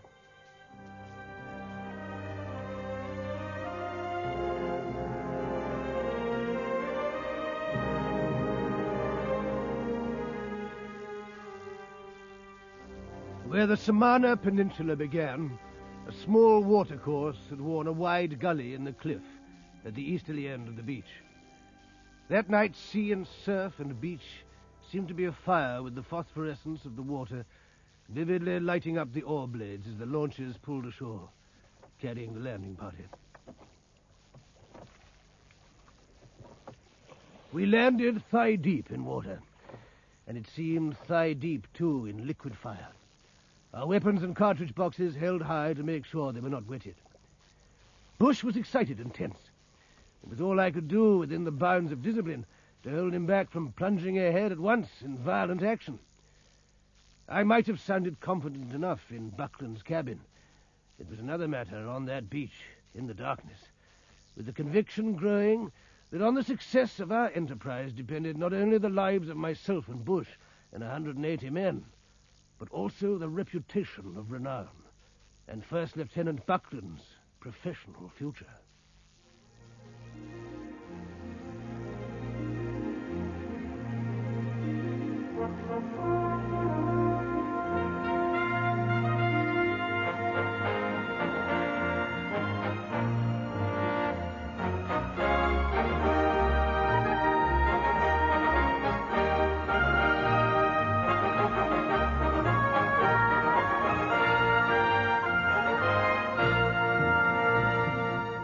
In Part 2 of Lieutenant Hornblower, you heard Nigel Anthony in the title role and as the narrator, with Terence Skelton as William Bush.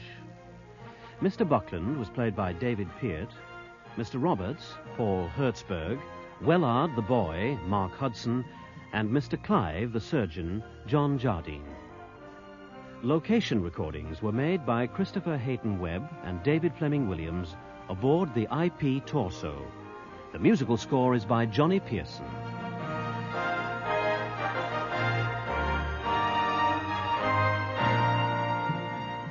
The Hornblower story is directed from Manchester by Trevor Hill.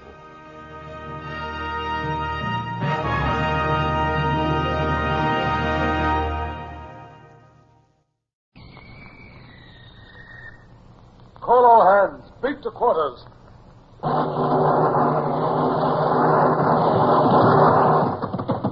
Run out the guns. Stand by the starboard battery. One broadside into it, if you please, Captain Bush. Pointers on target. Linstocks ready. Aye, sir. Ready. Fire!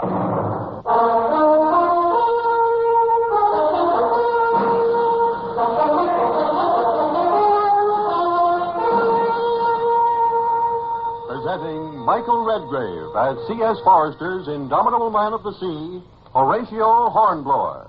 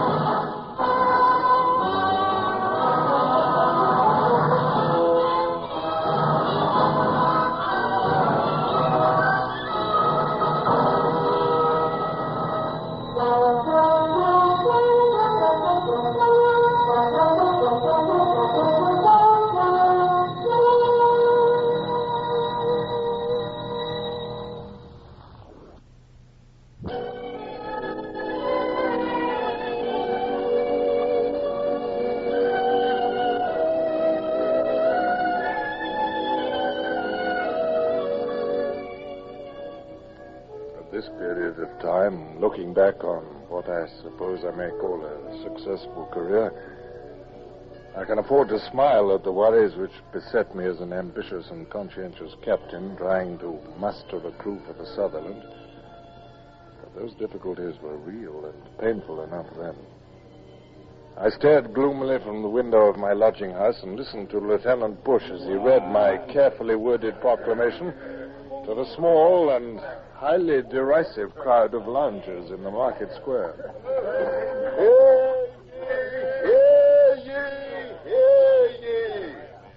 To all young men of spirit, seamen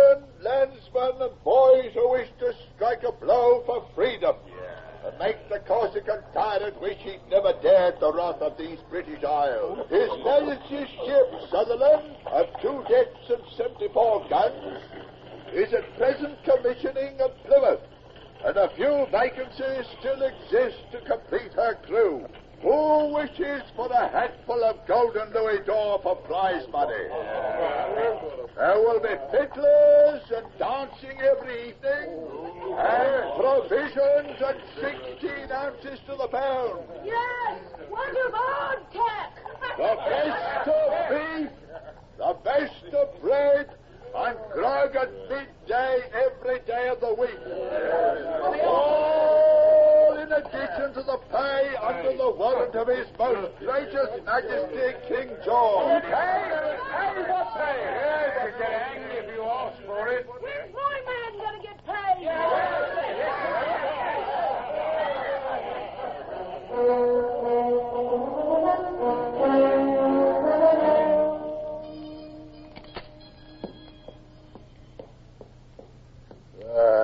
Not much luck yet, sir. There's so many frigate captains recruited. And frigates always attract men more than a ship of the line, sir. I know, Bush. They've better chances of prize money. Well, I'll have to send 4 lieutenants each with half a dozen men round the southern counties. I don't care what you find, volunteers or pressed men, but I need another 50 seamen and 200 landsmen and boys. If I don't complete my crew, it means the loss of the command. You see to it, Bush, Aye, aye, sir.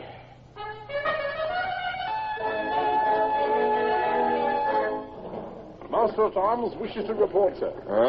What more indiscipline? He has my orders to flog the skin off any mutinous seaman. I'll have no unrest at the start of a new commission. I don't think it's that, sir. Why, look, here he comes now, sir. What a queer-looking lot of men he's got with him, sir. Oh, good heavens, what creatures are these? Handcuffed together, some are in leg irons, all in rags. What are they doing on my ship? What the devil is this? You answer.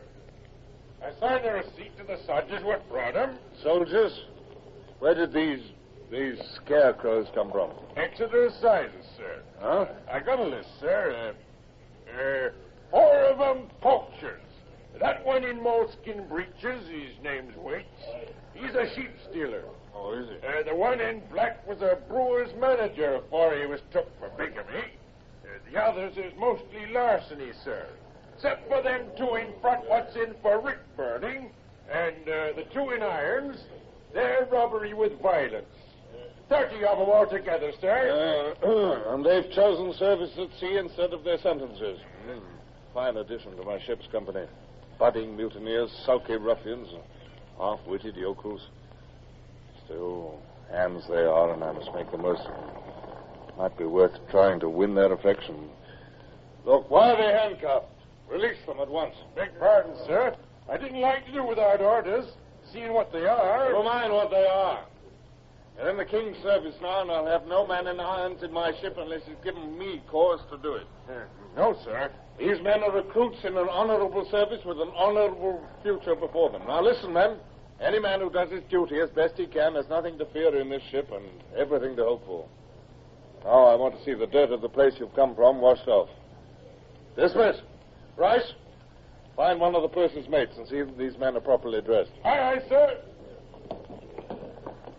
Oh, Mr. Bush, that's another 30 anyway. I think I've won some of them over. Well, my private opinion is they've made a bad bargain. They'd be better off in jail.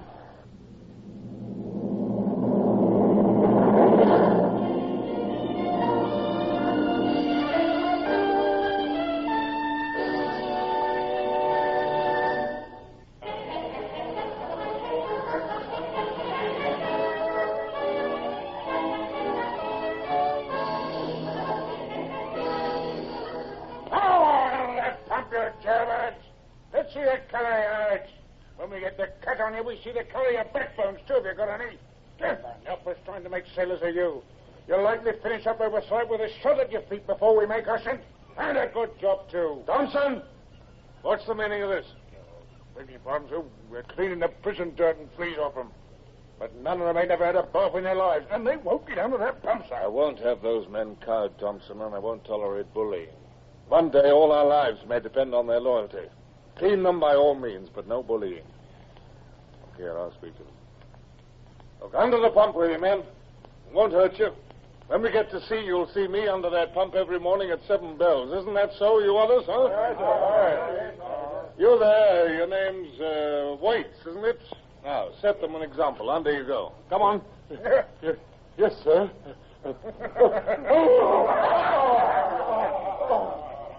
Come here, Thompson. Is that welt on Waits' shoulder from your knotted rope? Well, sir, I had to use my starter bit, sir. Now, understand this. I won't have a petty officer on my ship who doesn't know when to use a starter and when not to. I'm not soft, but those men are bewildered, and hitting them won't clear their heads. Another mistake of this kind, and I'll disrate you.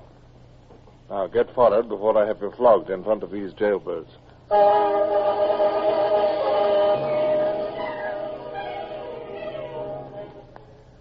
So it went on. All the worries of preparing for sea, re-rigging, revictualling, wondering whether I could man my ship in time. And other worries, too.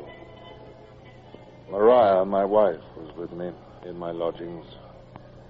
Tearful, cloying, affectionate. She had whispered to me that it was possible we were going to be parents again. A new worry for me to take with me to sea.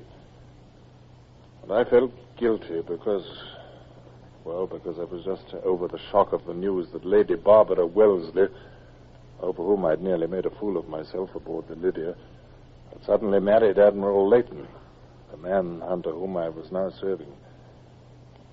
Had my appointment been due to her benevolent influence, or was it a subtle revenge out of pique? I asked myself the question anew when a boy brought a letter to my lodgings, addressed to my wife and me. The Angel Inn, Plymouth, May the 4th, 1810. Rear Admiral Sir Percy and Lady Barbara Leighton would esteem it an honor if Captain and Mrs. Horatio Hornblower would dine with them at this address tomorrow, the 5th, at 4 o'clock. My dear, it's almost a command. And I've only my blue sack gown. Yeah. Oh, it looks perfect on you. Oh, that's what you say about everything I wear. Tell me, is she very genteel? No. Who genteel? Well, Lady Barbara, of course. Oh. She traveled home from Panama with you and the Lydia, didn't she? Oh, yes. Well, she's Lord Wellington's sister, you know. She's a very charming woman. I must go down to the ship, my dear. Oh, Horatio, must you? Afraid so, yes. Oh, I was hoping we could spend the afternoon together. I'm sorry. There's so much to be done, so much to think about. Oh.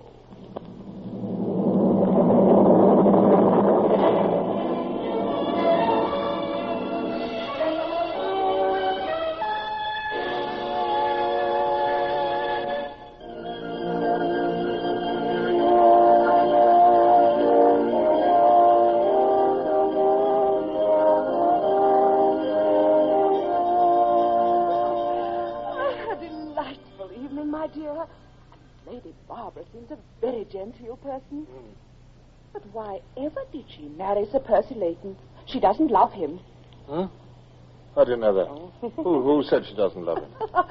Nobody said so, dear. But a woman doesn't need to be told these things.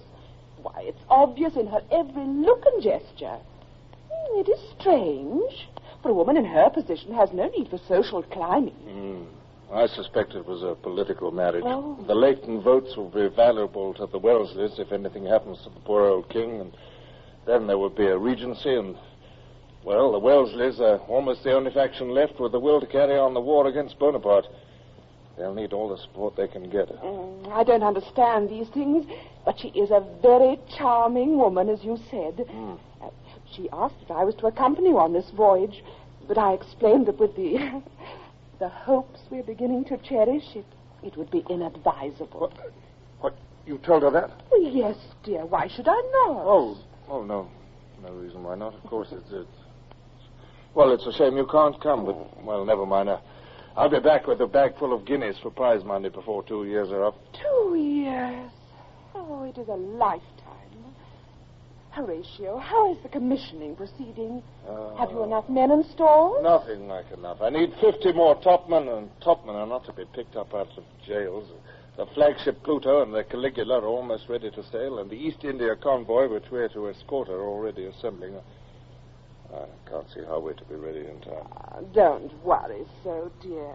You've never failed yet. Look, I could spend all my next quarter's pay on stores and still not have bought too much. The Sutherland already shows my poverty. She's been painted by the dockyard in their usual niggardly fashion. Other captains pay out of their own pocket for white and red and gold leaf.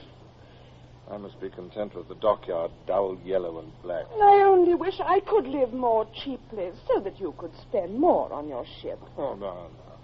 Don't reproach yourself, my dear. No economies that you could make would buy the pigs and fowls and sheep that I need, let alone the luxuries I must provide for entertaining other captains or perhaps the Admiral himself. Mm-hmm. Apples, cigars, raisins, cheese, port, sherry, Madeira, peppers, cloves, allspice, prunes, figs, a chest of tea, wax candles, a dozen shirts, 4 more pairs of silk stockings. Oh, I could go on endlessly. Oh, let's go to sleep, my dear. The problem will keep till tomorrow.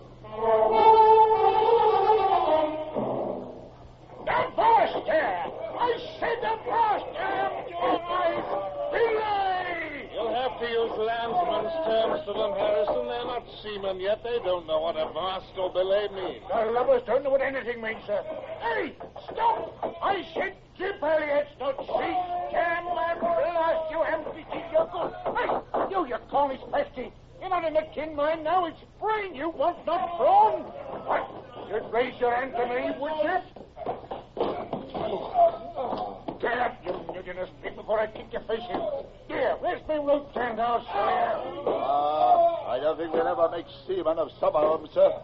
Shall I arrest that Cornishman for attempting to strike a superior, sir? No, Mr. Bush. He's too raw to realize what mutiny entails. At the moment, Harrison's method is best. After a week or two, they'll settle down a bit, I hope. They'd better, or there'll be some floggings or hangings. I'll keep the men at it, Mr. Bush. I shall go below and study my orders.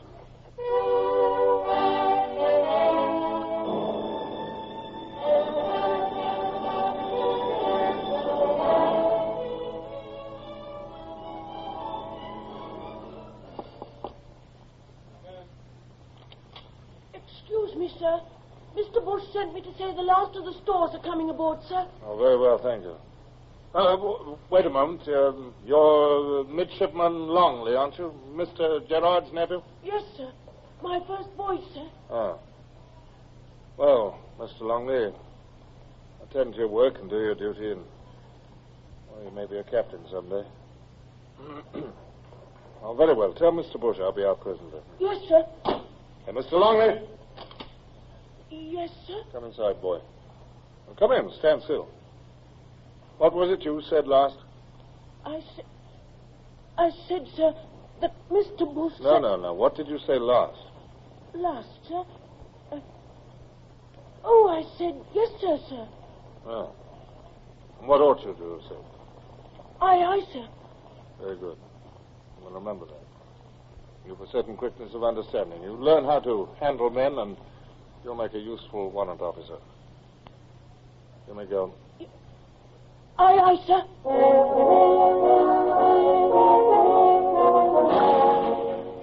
When I went up to the quarterdeck a few moments later and gave Bush the order to make sail, I found the decks in a horrible muddle as the officers drove the wretched crew, made more stupid than usual with weariness, to the mizzen rigging. Just look at the lovers. 9 minutes already. Why, the Marines are better sailors. The wind is back easterly. Rounding Devil's Point will not be easy. No, sir. Brace those yards round. Well out, sir.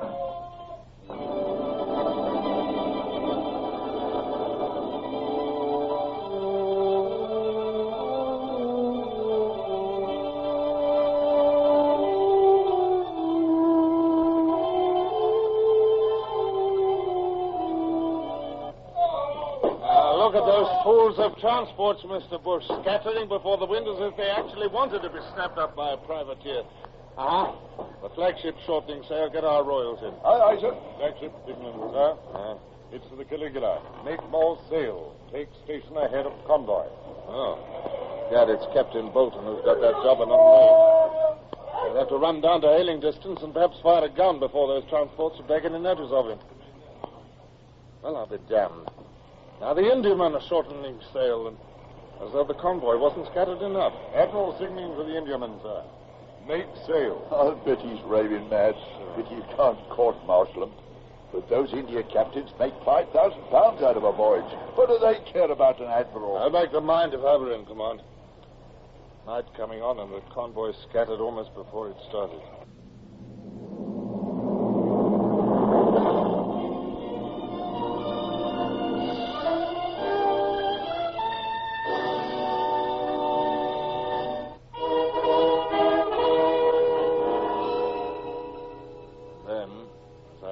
Feel that the Admiral was not showing to the best advantage, as I considered it was his duty to keep the convoy together, whatever the difficulties, I felt a cold chill spring to my forehead and a slight trembling in my legs.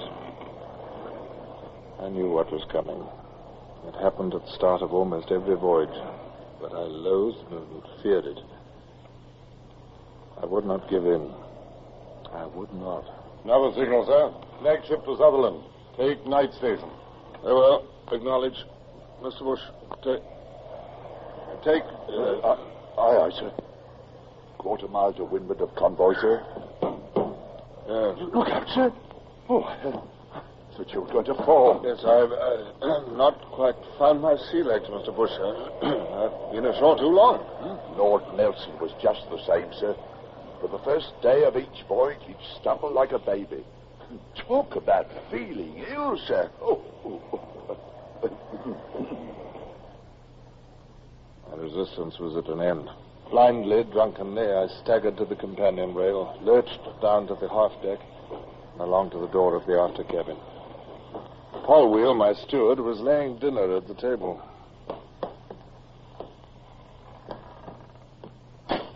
Get out, Paul Wheel. Are you feeling all right, sir? Can I do anything for you, sir? Yes, Paul Wheel, you can obey an order. What's that, sir? Get out.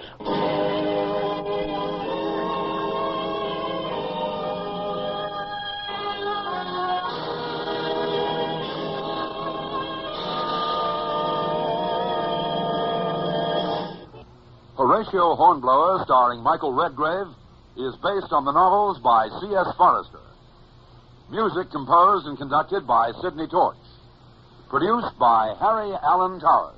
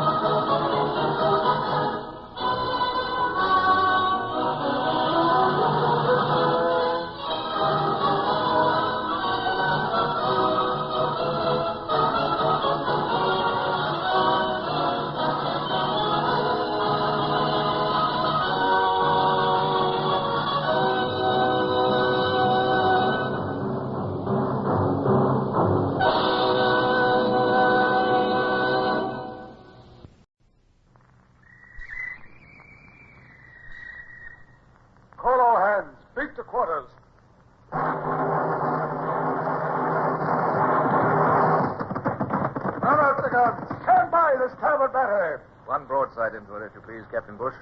Pointers on target. Linstocks ready. Aye, aye, sir. Ready. Fire!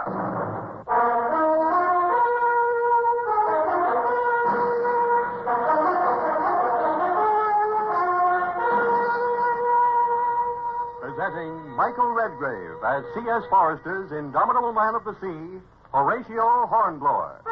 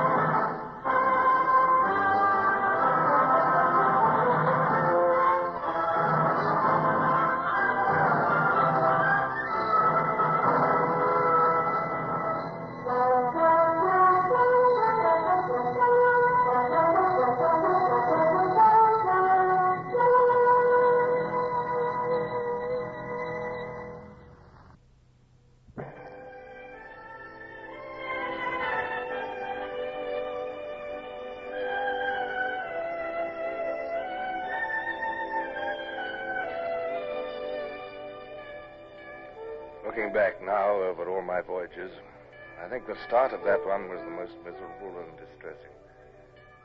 My ship was seriously undermanned. I was suffering from the seasickness which always attacked me at the beginning of a voyage. My mind was torn between anxiety for my wife Maria, who would be having our baby before my return, and misery at the marriage of Lady Barbara Wellesley. And now I was saddled with the care of 6 fat, stupid, lubberly merchant ships. As I stood on my quarterdeck in the grey dawn with the wind whipping through the rigging, I cursed those Indiamen for their slowness in acknowledging my signals. They must man those Indiamen with blockades, sir. The Lord Mornington's been flying that signal at the dip for 10 minutes. Well, they haven't the sense to clear the halyards. Oh, well. I've given them their course for Finisterre, and they must follow it as best they can. I shall go below, Mr. Bush. Aye, sir. One moment, sir. What's that? Something's happening.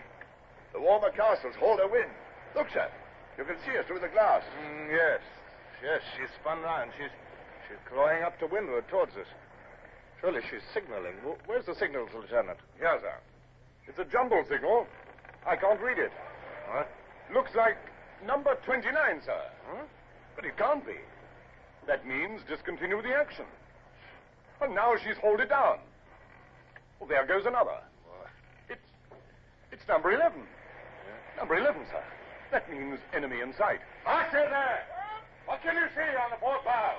Nothing under the Warmer Castle, sir. Are you sure? Yeah, I can see them now, sir. 2 luggers on the port bow. Luggers, eh? That can only mean privateers, sir. If they can pick off an East Indiaman, it'll be a feather in their caps. Then we shall prevent them from feathering their caps. Hands to quarters, Mr. Bush. Aye, sir. Hands to quarters! We shall need our wits about it, Mr. Bush. It is going to be difficult. They will maneuver to cut off a ship to windward of us. Lay alongside a border while we're beating up against the wind. That's it. Those luggers are as quick as lightning in stays. The Indiamen are so slow, and our crew is so raw. There are 2 luggers. We shall have to parry 2 thrusts at once. You can see them plainly now, sir. 2 masters. They have about 20 guns apiece, 9-pounders. We could blow them out of the water if they were fools enough to come in close range. I'd say they carry about 150 men each, and all mad for gold. Yes, have the guns loaded and run out, Mr. Bush. Aye, sir. Run out the guns!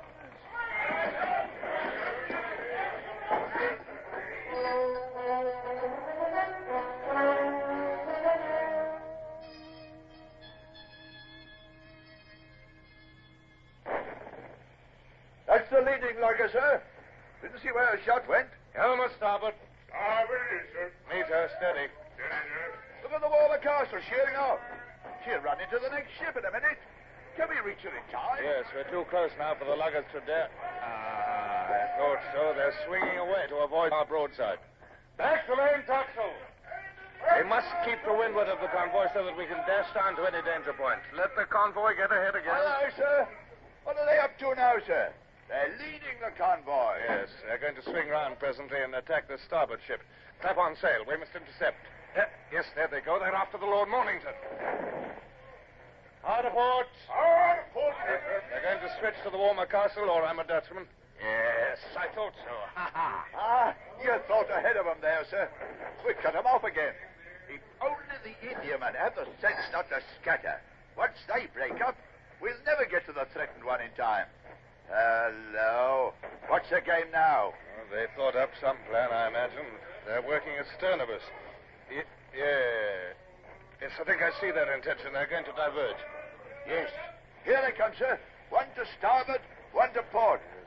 They're going to attack both wings of the convoy at once. We'll never get across from one to the other in time. We must. There's no alternative. The starboard lugger is slightly nearer. We'll tackle her first. Starboard, 2 points. Starboard, 2 points it is, sir. We'll cross the lugger's bows on this course. She'll have to edge away to avoid our broadside, and that'll keep her off the convoy. Well, what about the other one, sir? This course is taking us away from the convoy. Can't help that. Our only hope is to get back in time. We've edged this one away at least. The second lugger, sir. She's attacking the Warmer Castle to port. Hands to the braces. Hard to starboard. Aye, bring her down, Mr. Bush, quickly.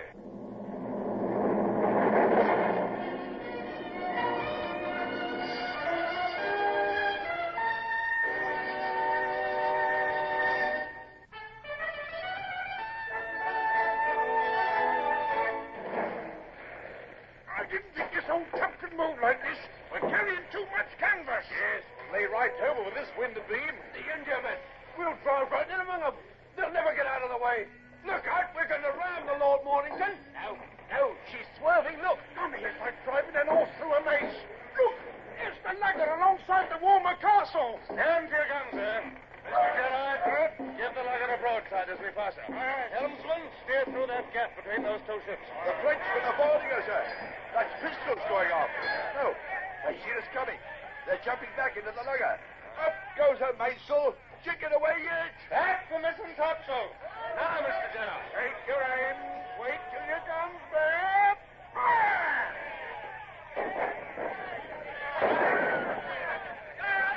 I stand aim, you blasted sons of seacooks. You're wasting shot.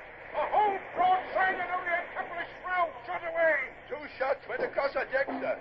Look at that. They plowed a clean furrow through those men.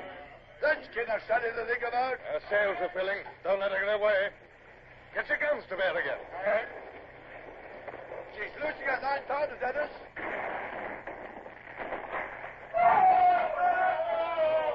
She's hit us somewhere. Our timbers ought to keep out 9-pounders at this range. Stand by your guns. Take good aim this time. Fire as you bear.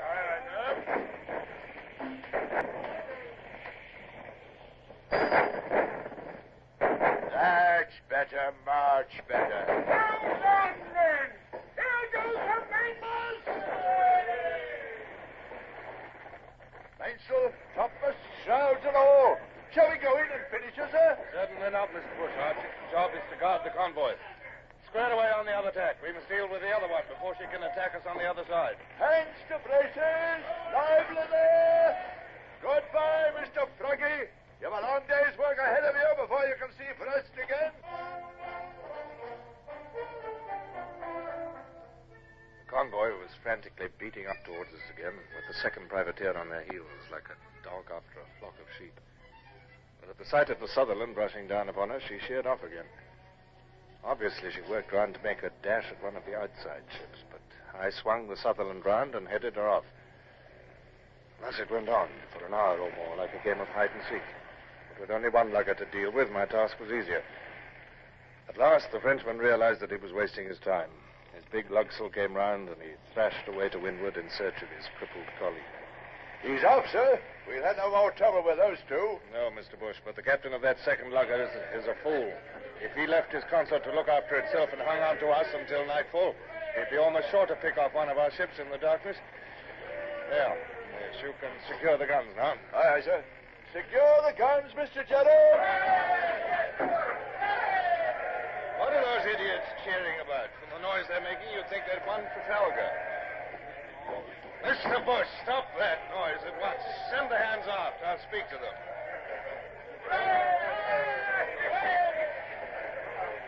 Silence! Silence! Do you hear? Well, no more of that. What have you done? Frightened off a couple of luggers not much bigger than our longboat. 2 broadsides from 74 guns, and you're pleased with yourselves for knocking away a single spar. Half the trouble with the men is that we haven't enough old hands to lead them to the right ropes. It's the same with my guns, sir. I got 74 of them and no more than 50 trained gun layers. I know. I'll train them in time, sir, but half my gunners couldn't hit a 3-decker at point-blank range. I know.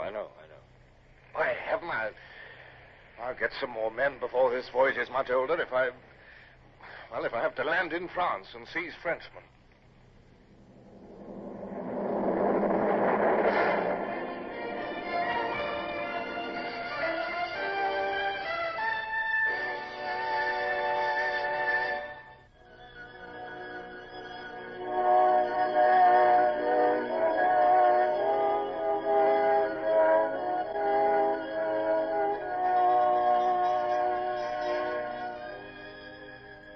10 days of a strong northeasterly wind had not only hurried my convoy to the North African latitude where I was to leave them, but had also prevented all intercourse and visiting between ships. But now the wind had dropped to a gentle breeze.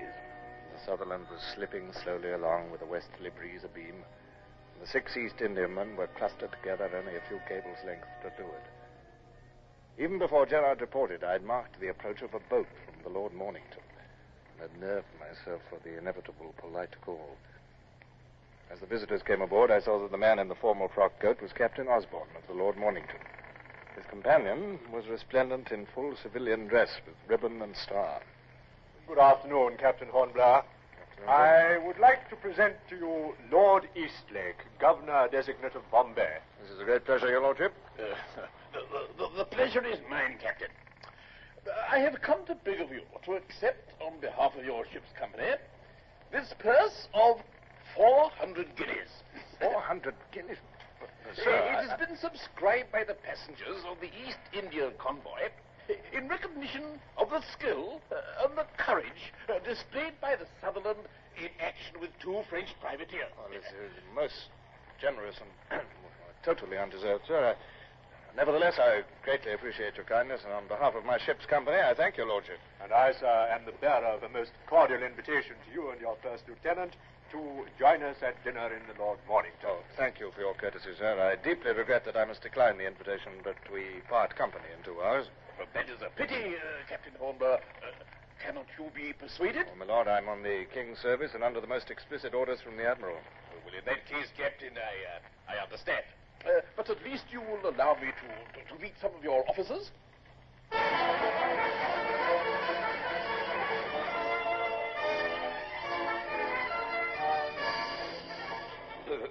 Begging your pardon, sir, but there's no need to turn all that money over to us and the men. You can treat it as prize money and take your share under prize rules. Thank you, Mr. Bush, but I can't accept that sort of reward from civilians. However, the crew must show appreciation.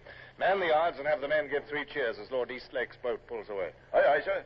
Man the yards! Now then, men. Lord Eastlake has brought you a present for saving the convoy. 3 cheers for his lordship.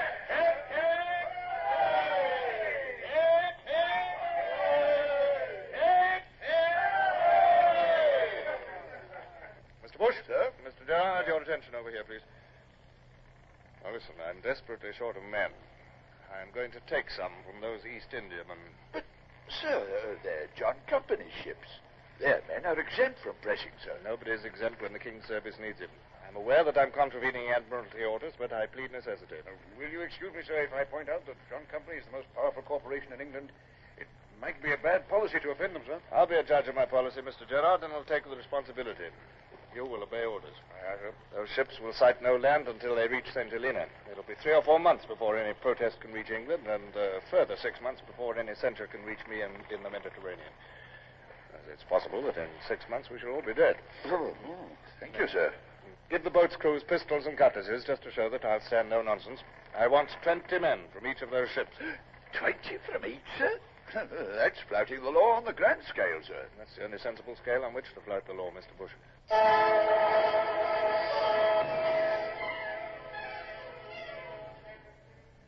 Captain Hornblower, this is an outrage, sir, and I must protest against it. At this very moment, your lieutenant is parading my crew with a view to impressment. He's acting by my orders, sir. But I can hardly believe it, sir. Well, are you aware that this is a flagrant violation of Admiralty regulations? A perfect outrage, sir. The ships of the Honourable East India Company are exempt from impressment, and I, as Commodore, must protest to the last breath of my body against any contravention of the law. I shall be glad to receive your protest when you make it, sir. Well, when I make it? But I have delivered it, sir. I have made my protest. But will you not allow me to ask for volunteers from among your crew, Captain? There may be a few men who'd like to join the King's service. Oh, I cannot imagine, sir, that many men will be foolish enough to exchange the comfort of the East India Company's service for the rigors of a ship of the line. But, well, yes, I will agree even to that. Your seamanship in the affair with the privateers was so admirable that, frankly, I find it hard to refuse you anything. That's very good of you, sir. Allow me to escort you to your gig. I will recall my boats. Since they will have taken the volunteers first, we can rely on it that they have all the willing ones on board, and I shall return the unwilling ones. Thank you, Captain Osborne. Thank you. He calmed down wonderfully, sir. Pity we had to give way. But we might get a few volunteers out of that lot, sir. I feel sure we shall, Mr. Bush. Here's the launch and the cutter coming back, sir. They're both loaded with men to the gunwale, sir. They're passing Captain Osborne's gig now. He's waving and shouting something to them. Mr. Gerard and Mr. Rayner are very properly paying no attention to him. Stand by. The men will be coming aboard very shortly.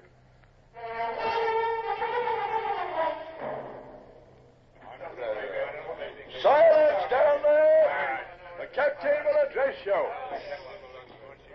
Now listen to me, men. You're probably a bit bewildered at your sudden change of circumstances, but let me assure you that the entry port through which you've just passed is a gateway to glory.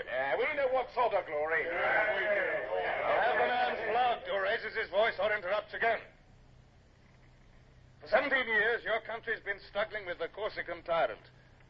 Your ease and comfort has been possible only because of the loyalty and courage of the brave men who've manned British men of war. Now you have the opportunity of joining that gallant company. But you've got other opportunities, too. The chance of prize money.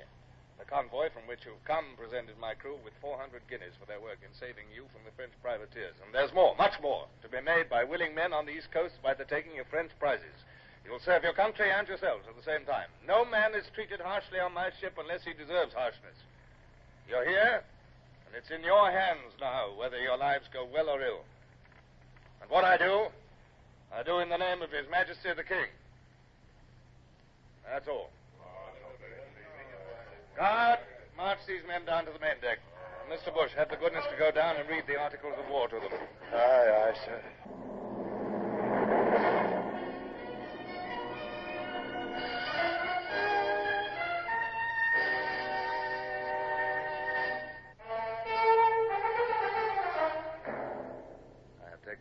Step, but the necessities of war demanded boldness. I now had nearly a full complement of crew with these 120, most of them able seamen. By the time Bush returned from reading the men into the service, the boats were inboard and we were all ready to square away. Mr. Vincent, signal to the convoy. All men have volunteered. Thank you. Goodbye. All men have volunteered. Thank you. Goodbye. Aye, sir. I beg your pardon, sir, but what will you say to the Admiralty? I shall tell them that I took the men with the permission of the Commodore. I did, too. He said I could keep any men who volunteered. Yes, sir, but not many did, really. You know seamen as well as I do, Bush. It'll be a year before we get back to England, and in that time I shall be surprised if I don't convince most of them that they did volunteer. We only want a bit of luck and a few prizes, and those fellows will swear to anything. It's a master stroke, sir. And the Admiralty will be reluctant to prosecute. They know as well as we do how necessary seamen are. Signal's gone, sir. The Lord Mornington is replying. What does she say? Captain Osborne to Captain Hornblower. Do not understand your signal. Await boat. Thank you. Set all sail. Hands for braces. Square away there. Mr. Vincent, hoist another signal, please. Just one word. Aye, sir. Which word, sir? Goodbye.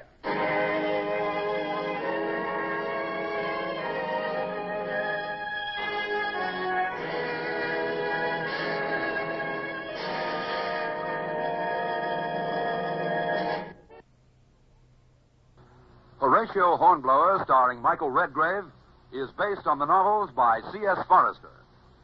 Music composed and conducted by Sidney Torch. Produced by Harry Allen Towers.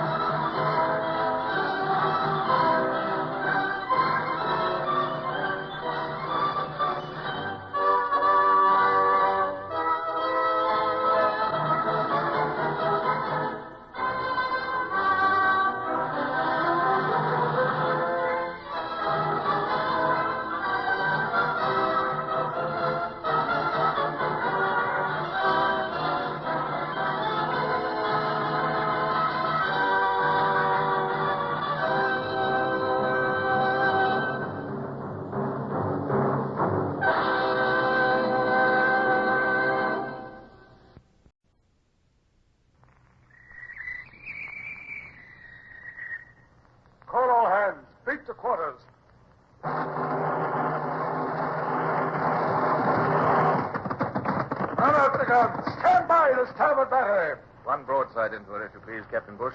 Pointers on target. Flintstocks ready? Aye, aye, sir. Ready. Fire!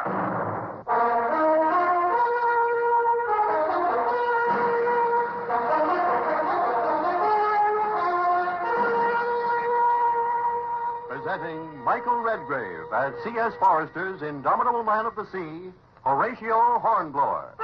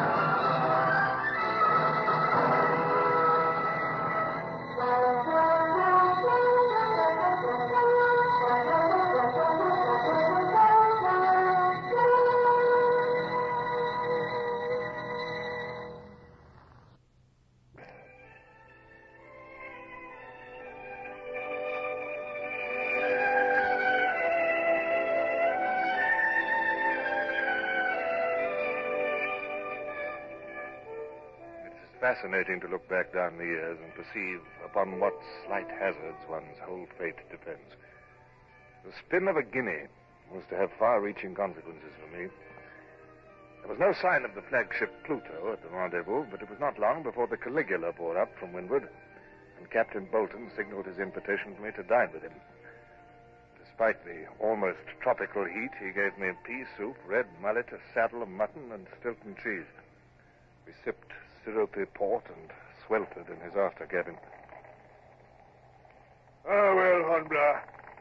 Now I suppose we must wait in idleness for the arrival of Sir Michael Pomposo, our Rear Admiral of the Red. I must say, sir, I've never thought of Sir Percy Leighton in that light. Well, I have. He's a pompous fool. He got worse since he married Lady Barbara Wellesley. I don't respect an admiral who's no seaman. Oh, there's no telling how long he might be before he gets here. What do you suggest we do? Well, perhaps one of us might push northward and harry the coast while the other waits for the flagship. Yes, good suggestion, that. Who? You or me? There's nothing I'd like better, sir, but the decision must be yours. You're the senior officer of the station. Yes. Well, I'd let you go for old time's sake if I didn't want to go myself. Tell you what, Hornblower, I'll be fair. I'll toss you for it. Here's a guinea. King or spade? Spade. Then up she goes. Oh, spade it is. Oh, you're a lucky devil, Hornblower. Still, I'm glad you won. You can speak Spanish. That may be an advantage. Now, don't be gone more than 3 days in case his mightiness turns up. Yes. And good luck. Thank you, sir. Had I foreseen what the flick of that coin was to lead to, I might have been less pleased and excited as I stood on my quarterdeck half an hour after dawn the following morning. But disaster was far in the future. The wind was fair, and Cape Creux, just south of the Spanish-French border, was clear on the larboard beam. Sail ho! Nearly right ahead. A brig, sir, standing out from the land on the starboard tack. This is what I hoped for, Mr. Bush. Yes, sir. I suppose the only way Bonaparte can get supplies to his army in Spain is by slipping them along the coast in brigs under the protection of shore batteries. Yes, Spanish roads and Spanish armies afford too many obstacles to the land route. Mr. Gerard, hoist the colors. Sir. And call all hands. Head to cut her off. Sir. What's the matter with her, sir? He's making no attempt to escape. She must have seen us. Very strange. Can she be an English brig? Here, Savage, take your glass and tell me what you can see from the main rigging. There's one thing, Mr. Bush. This is our best point of sailing. We should have the heels of her. Well, she's heads right enough, sir. She's wearing her colors. Oh, she's signaling now, sir. Oh, it's been hard to read. I've got it, sir. It's the signal MV. MV? What the devil's that? Is it in the signals book, Vincent? No, sir. I've been looking for it. It's not in our code. We'll know soon enough, sir. We're overhauling her. No. She's wearing round again. She's trying to get away now. Ah, it's no good, monsieur. You'll be ours presently. A handsome bit of prize money for us there. Yes, I can see now what's happened. She saw our red ensign and took it for the red of the tricolour. Remember, ours was a Dutch ship before she was taken and refitted. Our round bows are very like a French ship. That NV must be the private French recognition signal. That's worth remembering. NV. China quarter winded, sir. Well, fire a shot across her bows. Number 2 gun. A single shot across the bows. Fire! That's done it. She's heaving to. The flag's coming down. She surrenders. Silence there. Silence. Mr. Bush, take a boat and board her. Mr. Clark, your prize master, take 6 hands with you and navigate her to Port Mahon. Aye, aye, sir.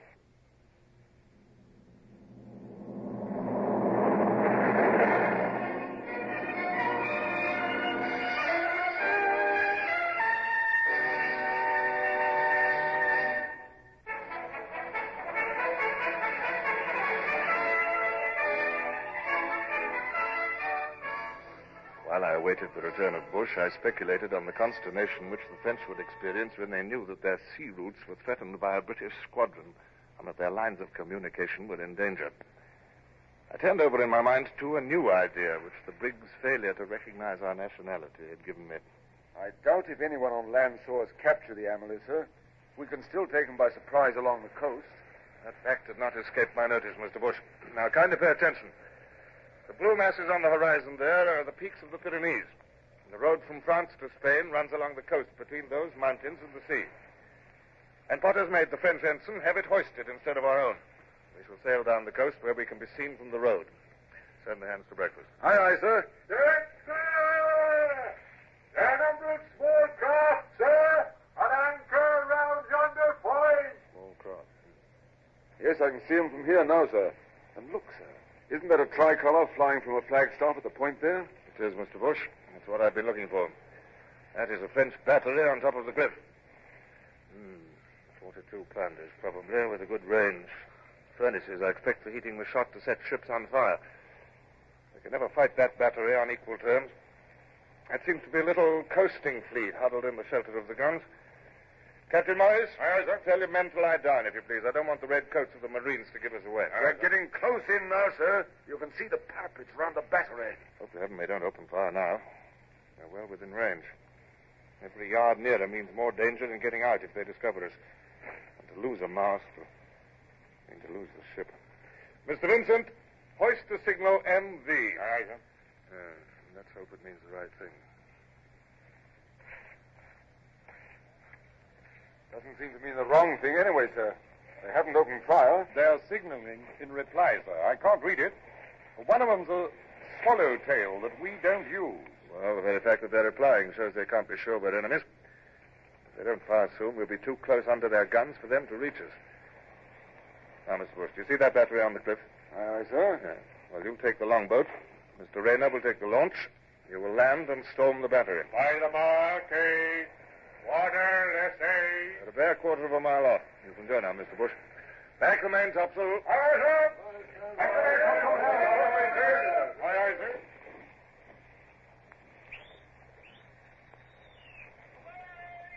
Throw the guns down the cliff, Mr. Bush. Wreck the battery if you can. But don't stay a moment longer than necessary. Aye, aye, sir. We're off now. Helm a lead. Mr. Gerard, put the ship about. Aye, down sir. with that French flag and send up our own. Aye, sir. Aha, they've opened fire at last. They hit us, too, sir. Somewhere forward, I think. Thank heaven they're firing at us. If they hit those boats, we'll be in a pretty fix. Mr. Gerard, see if your guns can reach the battery, and be sure they aim carefully. It's no good unless the embrasures can be swept. Stow the guns. Fire as your guns bear. Steady aim. Now! Lift them! Lift them! I can see the dust from the cliff. You're 30 feet too low. If we can only get a few shots through the embrasure, sir, it'll upset their gunners. Do it quickly, man. They're firing at our boats now. Launch! They've hit the launch. No, there she is again. She was nearly swamped, but not hit. They're rowing crab fashion. The shots must have smashed her port oars. They're safe now, sir. They're in the surf. Look, sir, they're landing. The guns are doing better, too, now. That was a hit. And another. Right on the embouchure, sir. Very good, Mr. Gerard, but you must cease fire now whilst our men are mounting that cliff. Cease fire! The flag, sir. The flag. It's coming down. The storming party are holding it down. They've taken the battery. Mr. Gerard, put the ship about. Aye, sir. Send in the quarter boat to take possession of the craft in the bay. Aye, sir. Quarter boat away. There's 7 craft there, sir. A fine haul. Ah, there go their crews, pulling for the shore in their dinghies. Shall I chase or fire on them? No, let them go. I have no wish to be burdened with prisoners or to damage our prizes. Mr. Bush's party is toppling the guns over, sir. Look at that one. Down the cliff like an avalanche.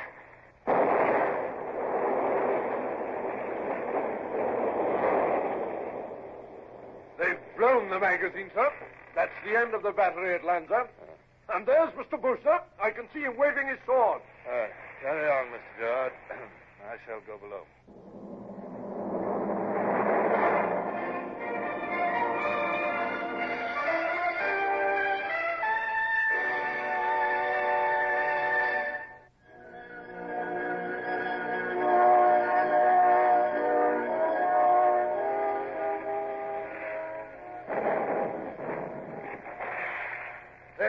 Shooting well. That splash wasn't more than 100 yards off our port beam. Who couldn't shoot well with their advantages? 42-pounders and permanent mounts, 50 feet above the water, and long-service soldiers to man 'em. Yes, I've seen 'em shoot worse all the same. It's a mile and a half, if it's a yard. Oh, more than that. I'd say it's barely a mile. Nonsense, why? Good morning, sir. Your attention, please, gentlemen. I shall also want Mr. Renner and Mr. Hooker. Pass the word for them. Now, will you all use your telescopes and study this place with care? That is Mount Canigou in the background. Where that spur of the Pyrenees runs down to the sea is Cape Cervera. And that is where Spain ends and France begins. I suppose those white houses in the center, round the head of the bay, are Port Vendres, sir? Yes, Mr. Bush.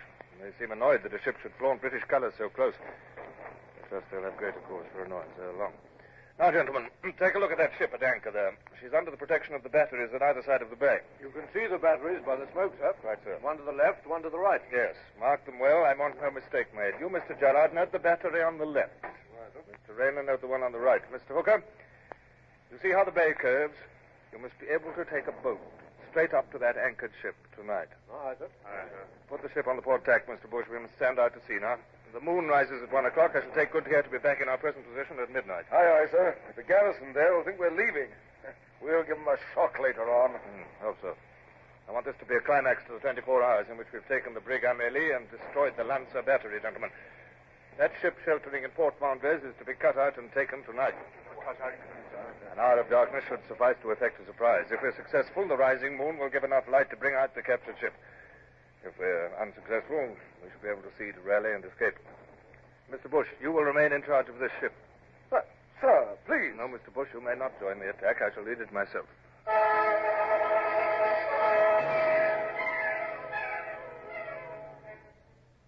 It was very dark, but the stars were glowing clearly, and the Sutherland was steaming landwards like a ghost. The crew was resting on the gangways and the main deck. When the subdued voices of their officers called them, they mustered silently, each division assembling for its particular duty. I checked the position of the ship with Bush and strained my eyes through my night glass for a glimpse of the shore. Longboat crew here. Launch crew here, sir. You can heave to now, Mr. Bush. I trust this expedition will be a success for your sake. For my sake, sir? Yes. I'm taking 250 men. If we do not return, you will have barely sufficient crew to navigate the ship to the rendezvous. Oh, you'll return, sir, and with the French ship. All the same, I wish you'd let me go in your place. Your duty is here, Bush. See to it. Are the boats outside? Aye, sir. Here's your barge. Goodbye, sir. Good luck. Thank you.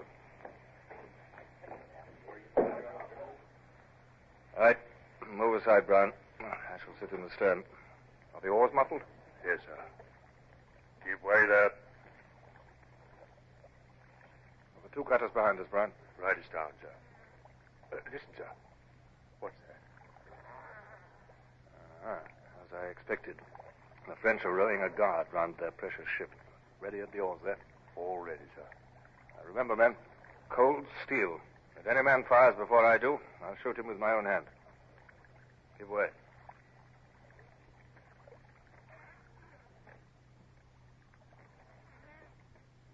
We're in the harbor now. Time the longboat and launch began their attack. Aha. And they're making enough row about it, sir. By my orders, I want the gunners distracted at the vital moment. There's the guard boat. On to it, men. I believe they've seen us, sir. Keep on! Straight into her, men. Ship oars. Follow me, men. No prisoners. Throw them overboard. Right. Look at that, Brian. That fellow on the bottom of the boat. Stand clear. Oh, thanks, sir. He landed up and right on his face. I think that's the lot, so we took them by surprise. They're all dead or unconscious or outside.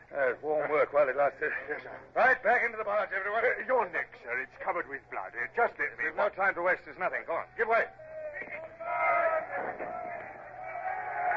That'll be the cutters.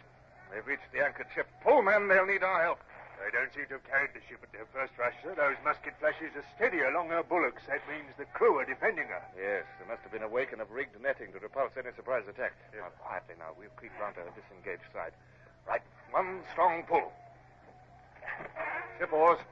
Now, take hold there. Now, all up the side together and give a cheer. I want them to think we're a big boarding party. Ready? Now. Mr. Longley, you stay with me. Up with you now. Aye, sir. The netting is rigged, sir. It slopes outwards, too. Blast the stuff. It's like being a fly in a web. Now, come in with your dirk, boy. Don't just hang there. Can you reach that bit with your sword, sir? That bit there. It may part enough for us to get through. So hold tight. Hold on. The whole lot's coming away. We'll be in the sea in a minute. I'm through, sir. Give me a hand, sir. Well done, lad. Now.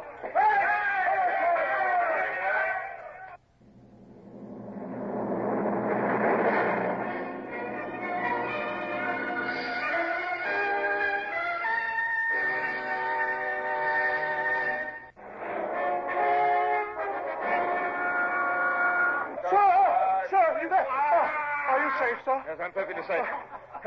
Stand your ground. Here comes another rush. There are men, sir. The ship's taken. Splendid. Mr. Gusto.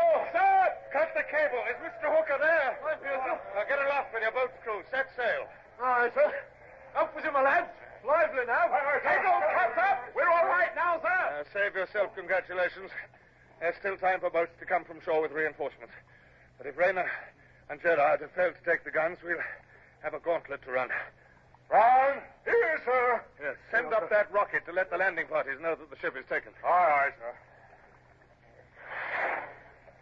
Loose the main topsail. Barge's crew, first cutter's crew, man the braces. Benskin and you, Ledley, take the wheel. Hard to starboard. Hard to starboard it is, sir. Holds well, sir. This breeze off the land will take us out. Aye. Here comes the moon to light us. What of the French crew, Mr. Hooker? Killed, wounded, or captured, sir. Some jumped over to swim ashore. We can enjoy. They're still fighting on land, sir. Oh, that'll be Gerard and Rayner calling the men off. Very successful operation. How's your boat's crew fared? Well, I haven't checked yet, sir, but I think the casualties are light. It was a surprise, and we swamped them. It's my opinion that... Oh, what in blazes is that? Excuse me, sir. There's half a dozen frogs, I mean Frenchies, sir, with an officer hiding in the forecastle. Oh, is that? I'll soon winkle them out. Oh, wait, Hooker. Follow me. Monsieur, your ship is captured and is in my hands. It's useless to resist. I call on you to surrender. We come, but we do not surrender. Hello!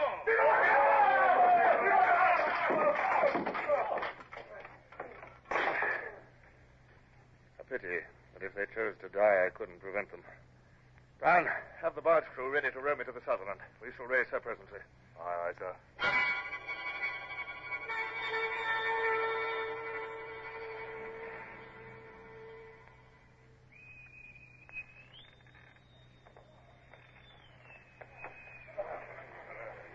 I'm delighted to see you back, sir, and with a very handsome prize. But, sir, you're wounded. Your neck, your hand. Oh, don't fuss, Mr. Bush. I'd like some coffee and grog for all hands. Immediately, sir. Was it a good scrap, sir? What? Mere bickering, Mr. Bush.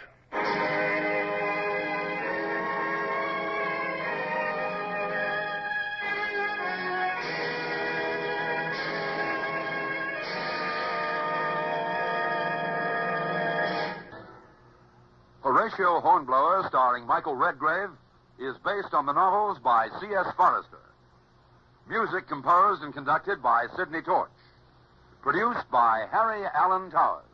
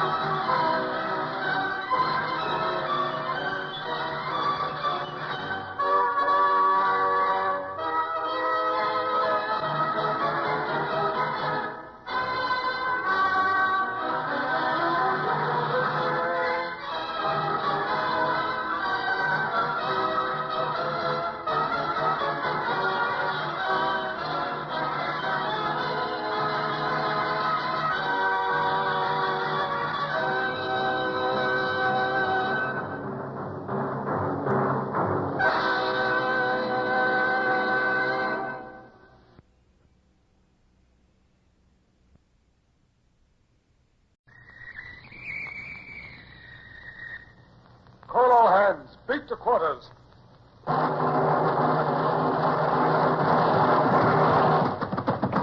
out the guns. Stand by the starboard battery. One broadside into it, if you please, Captain Bush. Pointers on target. Linstocks ready. Aye, aye, sir. Ready. Fire!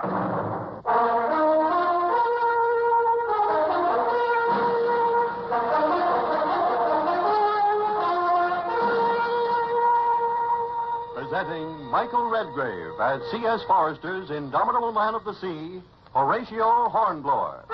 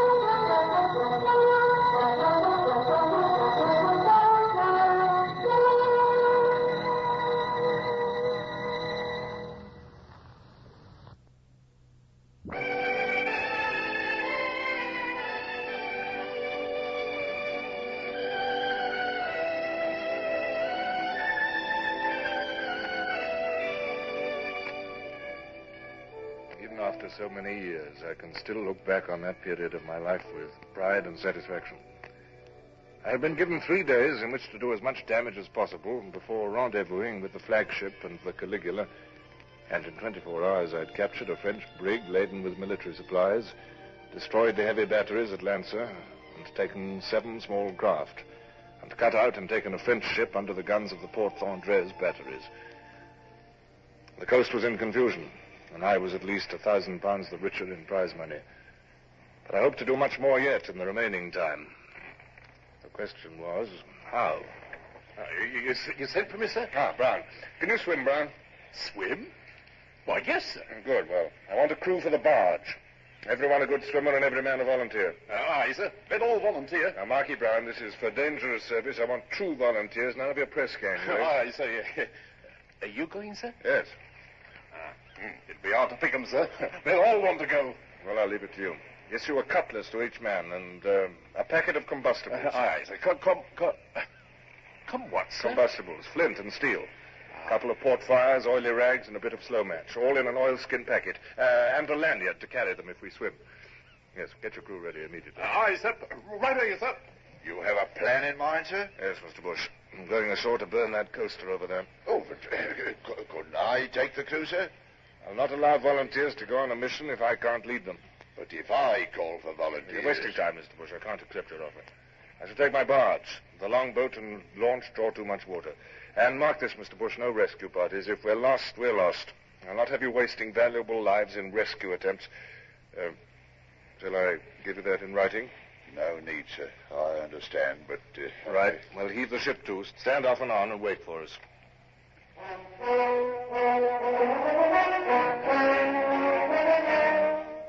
The barge pulled 8 oars, and I sat beside Brown while we danced lightly over the blue Mediterranean.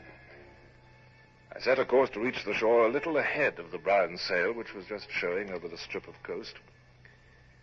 We crossed the line of sluggish breakers and darted in towards the golden beach. A moment later, the boat balked, slid over sand, moved a few yards more, and then grounded. Over with you, men. I'll run the boat up the beach. You got everything? Cutlasses, fire packets? Right, steadily up the beach. Don't use too much energy. We may have a long swim. Make for that low bank of shingle at the head of the beach. It's a vineyard on the other side. And look, there's the sail, not a quarter of a mile away beyond the vineyard. It's only an old man, sir, and 2 women. They're owing or something. Yes, well, ignore them. Go on, men.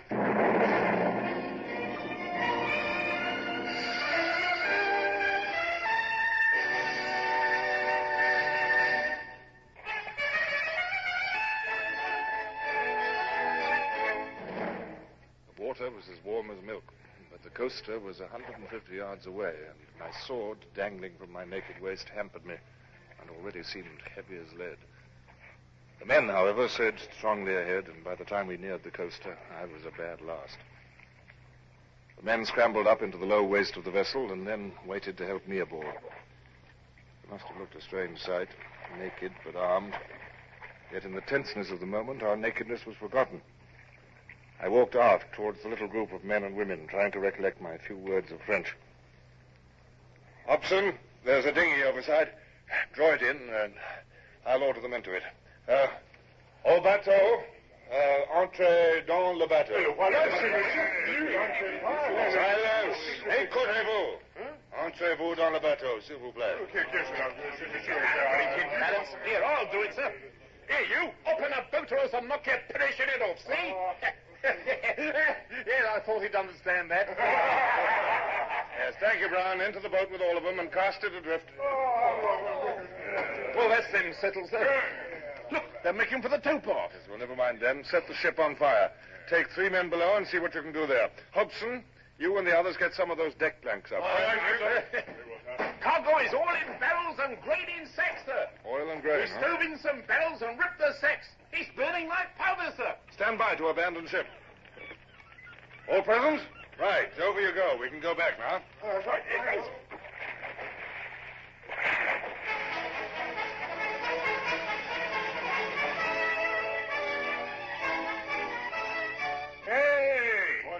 Look at that old woman from the coaster. She's slung all her clothes in the lagoon.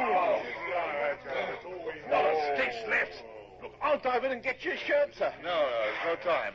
We must leave our clothes. A few clothes for a ship and a valuable cargo is a good exchange. Would you like the old man's trousers, sir? I'll strip them off, be damned to him. No. Come along, back to the vineyard. Fall in behind me, men.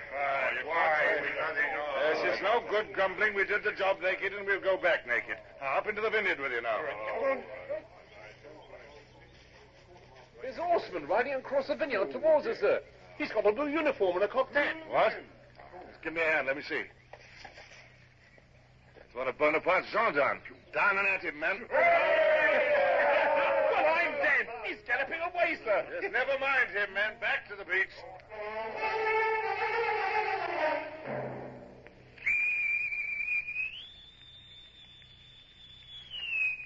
What the devil? They're as naked as the day they were born. Well, surely the captain isn't coming aboard and taking the salute like that. Mr. Gerard, when the captain comes aboard, he'll be received as the captain, dressed or undressed. Tell the side boys and the Marines that if I see one of them with the suspicion of a smile in his face, I'll have him flogged. Aye, aye, sir. For the purposes of receiving him aboard, Captain Hornblower is in full dress, Mr. Gerard. Yes, Mr. Bush, of course. I can see that now.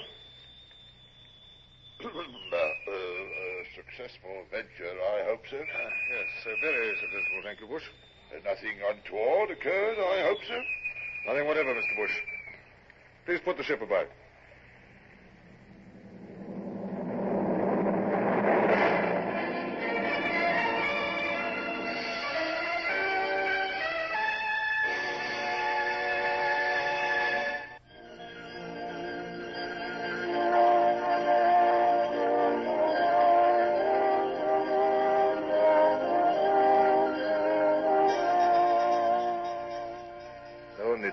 hours past dawn. It was stifling hot already.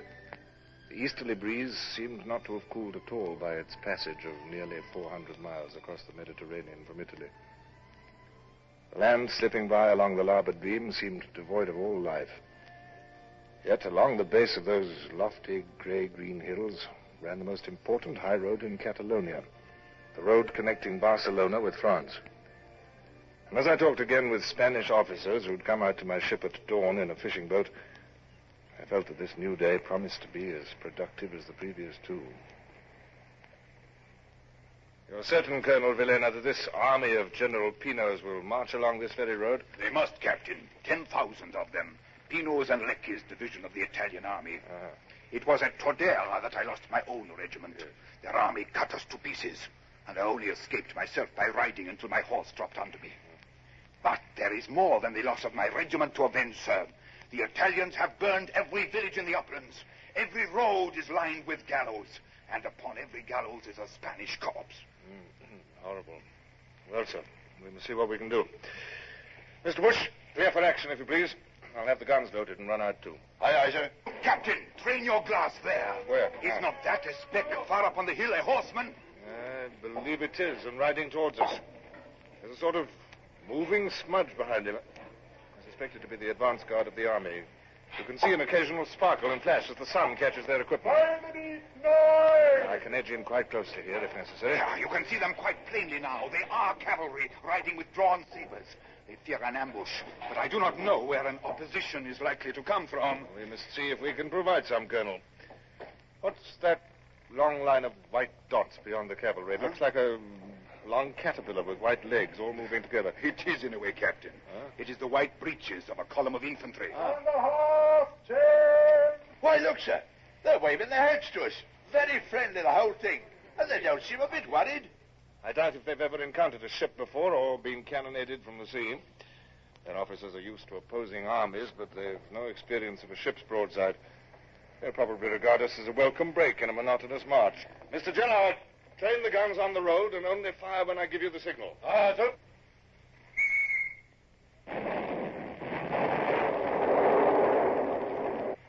Fire as you will, Mr. Gerard. And again.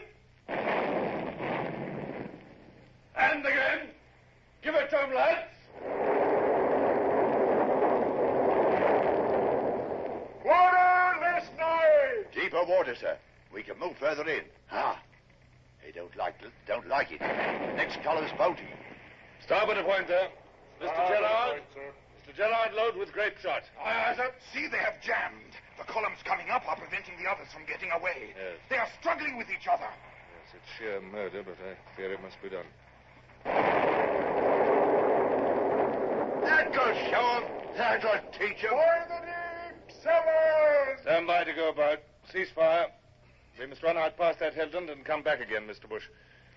We've done considerable damage, I think. Yes, sir. Just look at the road. It's littered with them. And the hillside's covered with men trying to get away. Their officers will never round them up. There's a battery of artillery at the end of the next column, sir. Yes, 9-pounder field pieces. Only stuff against our broadside. But by heaven, they're going to try. Look at this officer galloping down the line. He's ordering the guns into action. Here, wear ship, Mr. Bush. We'll stand in and give them a sporting target. Aye, aye, sir. 9-pounders. Reserve your fire for the battery, Mr. Gerard. Ready? Now. Damn the smoke! It's blowing right back into our eyes. Can't see a thing. Magnificent! Half the guns are smashed. Their crews are killed or scattered. Not all. That officer's a gallant man. He's trying to get one gun working. He's too late. Our speed is taking us out of range. Here's a 2nd Division of infantry, sir. Look at them. Scattering up the hillside even before we get to them. Yes, don't fire at them, Mr. Gerard. It's as damaging to an army to be scattered and demoralized as to be killed. Though I doubt if our men will understand that. Do you see that group of horsemen above the road there? Gold trappings and plumes? The staff of the army, I'll swear. Mr. Gerard, we'll give a little attention to that group up there, if you please. Aye, sir. Do the fools think they're out of range or don't they care?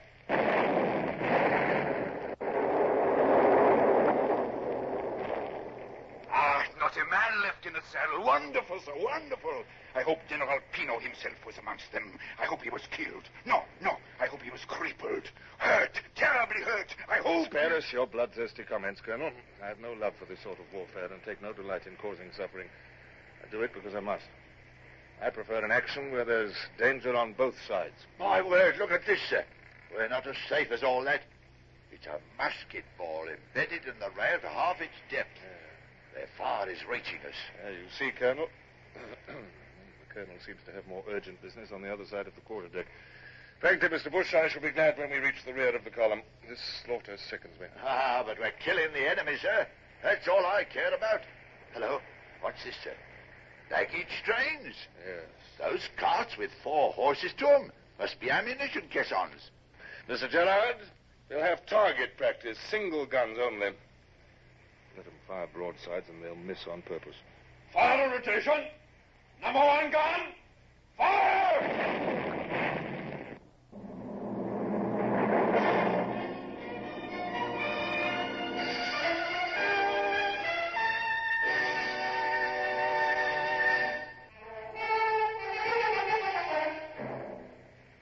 The Sutherland drifted slowly along the shore.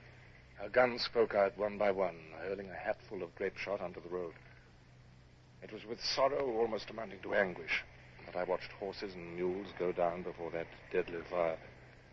But I maintained a cold, impassive face throughout. A few of the mules managed to leap the bank out of the road and scramble up the hillside, scattering their loads as they went. And then, as we passed the last of the ammunition train and came to a new line of carts, I observed a man standing up in one of the carts and frantically waving a white handkerchief. Looks as though they want to surrender, sir. Ridiculous. He must know that no surrender could be put into effect. He must take his chance. What's he doing now? He seems to be trying to pick something up from the floor of the car. He's tried to lift it. Oh, good heavens, I see now. Cease fire! Cease fire at once! It's a man he's holding up, a bandaged man. Those are the army ambulance vehicles full of sick and wounded from yesterday's battle with Villena's regiment. That officer must be a surgeon. Yes, put the ship about, Mr. Bush. We will retrace our course and harass the main body again. Aye, sir. Stand by to go about. Aye, sir. Hands to places. Won't be so easy on this deck, sir. We'll have to sail close hauled, and if we make 3 knots, we'll be doing well. We shall do the best we can, then. Deck there. Field guns training us from the road, sir. They've got 3 guns into position, sir. Very well. We'll see what we can do. Mr. Gerard, carry on with your target practice. Aye, sir. In a way, Mr. Bush, this is a good thing. Our crew is raw, and there's a vast difference between shooting undisturbed and shooting under return fire. See how they behave. Those fellows are good gunners. That one was close. That was closer, sir. Look at that hole in our topsail. I should think... Sir. Some casualties, I think. Yes, use your bow chaser guns on the battery. It may unsteady their gun layers. There's plenty of targets, even if they can't reach the field guns, sir. Look at their soldiers scattering all over the hillside, sir. Yes, their officers are going to have a difficult time reassembling them, and many will desert. I understand that these Italian divisions desert readily. They have no love for Bonaparte's cause. More hits. The main top-gallant backstay's parted, sir. Send some topmen up and splice that stay. But we'll be in close range presently, sir. What the devil's that?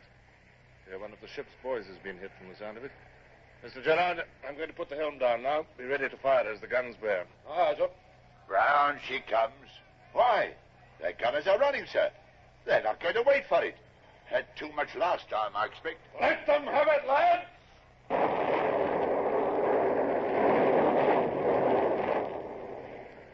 Smoke's clearing.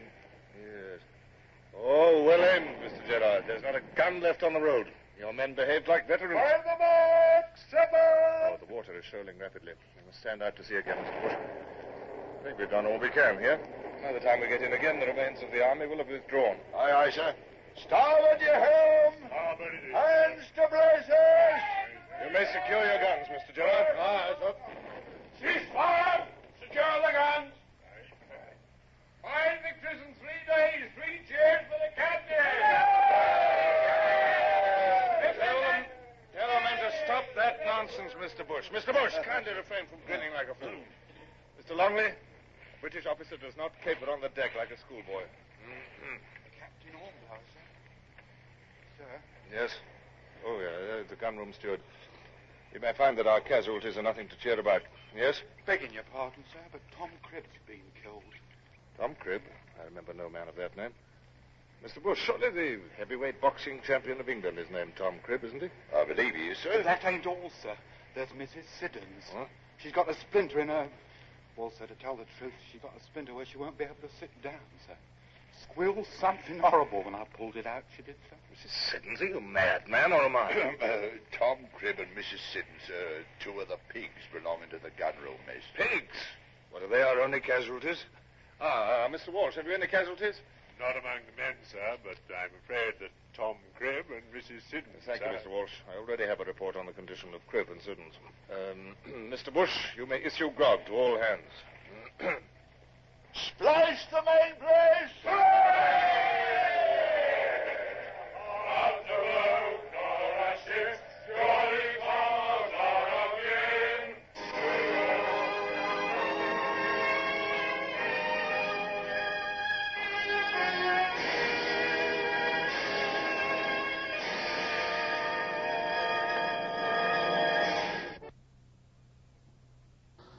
Horatio Hornblower, starring Michael Redgrave, is based on the novels by C.S. Forrester. Music composed and conducted by Sidney Torch. Produced by Harry Allen Towers.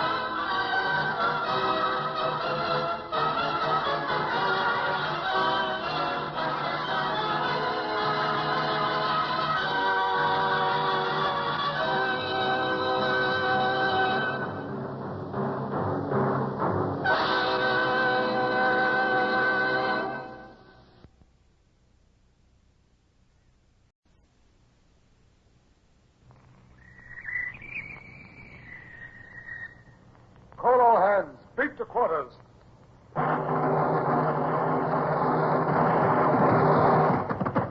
Unload the guns. Stand by the starboard battery. One broadside into it, if you please, Captain Bush. Pointers on target. Linstocks ready. Aye, aye, sir. Ready. Fire!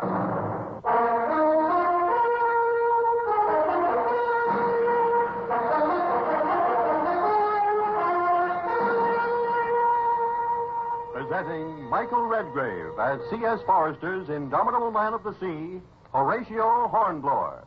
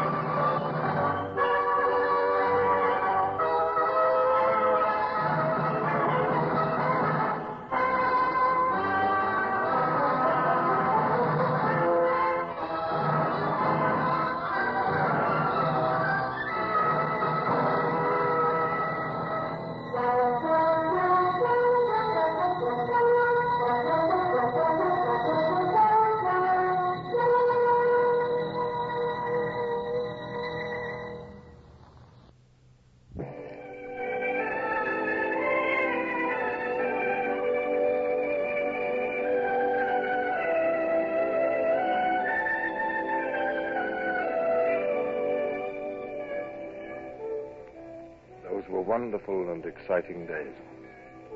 Even now, after so many years, and knowing what trouble and hardship was to come, I'd still elect to live them again, had I the choice.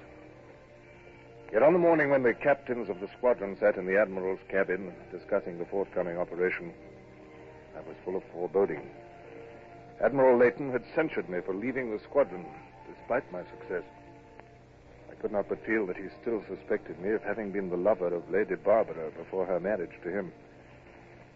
And now I again found myself opposing him. Then, we're agreed, gentlemen. The capture of the town of Rosas, if it can be effected, will throw the French plans for the subjection of Catalonia into confusion. Our 3 ships can supply a landing party of 600 men, and Captain Hornblower will lead them. His experience of the Spanish during his imprisonment there and his command of the tongue make him the obvious choice.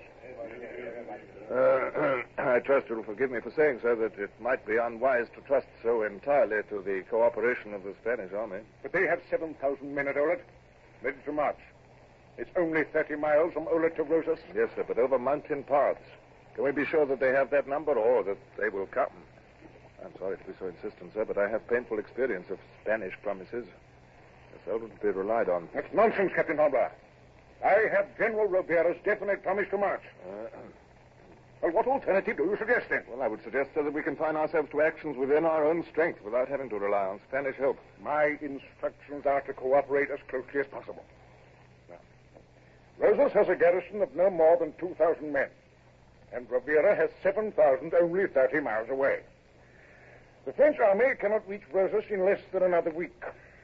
We can supply heavy guns, men to work them, and more men to lead a storming column when we've effected a breach. It can be done easily before the French army arrives. So I fail to understand your objections, Captain Hornblower. I did but state them at your request, sir. I ask for helpful suggestions, not objections. I look for more loyalty from you, Captain. I can assure you of my loyalty, sir. Very well. Then we can start at once. I trust we're on the eve of the most resounding success the Mediterranean coast of Spain has ever seen.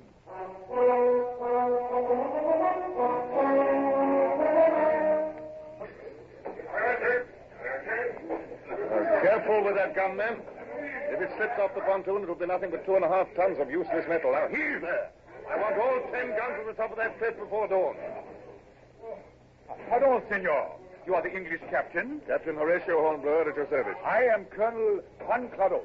I bid you welcome in the name of General Rivera. Thank you, sir. I bring 1,000 men, 50 horses, and 100 mules. It will take 50 horses to drag one of those 24-pounders over this country. They're going to be kept busy, sir. I have combed the country for animals, senor. These are all I can muster. Very well, then we must harness men, too.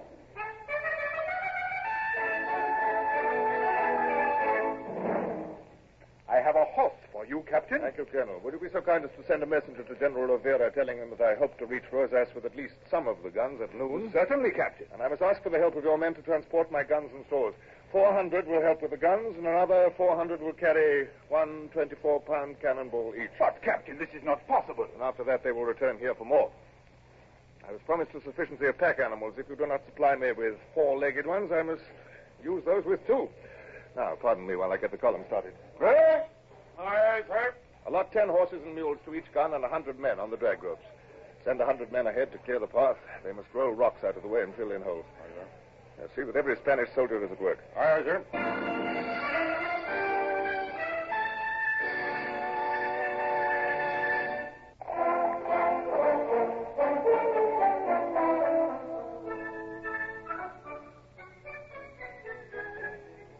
The interminable haul of guns and stores dragged wearily on under the blazing sun.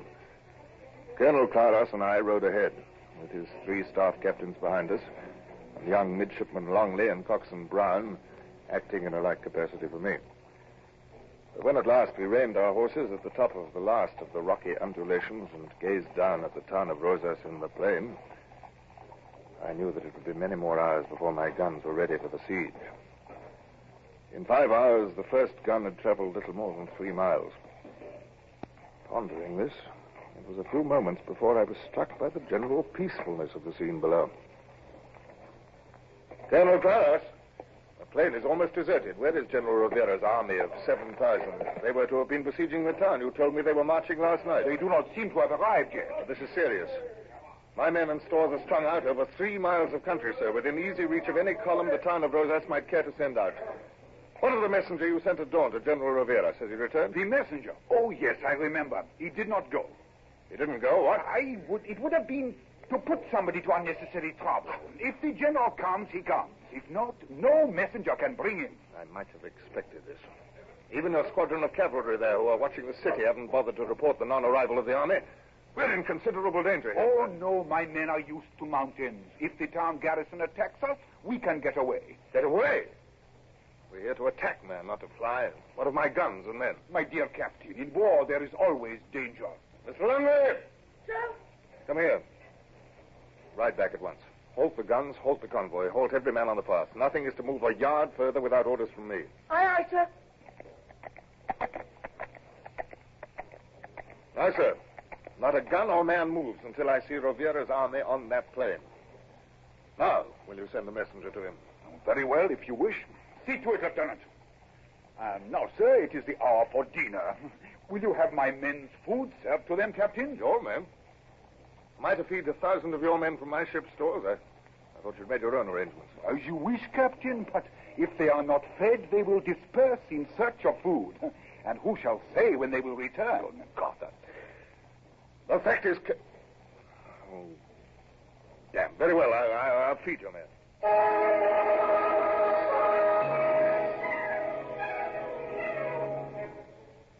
There was nothing else to be done. I fed them, and when they'd eaten, they lay in the scrub and slept. The siesta was sacred, even in war. But I could not eat. I scribbled a report to Admiral Layton and walked about fretting until his reply came. And the reply was as futile and unpractical as I might have expected. Excuse me, sir. Look. What is it, Brian? The foggies down there on the move. They're coming out of the fortress, sir. Yes. 3 columns of them. Not good that cavalry picket is, sir.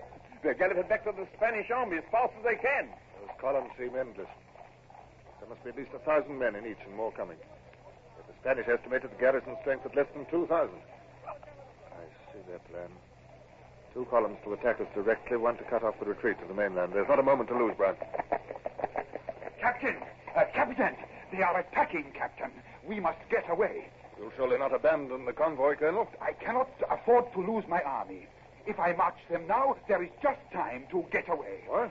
Unfortunate, senor. A military necessity. Yes. That's the sort of allies to have, sir, isn't it, eh? Well, I hope the columns chase it and cut it to pieces. Quick, Brown, back to the Marines. Major Lord! Sir? Stiff task for you. We'll have 3,000 French on us inside an hour. Your Marines will have to hold them back while we get the stores back to the ship. Aye? Oh, you'll be a job. You wouldn't be thinking of abandoning the stores, sir? No. It might be worth losing them to save the lives of trained seamen, but the shock to morale of leaving the guns after so much trouble to get them here would be enormous. No, we must fight a rearguard action, Major. Aye, we'll do that. Longley! Sir? Ride to the beach. Tell the Admiral we must re-embark men and stores and ask for boats to take us off. Aye, sir.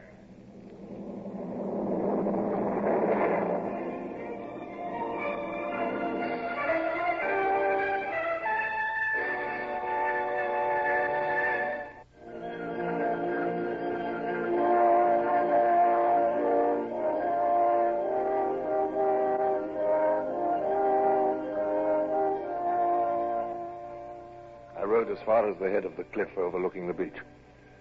The beach party was hard at work reloading the barrels of bread and beef, and at the head of the cliff a party of seamen were unloading the first mule train. Bring those mules back to the guns as soon as they're unloaded. Aye, sir. Come Longley, Brown. Come, you stay with me. I may need messengers. Listen. Sounds as though Major Laird is already in action. Let us go back and see what's happening. Look, sir. There's Major Laird on that high rock above the pass. Yeah. He's got his men struck out along the top of the ridge. Oh, well, Major Laird. You look as though you're enjoying yourself. Aye. Come up and see for yourself. Yeah, hold my horse, Brown. I'm going up.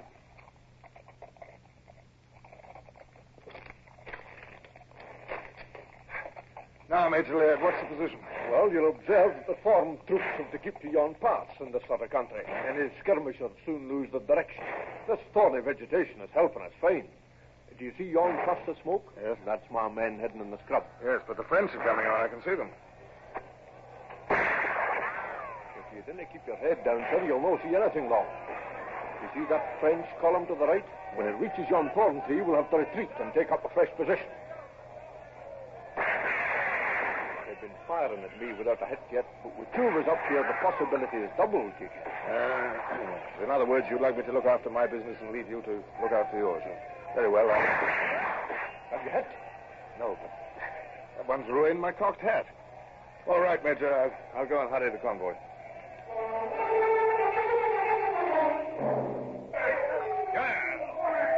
Heave away, lads. Pony hasn't any guns as good as these. Don't let him have them as a present. Yes, his gun, he'll have to take us with it. Look at that, sir! The Spaniards have got away! You can see them climbing the hill beyond the plain over there. Allies or not, I could almost wish they'd been cut off. They hate foreigners, they hate each other. If they will not settle their differences and keep their promises to their allies, they'll never again rule their own country. Now, but come. I can't waste time in talking.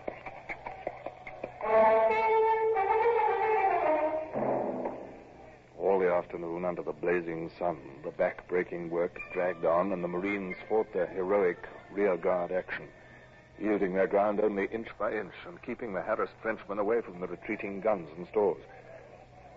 Problem after problem presented itself and was solved.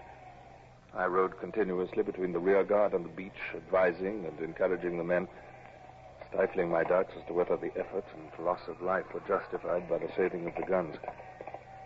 And at last, most of the guns were on the beach, and the rest were at the head of the gully. All the stores were safe aboard. Cavendish, who was in command on the beach, came up to me. What about the horses and mules, sir?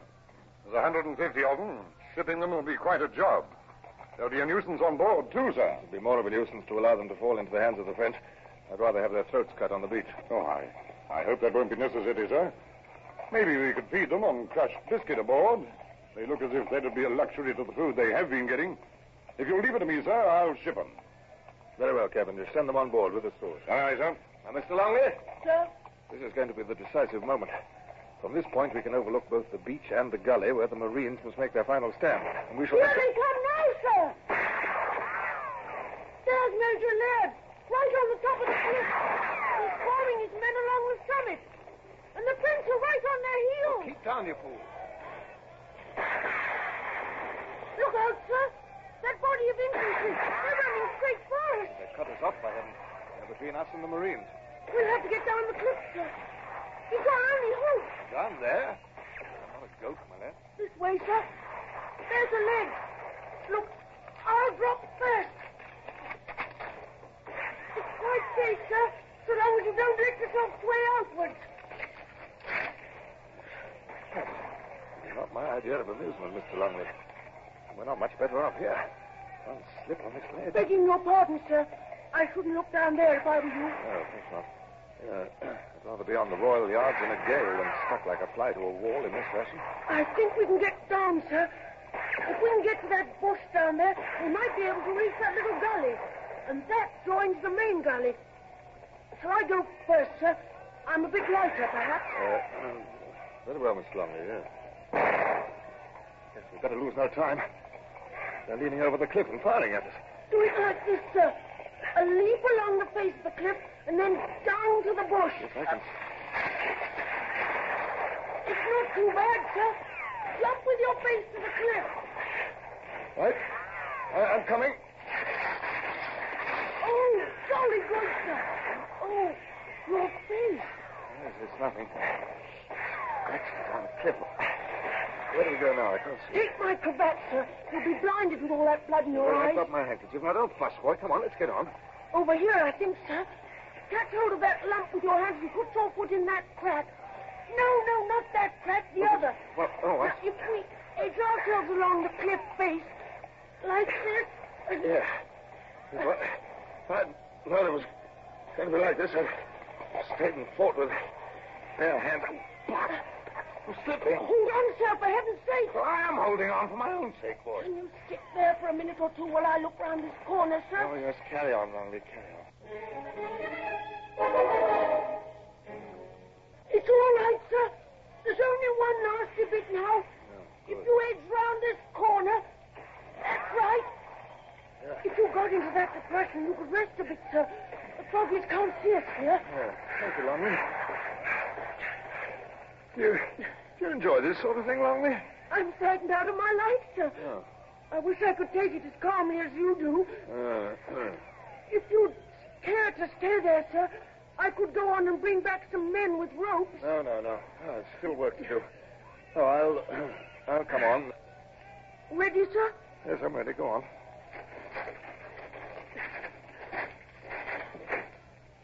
We're there. Are you hurt, sir? No. I doubt if I've any skin left under my breeches. Nothing's broken. Yeah. Yes, that was a nice piece of work on your part, Mr. Longley. You'll make a very fine officer. Thank you, sir. It was only your coolness made it possible, sir. Oh. Here comes Cavendish, and old Brown's with him. Thank goodness you're safe, sir. We thought you'd been taken. Horses and mules are loaded down. Very well. The seamen can go next, and are the boats ready and armed? They're all ready, sir. Good. Here come the Marines down the cliff, sir. To the boats. The French are running down the beach now, sir. Longboats, ahoy! Open fire with your four-pounders. Great shot.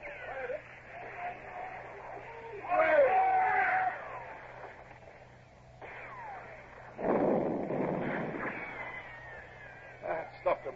Get aboard, everyone. Through the surf.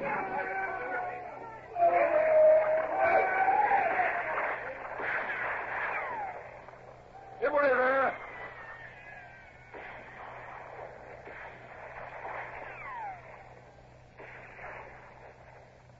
A very handsome operation was yon. Your men did splendidly, Major Laird.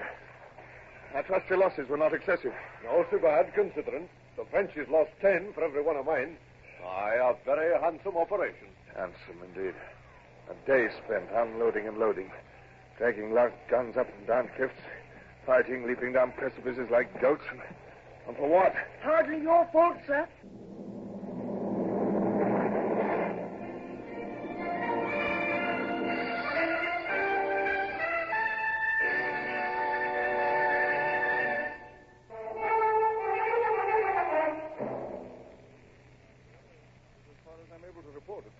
Until my officers submitted the casualty lists.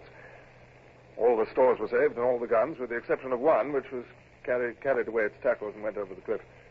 I shall make arrangements to have it salvaged tomorrow. Yes. You appear to have carried out a very successful retreat, Captain Hornblower. Nevertheless, it was a retreat. I had hoped for a resounding victory in the capture of the town of Roses. So had I, sir. Yes.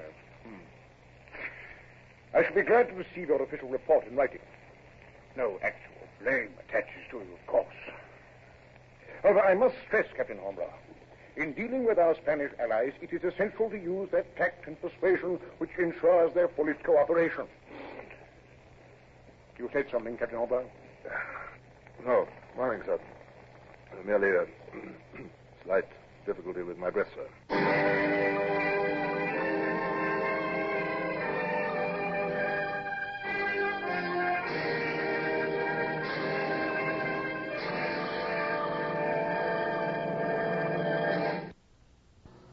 Horatio Hornblower, starring Michael Redgrave, is based on the novels by C.S. Forrester.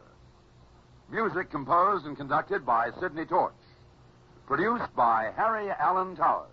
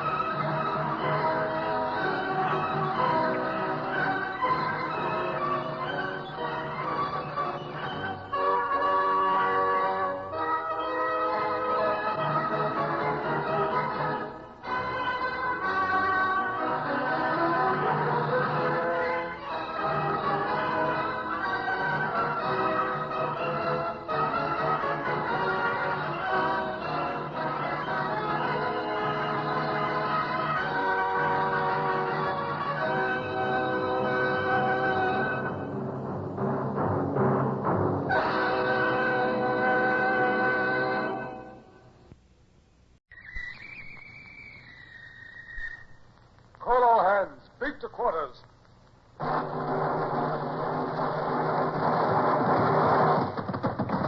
out the guns. Stand by the starboard battery. One broadside into it, if you please, Captain Bush. Pointers on target. Flintstocks ready. Aye, aye, sir. Ready. Fire!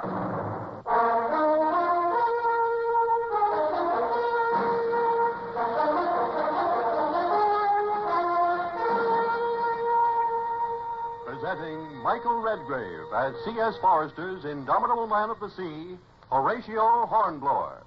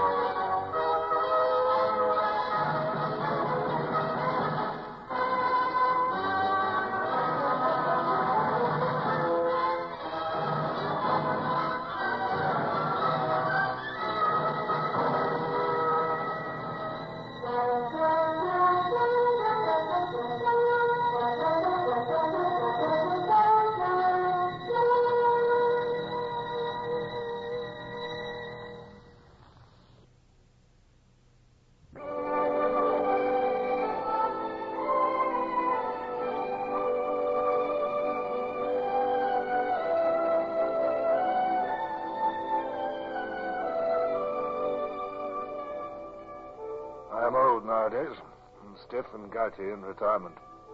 But not too old to remember and feel again the thrill of a heaving quarterdeck beneath my feet. The white-flecked Mediterranean round me. The nearest admiral 100 miles away. And the prospect of adventure just over the horizon. On that particular morning, Lieutenant Bush shared my feelings. He was grinning like a gargoyle as he joined me.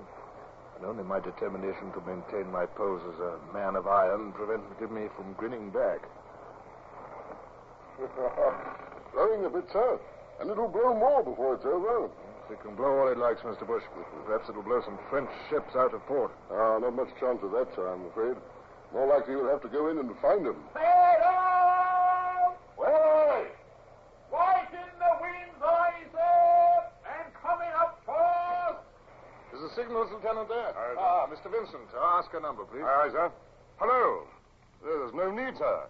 She's signaling. Well, what'd you say? Cassandra, Captain Frederick Cook.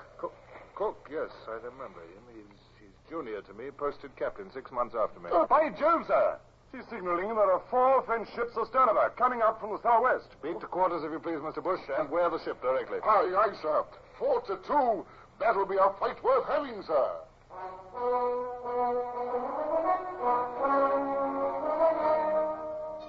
But I knew that Bush, that old war horse, was to be disappointed. It was not my task to fight against heavy odds until I made sure that the situation demanded it. Other British ships might be in pursuit. Rushing into battle without thought might be as bad as rushing out of it.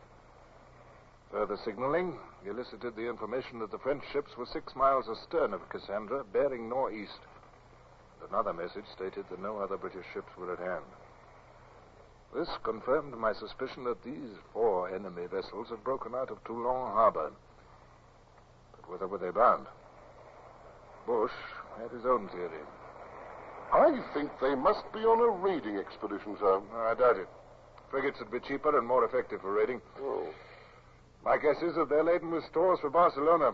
If I know Bonaparte, he's heard that there are 3 British ships in these waters, and he's hoping that 4 Frenchmen can get through with stores and crush the British squadron on the way.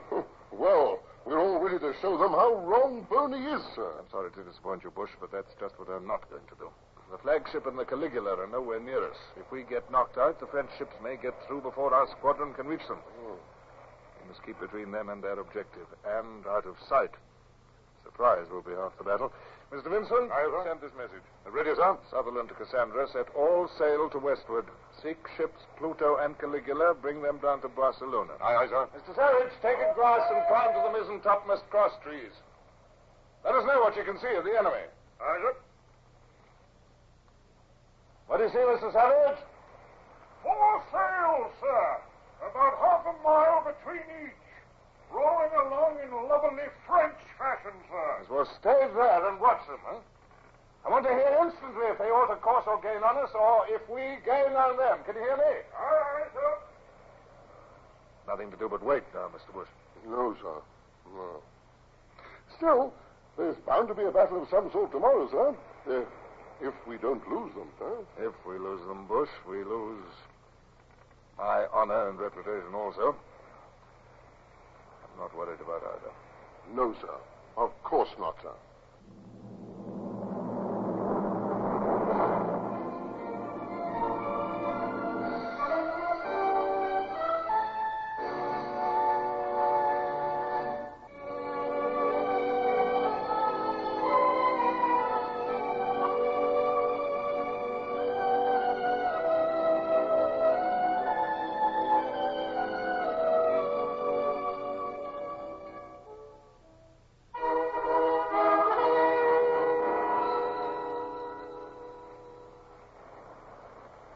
Mr. Gerard, anything to report? Not much, sir. It blew hard at 2 bells, but it's dropping fast now and backing southeasterly.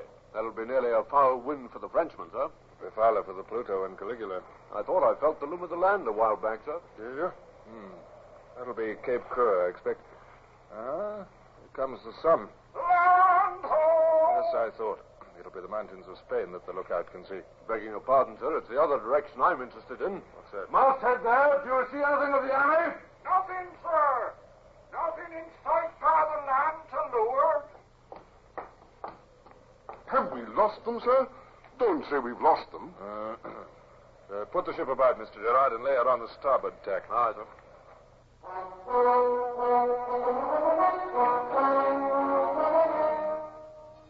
Whatever anxiety I felt, I was confident that no trace of it showed in my manner. But I was very anxious.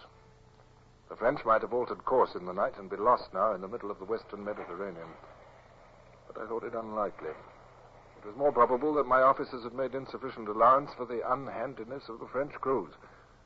Many French captains made a practice of heaving to at night, in which case we could easily have gained 20 miles on them. By retracing my course, I was confident that I should sight them again. At least, I tried to be confident. And I think my officers thought me so. I think the captain's a bit worried, Mr. Bush. He doesn't show it, of course, but if we have lost those frogs... They're thinking about Mr. Gerard. Admiral Leighton would break him for it.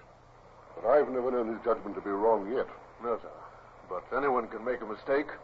I hope we haven't lost them anyway. I was looking forward to a real scrap today. We may get it yet. You think the captain's worried?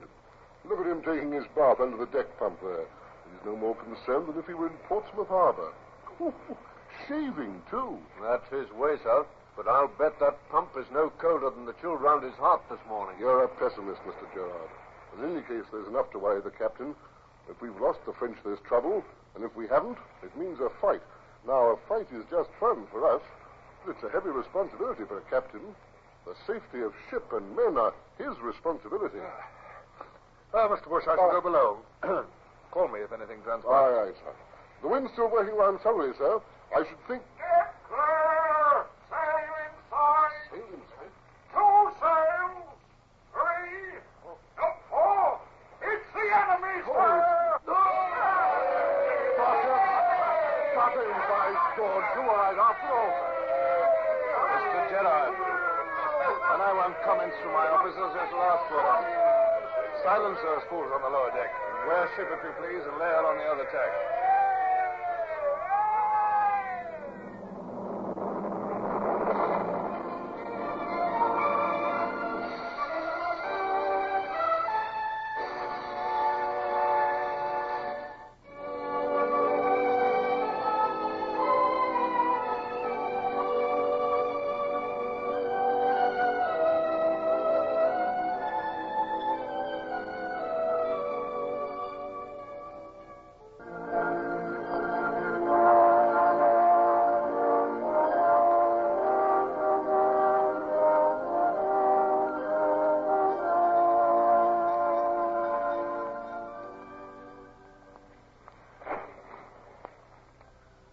close hold, Mr. Bush. We're clearly visible to the enemy now, so we can no longer count on surprise. Aye, sir. They seem to be heading in towards us, sir. They can do nothing else. They cannot hold their course for Barcelona with this wind. I imagine they're heading for the shelter of Rosehurst Bay. Oh. If they reach the bay, we lose them. They'll have the protection of the shore batteries there. Then we'll have to engage them, sir. Yes, I'm afraid so. 4-1. It's heavy odds. But if we can shoot away a few of their spars, we may delay them until the Pluto and the Caligula arrive. If they arrive. The wind is foul for them. We'll manage without them, sir. That big three-decker in the lead's flying an admiral's flag. The other three are two-deckers. Yes. I imagine we have about a quarter of an hour. Yes. We'll see that the men get a bite to eat in that time. Aye, sir.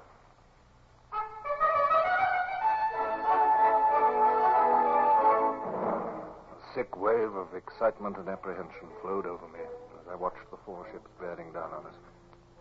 They were obviously intent on destroying the single ship of the line which stood between them and safety. I could not hope to turn back. All I could do would be to dismast and damage some to delay them in the hope that the other ships of the British squadron might arrive in time to destroy them.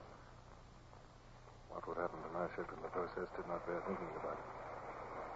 The leading French ship mounted 80 guns. I could see their muzzles grinning at me through their open ports. I glanced once at the battered red ensign fluttering at my peak, and then plunged into the realities of the situation. Hands to the braces, Mr. Bush. I want the ship handled like lightning when the time comes.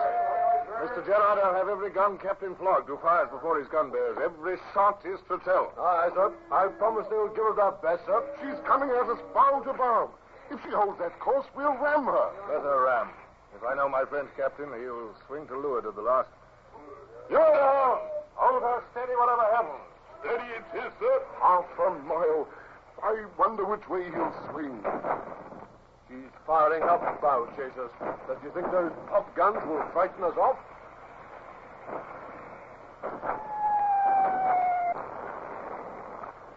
Up away, Floggy. We don't mind a few holes in our canvas. A quarter of a mile. Which way will he go? Which way? He's holding on longer than I thought. Do you think he means to ram us, sir? Not unless he wants to sink both ships. Helm there. Move that wheel at your peril. He is going to leeward. There he goes. Only a few hundred yards to spare. Hold your fire. Stand fast, everyone. His guns are beginning to bear. Now, helmsman, helm a weather. Slow. Cross our stern. Right it is. Head to sea.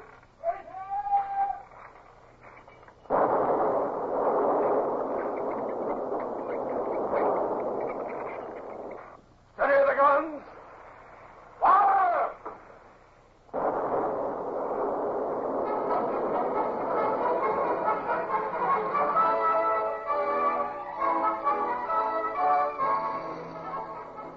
Those long hours of gun drill bore fruit now. Sponges were thrust into the reeking gun muzzle. In a moment they were withdrawn, the powder and the rammer and the shot were ready for insertion. Almost simultaneously, the gun trucks rumbled as the crews flung themselves on the tack and ran the guns up.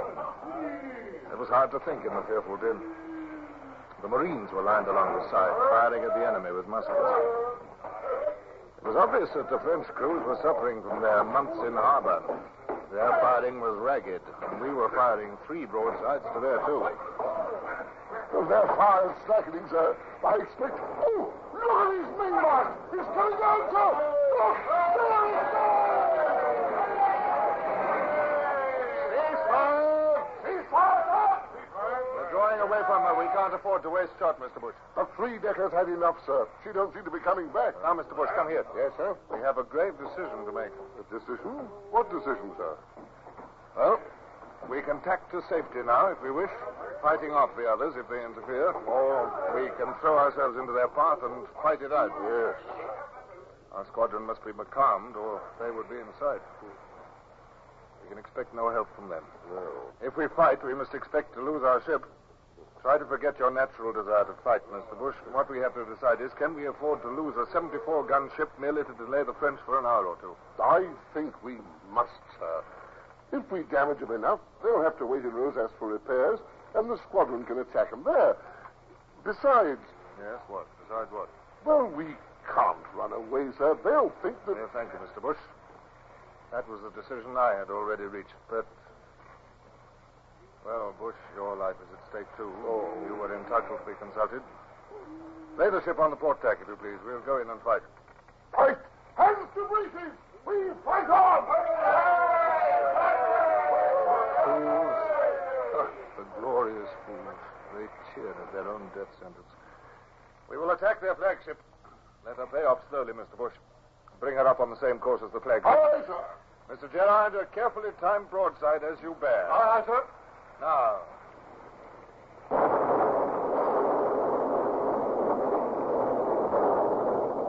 Edge closer in on her. Give her everything you've got, men.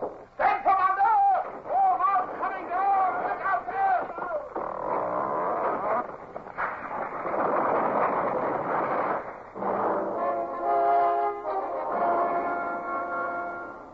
Foremost and mainmast came down together with a crash that even drowned the din of the battle. The wreckage tumbled across the starboard side, and Hooker ran forward with a group of men from disabled guns to hack it clear. I seized an axe and joined the party. Shots from the fourth French ship were smashing into us on that side, and smoke was pouring up from the canvas where the flames of the guns had set it alight. The whole deck was littered with dead and dying men. The wheel was gone. Masts and bulwarks were beaten flat. But still our guns, which could be worked, were firing. The enemy ships looming through the smoke on either side were in little better case. The wreckage at which I was stashing suddenly broke away and plunged into the sea. And I staggered back to the quarterdeck, amazed at the miracle by which I was still alive and unhurt. She's swinging round. The flagship's coming alongside. Orders! All hands to the bell boarders. Crystal, Hooker, boom them up there.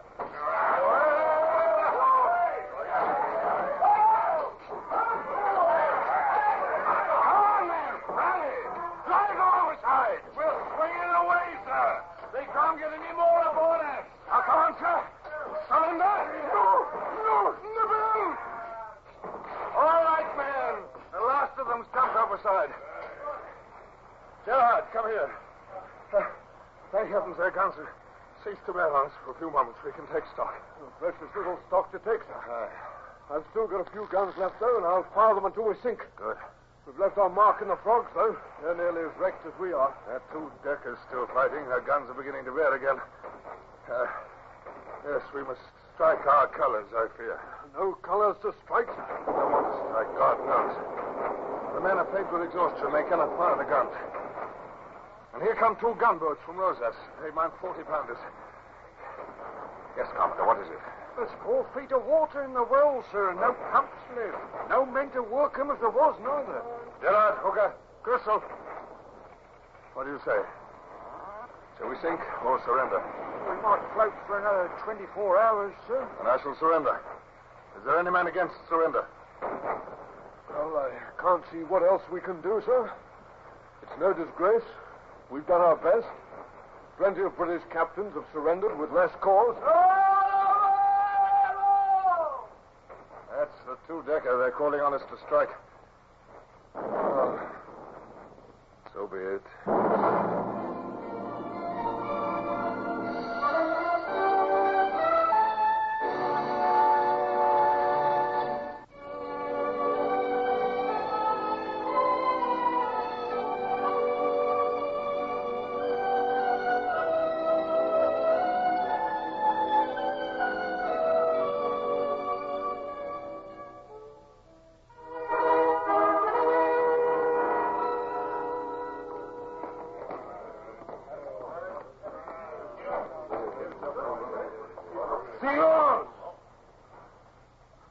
Monsieur le Capitaine?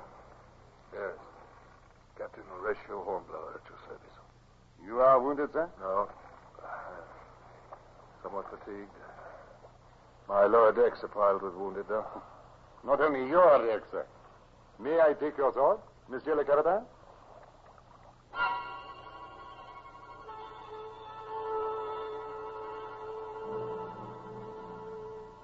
Even today, I cannot recall all the wretched details. I was barely conscious, so dazed with weariness. The sun pierced through the drifting smoke clouds and fell upon our shattered decks. My career was wrecked. The sun felt very hot upon my head, and I was dizzy and weary. He's fainted.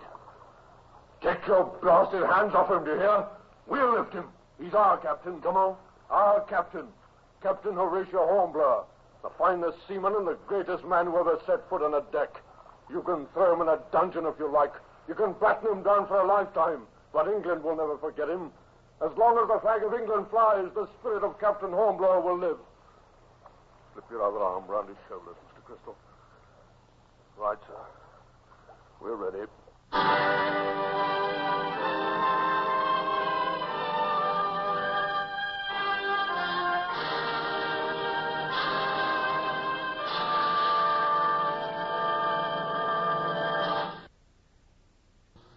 Horatio Hornblower, starring Michael Redgrave, is based on the novels by C.S. Forrester.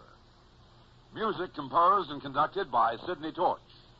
Produced by Harry Allen Towers.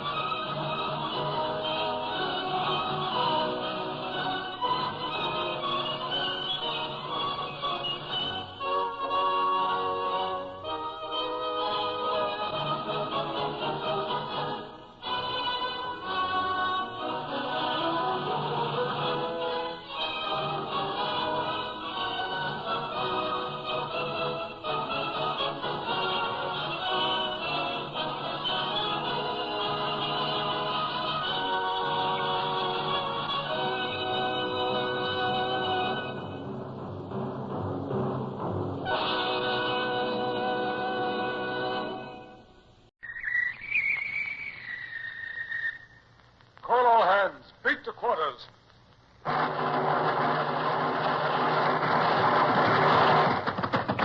out the guns. Stand by the starboard battery. One broadside into it, if you please, Captain Bush.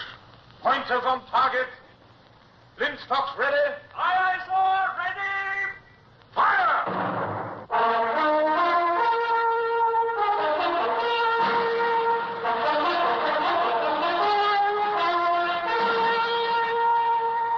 Presenting Michael Redgrave as C.S. Forrester's indomitable man of the sea, Horatio Hornblower.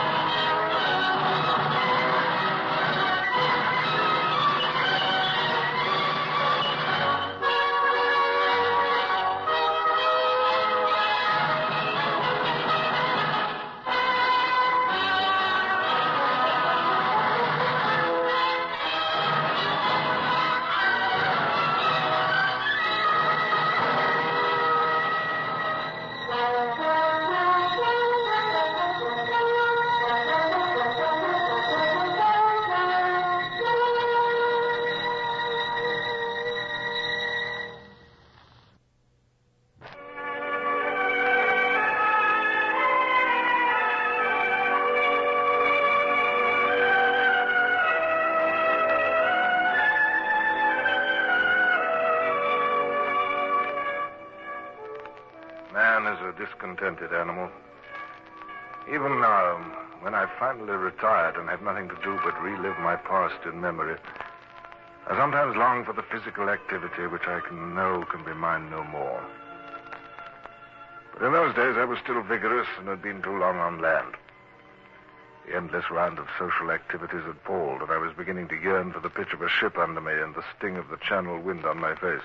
I was bored as I sat in Westminster Abbey, dressed in crimson and white and laden with regalia, listening to a dull sermon while around me the beautiful building blazed with the colors and arms of fellow knights and nobles. I sat in a stupor of boredom, which was suddenly broken into by a whispering naval lieutenant who appeared at my elbow. Compliments of Lord St. Vincent, sir. His lordship would like a word with you immediately. Oh, sir, with me? Oh, right, well, tell his lordship that I will come this instant.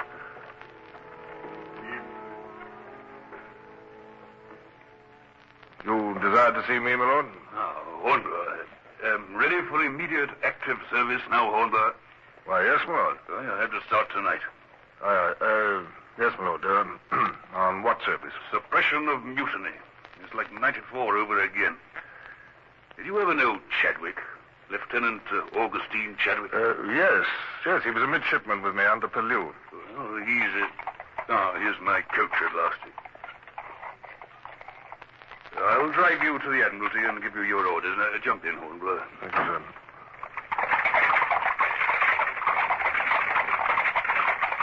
Chadwick had the 18-gun brig Flame. The crews mutinied in the Bay of the Seine and are holding him and the other officers hostage. They turned a master's mate and 4 loyal hands adrift in a gig with an ultimatum addressed to the Admiralty. The gig made Bembridge last night, and here's the papers they brought. What's the ultimatum, my lord? They want an amnesty, blast 'em.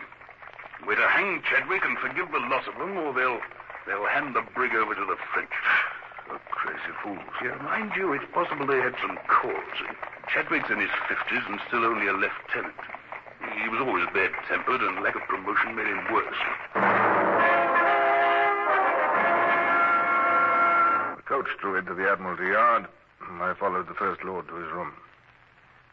I give you a free hand, and you can set about it any way you like. I can spare you 3 ships of the line if you want them, a couple of frigates, bomb vessels, there's even a rocket vessel if you think you could use it. Yes. It doesn't seem the sort of situation where sheer force would be of much use, my lord. Will you give me full powers, well, to negotiate, for instance? No, damn it, I will not negotiate. Well, I know what you're up against. Those insolent swine can slip into the mouth of the Seine and give themselves up at the first sign of danger. Yes, well, if they do that, Bonaparte will have his finest propaganda story in 20 years. Yes, I know. It's brains that are needed here. That's why I sent for you. Besides, the seamen like you, Hornblower. They follow you and listen to you. But if you want me to talk to them, it implies that I'm negotiating, my lord. No negotiations. We've had enough of that in 94. Well, then, the carte blanche you gave me is no more than the usual naval officer's orders, my lord. Forgive me if I point out my position, sir, but this is a difficult task. Failure endangers the country and makes me the laughingstock of the Navy. Success brings no honor, for it must remain secret. I submit, sir, that the least I should have is full powers to do whatever seems best on the spot. All right, you shall have your powers. I'll draw up the orders to that effect. You'll hold your appointment as Commodore, of course.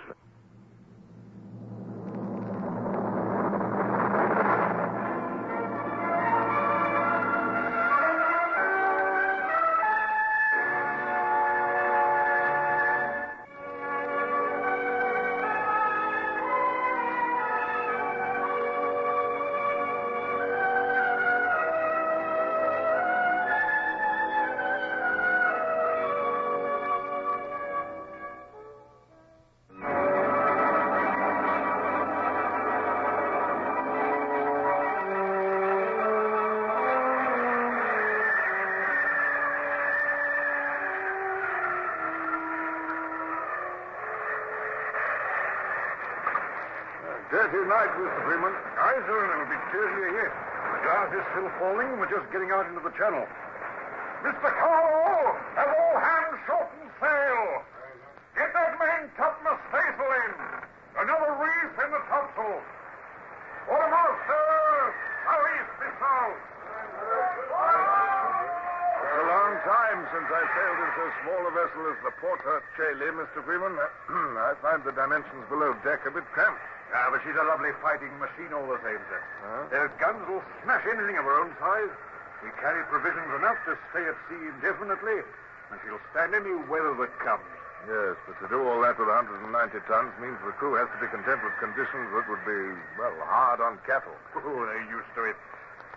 Any orders when we sight the flames, sir? We'll deal with the situation when it arises, Mr. Freeman. My orders give me power to negotiate, but I feel that negotiation would be a sign of weakness. Somehow or other, I shall have to trick 100 English seamen into my power so that they can be hanged or flogged for something. I might feel like doing myself under similar circumstances. I don't envy you your job, sir. Anything wrong, sir? You look a bit... Going below. Just call me if necessary.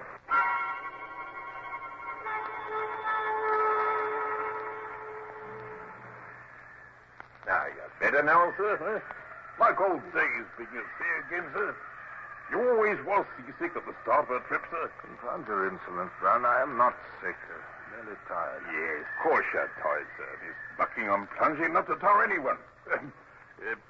When you go on deck again, sir, the leadership asked me to see that you wore this silk scarf she made for you. It's very light and warm as a toaster.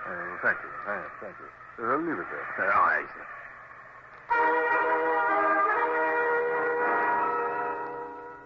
That gale was interminable. Night and day it raged, and though Freeman clawed into it as much as he dared, I knew that it was gradually drifting us away from the course we needed to make to find the mutineers. In the meantime, I fought my squeamish stomach, learned my way about the ship, and tried to pretend to myself that I should know how to handle mutineers when the time came. Freeman was a good captain. His vessel was well kept, and his crew as happy as any crew could be in such weather and circumstances.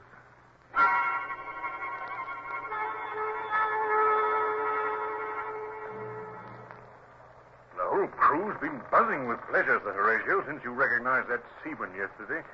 It's not often they see a commodore shake hands with an ordinary seaman. He taught me a lot of good work, Mr. Freeman. You won't really tell the men why you're here, will you, sir? Afraid I'll have to. We may have to fight, and I can't ask Englishmen to kill Englishmen without some explanation. The watch is changing now. This will be as good a time as any. You'll have the goodness to summon them aft, will you? Very well, Sir Horatio. Mr. Convoy! Aye, sir. All hands muster off!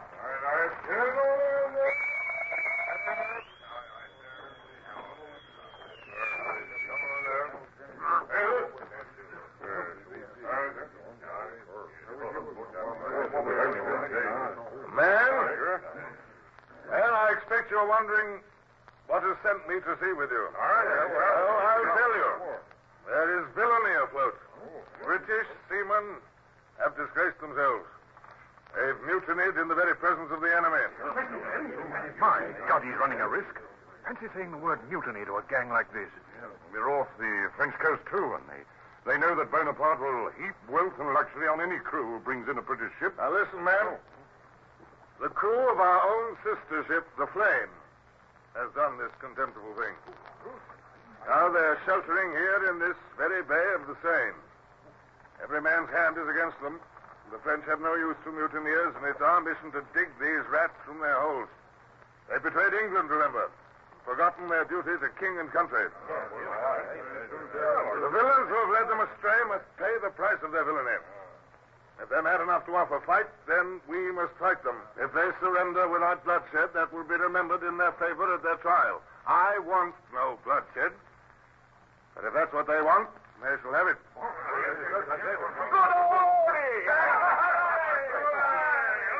Clever that was.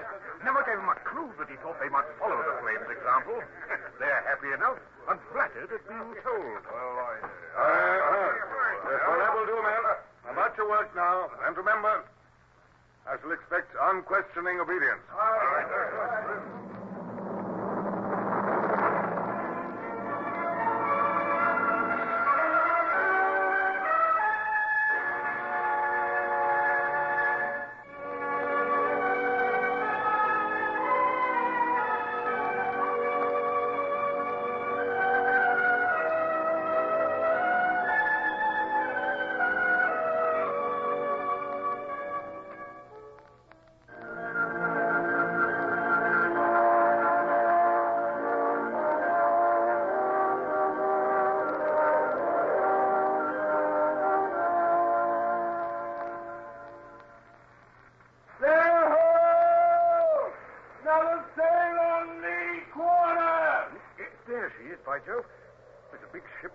mainsail set to the royals.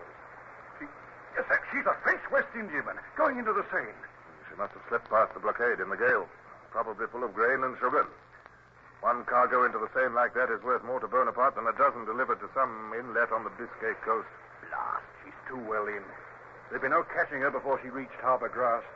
We'll have to let her go, Mr. Freeman. It's a pity. If it wasn't for the flame, we might have taken her. That would have meant at least £10 a man prize money. Yes, Freeman, that won't make the men any better disposed towards the mutineers. The flame's standing steadily in, sir. She's obviously not going to let us get near her. She'll give herself up to the French if we do. Yeah, pity we can't get to windward of her. Oh, there's no room to do it before she gets away. No. Please have a boat hoisted out for me. I'll have to go and parley with the villains. Aye, sir. She don't mean to be taken by surprise, sir. Her guns are out and her boarding netting's rigged. Guns, man, look out for loft, warrant all to the raft. All trim and proper like this. I've got eyes of my own, Brown. Spare your chatter. Shall I tell him, sir? Yes, go on. Commodore Sir Horatio Hornblower, KB! Come alongside. We'll all Commodore Hornblower on board, but no one else. And we got cold stuff ready to drop into you if you play any tricks. Lay alongside, Brown. Aye, sir. I'll go up to the main chains.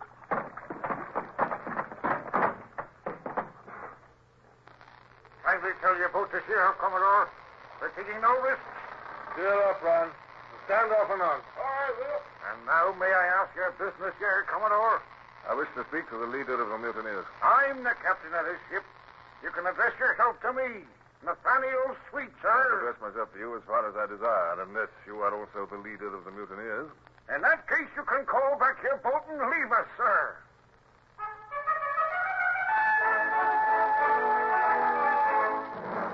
This was an impasse already. I studied the white-haired, wrinkled old man with the telescope under his arm who called himself Nathaniel Sweet.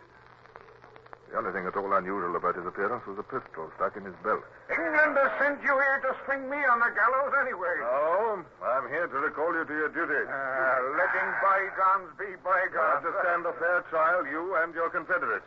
That means the gallows. And I'd be lucky compared with some of the others. You shall have a fair and honest trial, with every mitigating circumstance taken into consideration. The only trial I'd attend to be to bear witness against Chadwick. The fellow he killed James Jones, the ship's boy, and reported that he died of fever. Aye, and a few other things, too.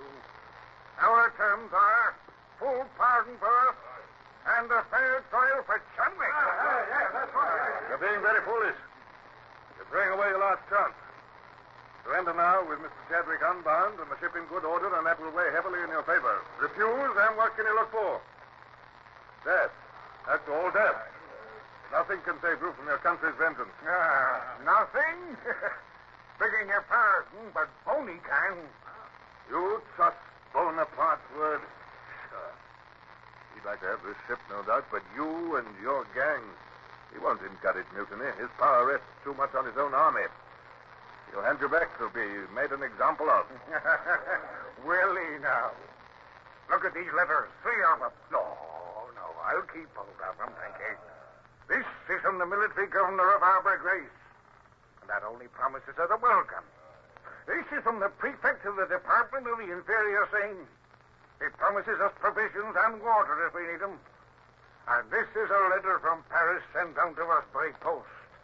It promises us immunity from arrest, civil rights in France, and a pension for every man from the age of 60. And do you know who it's signed by? Marie-Louise, Empress, Queen, and Regent. Boney won't go back on his wife's word. You mean to tell me, man, that you've been in communication with the shore? Aye, we have. And if you had the prospect before you of being flogged round the fleet, you'll do the same.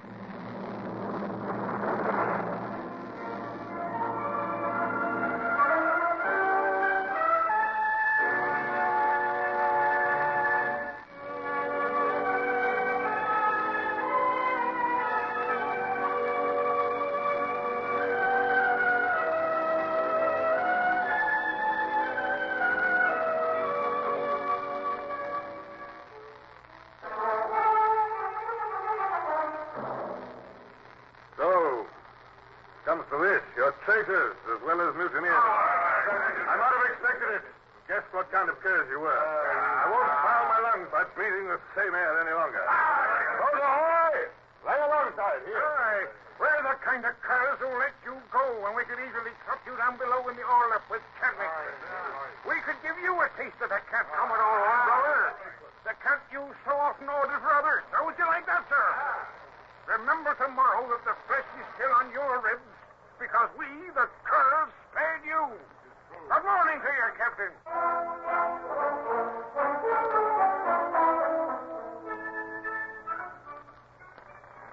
You don't think we'll give him a quick broadside, sir, and then get round to Windon and cut her off before she can make the shore? No, impossible, Mr. Freeman. She's barely within range, and she'll be out of it before our guns will run out. Yes, I've no doubt there's a dozen glasses watching our every movement. Queer to look at her, sir. She's so like our own brig.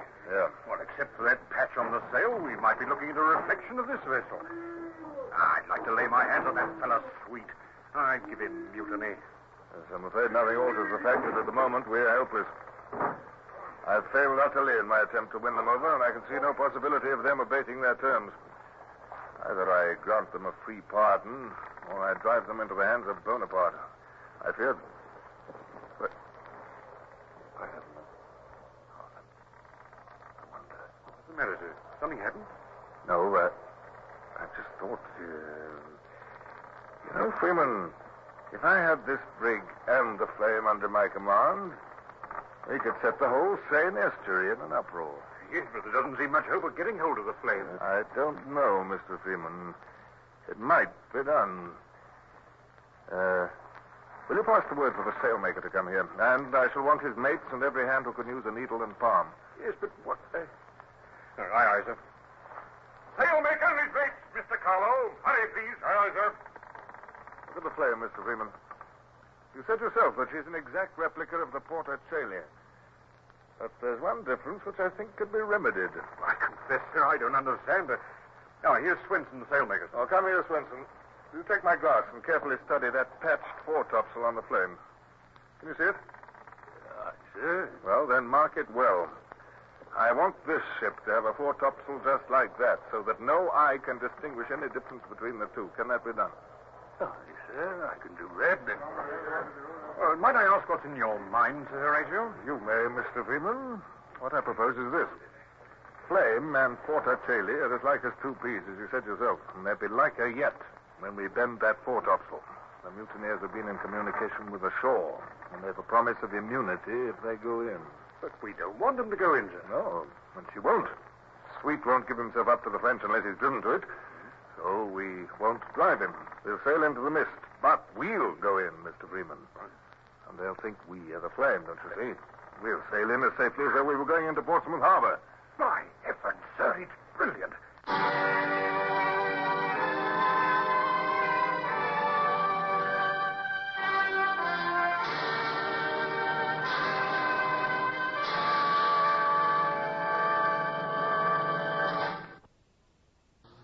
Horatio Hornblower, starring Michael Redgrave, is based on the novels by C.S. Forrester.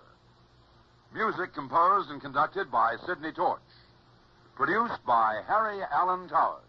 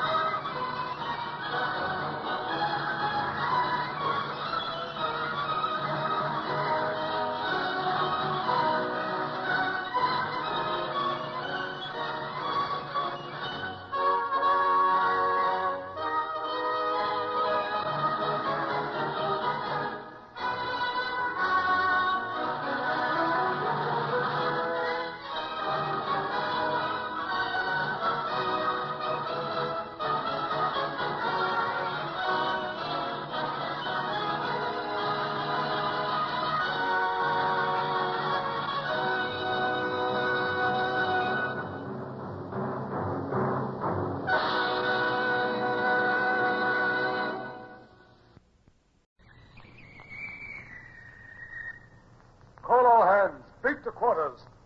Man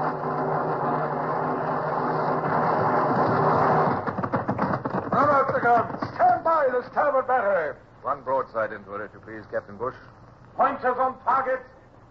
Linstops ready. Aye, aye, sir. Ready. Fire!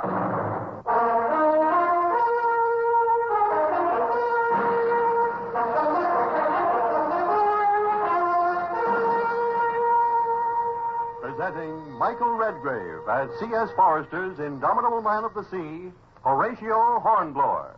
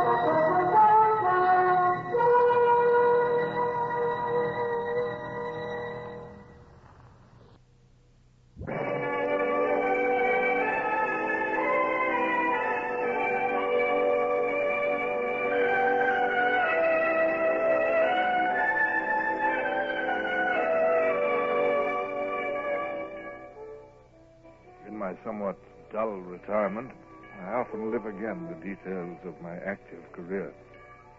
But no single episode of that career stands out more vividly than that dusky autumn evening when I stood on the deck beside Captain Freeman and sailed into the enemy's stronghold. The patched foretopsail had been bent on, the name Porter Chaley painted out, and the name Flame substituted. I forced myself to remain calm and apparently unmoved. But Freeman, beside me, had given up all pretense and was as excited as a schoolboy. There's the harbor, sir. And there's that French West Indiaman we saw go in this morning. Well, there's a lighter beside her. Of course, they wouldn't unload her at the quay. They'd put her cargo into lighters and send them upriver to Rouen and Paris. At the moment, I'm more interested in the town's defenses than the shipping. There are the ports of Adresse and Tourneville on that steep cliff. The twin lighthouses on Cap de la Heve. And the batteries there on that low ground beside the jetty. The batteries are going to be our greatest danger. I don't expect the forts to find out what's going on in time to open fire. I don't see why anyone should find out, sir. The ship's disguised, and we've got plain pea jackets over our uniforms. Oh, look, sir, look. There's a lot of shipping further in. Oh, might even be ships of the line. They haven't got their yards crossed. Well, I've never been in as close as this before. It'll be dark soon. I hope the weather doesn't clear any more. It's just light enough to find our way in, and it'll be dark enough to cover us as we come out. Sail on the lee, sir. Oh, that's the pilot lugger coming out to us. Right. They think we're the Flame, sure enough. Very good. Well, set the men to cheering at the port side. Secure the pilot when he comes on board.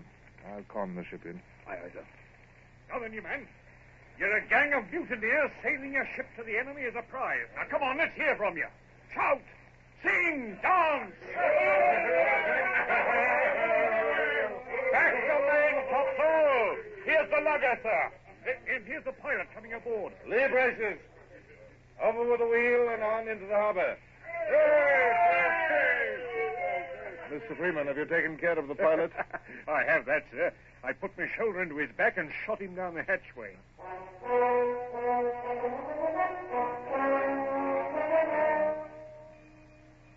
We were nearing the big Indiaman now.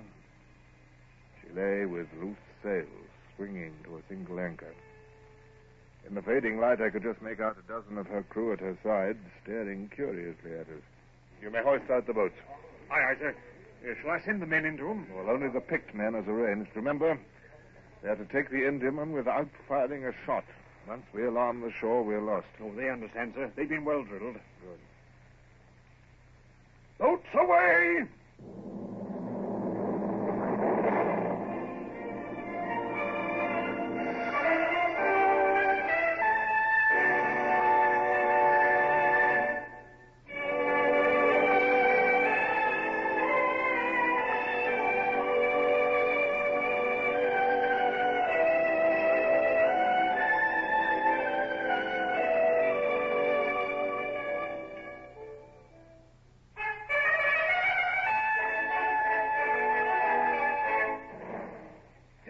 coming back, sir.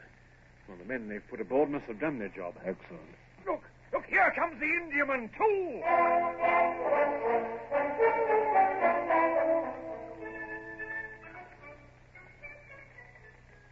Steady as you go. Mr. Freeman, my hand at the lead, if you please. I'm afraid we shall gain no more time. The shore authorities will be fully alert in a moment. Yes, the cutter's signaling the shore with a lantern. Yes, and firing a musket to attract their attention. Stand by to go about. This is going to be the most ticklish moment of our outward passage. Steady as she goes. Steady it is, sir. Now, the cutter must have cleared and loaded a bow chaser. 6-pounder from the sound of it. Yes, there's the flame of it.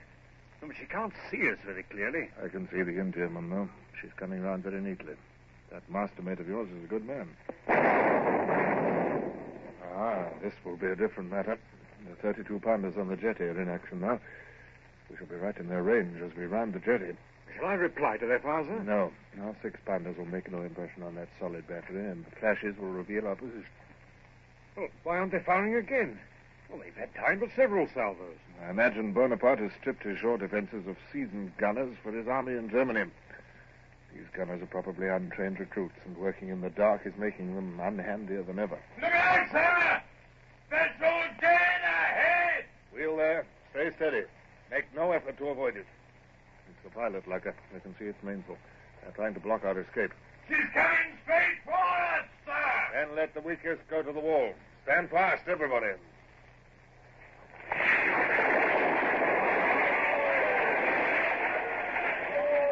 Look at her! Look at her! Her bows are smashed like an eggshell. The water's pouring into her. That was closer. They fired at the noise. We're getting into deeper water. Lay her on the other tack, if you please, Mr. Freeman. I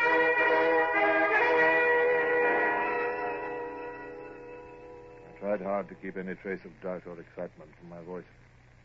But I knew that success or failure depended on the chances of the next few minutes. I felt weak with apprehension, not merely for the physical danger that we were in, but for the danger to my reputation should I fail. Men would not stop to think of my real motive. They would say I'd tried to take advantage of the mutiny to feather my own nest by capturing a prize. My honor, as well as my life and liberty, were at stake. Steady as she goes. We're out of range of the batteries now. What a shock for them, sir. A loaded Indiaman taken out of harbor right under their very noses. Very good piece of work, Mr. Freeman. All hands did their duty admirably.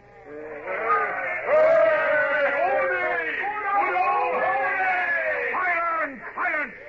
I'll flog any man who's disrespectful to the Commodore. Oh, leave them alone, Mr. Freeman. They mean well and they're excited. It sounds as though our prize crew on the Indiaman share their feelings. And they've reason to. All hands will get a nice share of prize money, and there ought to be at least £1,000 in it for you, sir. Yes, I shall go below, Mr. Freeman. Well, that will do, man. Mr. Freeman, please be good enough to issue grog to all hands.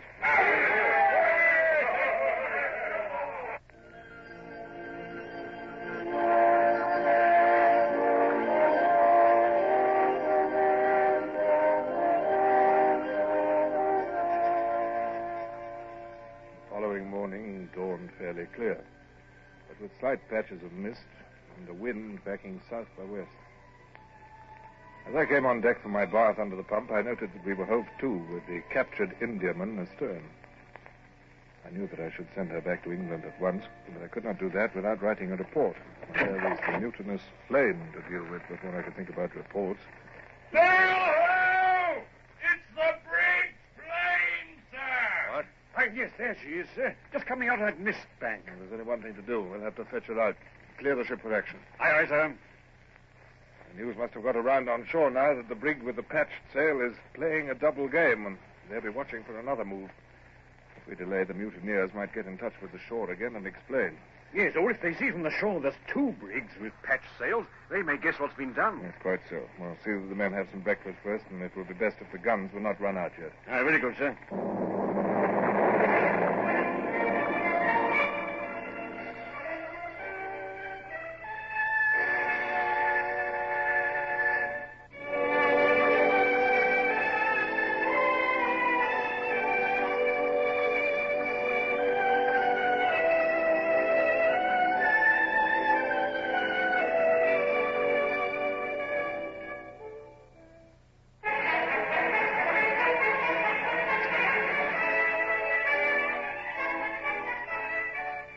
running out the guns would warn the flame that we expected a fight. That might tell them that escape to the French was not so easy as they thought. I gulped a little as I realized that within an hour the deck I trod would be swept with the carronades of the flame. Within that hour, I might be dead or shrieking under the surgeon's knife. Deck there! There's a lot of small craft putting out from the beach, sir. Heading for the flame, I think, sir. This should be interesting, Mr. Freeman. The mutineers are heading in rather than fight. They think those craft are coming out to welcome them. They're in for a shock, then, sir. Hey, hello. No, they're not so sure. They're hesitating. Look, you can see them spilling the wind from their mainsail. Probably an argument going on aboard between those who only want to keep out of our range and those who want to go over to the French. That argument will be soon resolved. Those craft are gunboats, and that lugger's full of men. That's the flame. A warning shot to make the frogs keep their distance. Look, sir, look. Look, the flames realize the craft are hostile. She's wearing round. Too late. They're closing in on her and opening fire. Look, sir, look. Look, the men from the lugger are boarding the flame. They'll take her. We'll run the guns out quickly. At least we shall fight against Frenchmen and not Englishmen. Gunners, listen to me. We're going in among those gunboats, and they must be sunk. Aim true at the base of their masts, and don't fire until you're sure you can hit.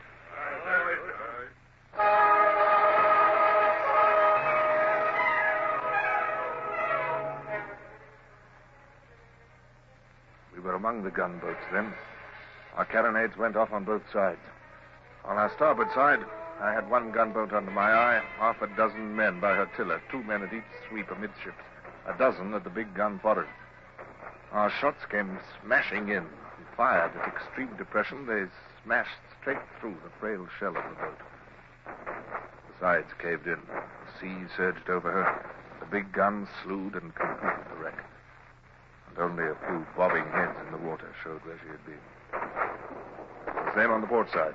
Whoever was responsible for exposing those small boats to our fire was a fool. But now, the lugger and the flame were close ahead. Mr. Freeman, load with canister, if you please. We'll run alongside the French lugger. One broadside, and then we'll board her in the smoke. Aye, sir. Gunners! Canister! I shall want every available man in the boarding party. You, Mr. Freeman, will stay here. Oh, but, sir... You'll stay here. Pick 6 good seamen to stay with you and work the brig out if we don't come back. Is that clear, Mr. Freeman? Yes, sir, Horatio. Helmsman, lay us alongside that lugger. Gunners, you see that every shot tells. Boarders, you ready to come with me?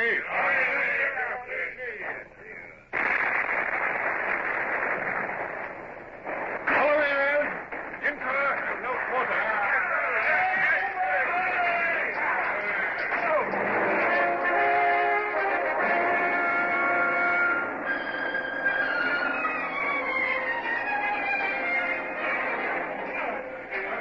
A figure brandishing a cutlass had leaped past me on the lugger. It was Brown. I saw him striking left and right, and then I was beside him in the struggling, slashing mass. I stumbled over a pile of dead and wounded men who had been caught in the blast of shot from our brig. And that stumble saved my life, for a blade snicked past my head as I pitched. An upward thrust as I recovered disposed of my attacker, and I fired the pistol in my left hand at a blue uniformed figure which loomed through the smoke at me. But now, the wind blew the smoke clear. The fighting around me ebbed away, and I could see again. Our master's mate was running down the tricolor from the masthead. On the starboard side was the flame. I could see French infantry shakers over her bulwarks. A second wave of boarders came pouring in from the Porta Coeli. Come on, man! Aboard the flame before they can organize a defense.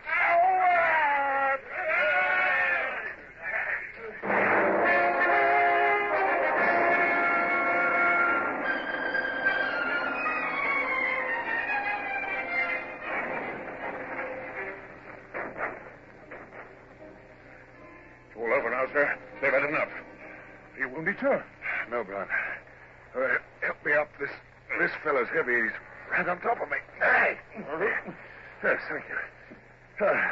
Well, Brown, what's the situation? Sir, some of them are hiding below, sir. We'll have them out presently. That lot are disarmed and guarded, and some went overside, sir. The ship's ours, sir. Where are the other mutineers? Down below, I fancy, sir. Now, some of the Frenchies are down there, too, sir. Cowards. I'd rather die on deck than scuttle into a hole like a rat. We'll have them out of it. We're all drifting ashore. Request permission to cast off and make sail. Now, wait a moment. We must...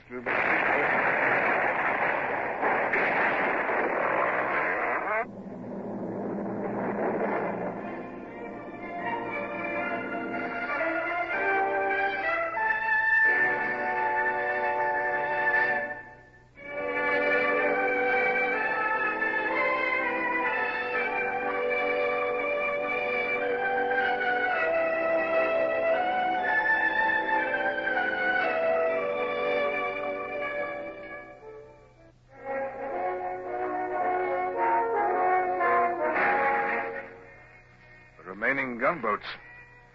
I'd forgotten them in the heat of the battle. But now I saw the two of them anchored a couple of cables lengths away in shoal water. The Flame, the Lugger, and the Porter-Chaley, all locked together, made a huge target. Another shot crashed into us, and then another. The 24-pound balls were smashing through the whole frail length of the brig, tearing their way through the cowering mutineers and French below decks. Haste was essential if we were not to be sunk where we lay. Down. Get those hatches battened down. Put a sentry over each. Mr. Gibbons? Secure your hatches. Get ready to make sail. All right, sir. What topmen are there? Man the halyards. Put a man on the wheel. Very well, Mr. Freeman. Cast off and make sail. Rendezvous at the Indiaman. All right, sir. Lively now. Hoist away at that sail. Wheel hard to starboard. There goes the Porter-Chaley, sir. And the prize crew's working the lugger away. We'll all be out of range of the gunboats in a minute. Thank heaven the wind is offshore. Hello. What's all that going on overside? Come here, sir. It's the prisoners. Mutineers and froggies. They're scrambling out through the shuttles and jumping overside. I'll let them go. Half will be drowned, and the mutineers who are saved will get no mercy from the French after this. Wait a minute. Where's the ringleader? Where's Nathaniel Sweet? He must not escape. He must be brought to trial or killed. He was below, sir. Look, ain't that him, sir? Over there. Where? Swimming. Yeah, there. You can see his long white hair. Nathaniel Sweet! I call upon you to surrender and stand your trial. I just laughing, the swine. Hey, you. Sir? You on sentry at the hatch. Pick me off that white-haired swimmer with your musket. Aye, sir. Look at the splash. Not within 10 yards. Now, give me the musket. Reload quick, or the villain will escape. I'll have him if I have to jump over and swim to him. Here's another musket, sir. Thank you. Let me. I wish I was a good shot myself. I'll give it to me. Got him, sir. Got him. He won't lead no more mutineers. Where is he? Porter. No, there he is. Look, just see his hair trailing. There. Now he's gone. Yeah. It's a horrible thing to have to do. There was no alternative. You will bear witness, Brown, that I called on him to surrender. Bless you, sir. It's a waste of breath. He's better off, too. He'd only hang if he was took.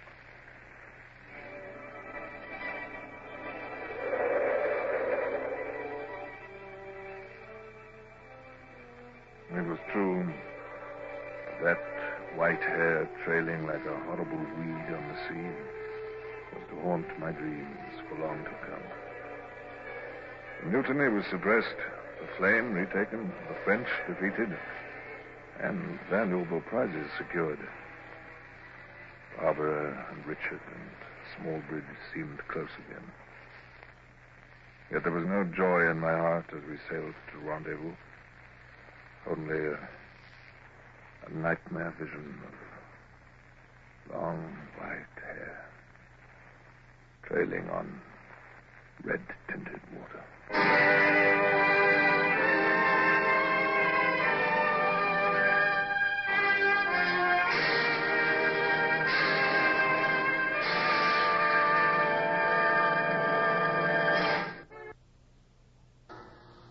Horatio Hornblower, starring Michael Redgrave, is based on the novels by C.S. Forrester. Music composed and conducted by Sidney Torch. Produced by Harry Allen Towers.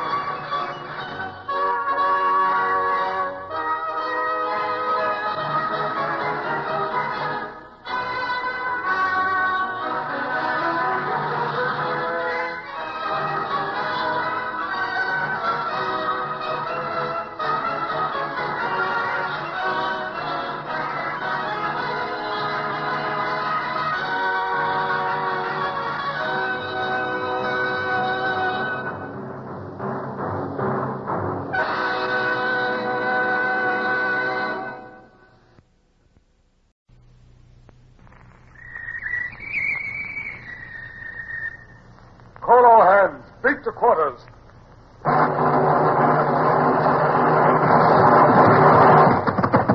Run out the guns. Stand by the starboard battery. One broadside into it, if you please, Captain Bush. Pointers on target. Linstocks ready. Aye, aye, sir. Ready. Fire!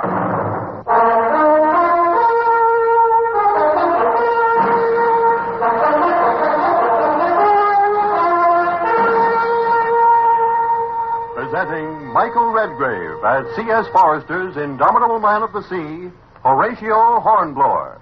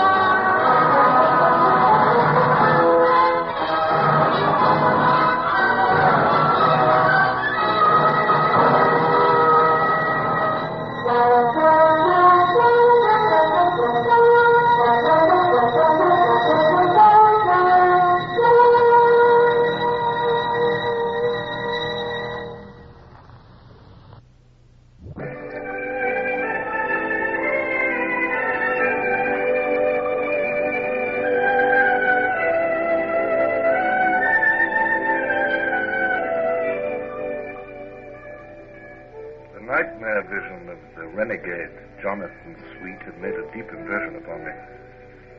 Treachery is a crime that affects the very soul of a naval officer.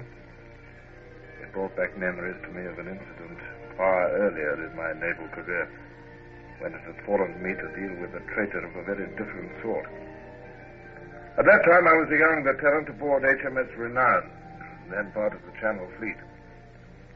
Admiral Lord Bridport, flying his flag in HMS Victory, had momentarily abandoned his watch over the French fleet, bottled up in the port of Brest. And now his 19 ships of the line and 7 frigates had rounded Berry Head and dropped anchor in the shelter of Tor Bay. Here comes Hart, the master's mate, to make his report, I suppose. Report? Yes.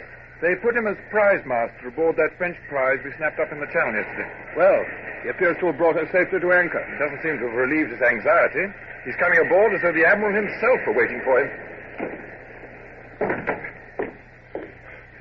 Master Dom's Hart, reporting, sir, from the prize Esperance. Important news for Captain Sawyer.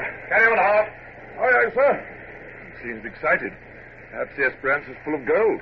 I'd give a ship full of gold for a drink of fresh water instead of the green slime we've been having this last month.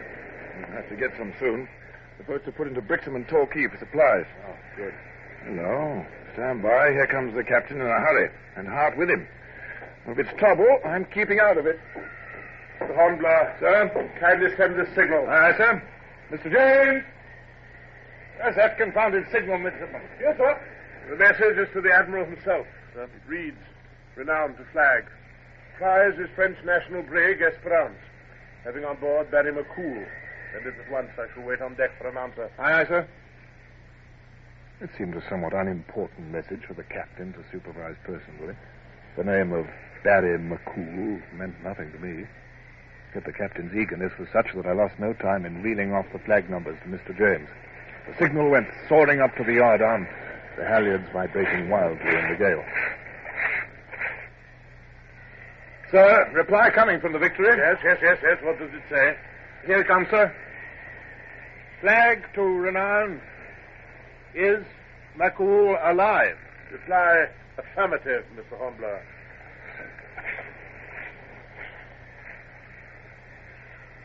Have him on board at once. Court-martial will assemble. Mr. Hart. All right, sir. Bring your prisoner aboard, Hart, but keep his hands bound. Have him hoisted in. Aye, sir.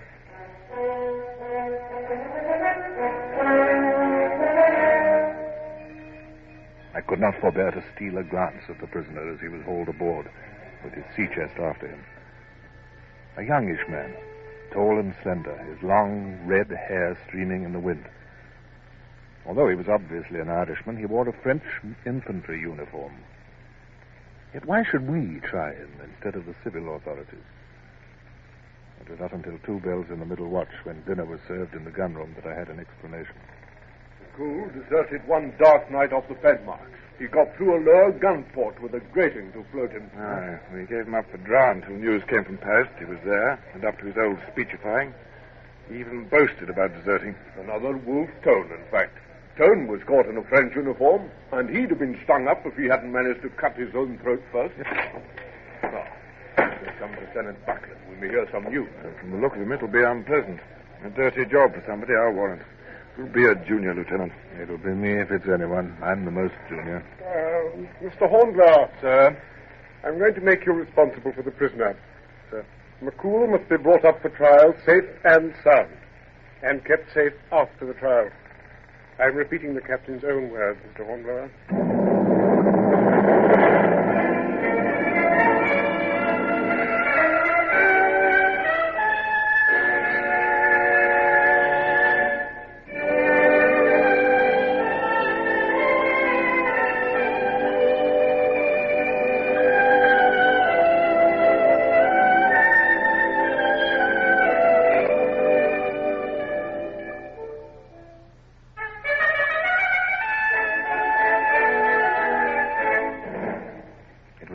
For which I had no liking.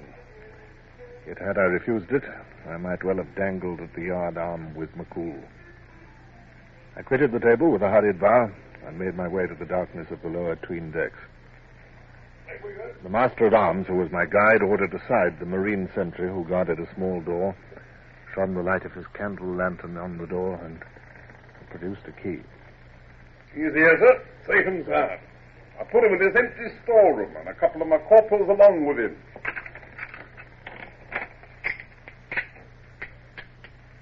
I've been put in charge of you. That is most gratifying to me, Mr. Hornblower. Is there anything you need? I could eat and I could drink. Nothing has passed my lips since 24 hours ago when the Esperance was captured. Food and water, Master-at-Arms. And immediately. Aye, sir. I'll see to it right away. Anything else? A mattress, perhaps, or a cushion. You will observe that this chest upon which I sit has my name carved on its lid in raised letters. I bear an honored name, but I do not desire it imprinted on my person. Yes, I'll send you in a mattress. That gun means the court-martial is about to open, I presume. Do we go? We do. Then I can leave this delicious food without any breach of good manners.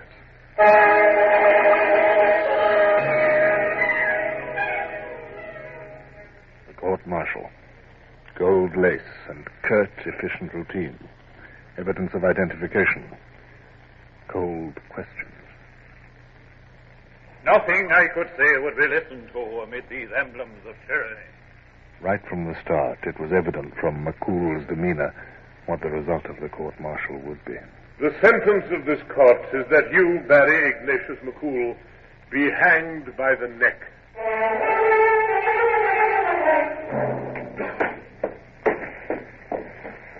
Mr. Hornblower, sir. Yes, what is it? Captain's compliments, and he'd like to speak to you. Rear Admiral, the Honorable Sir William Cornwallis, is with him, sir. Now, looky here, young sir.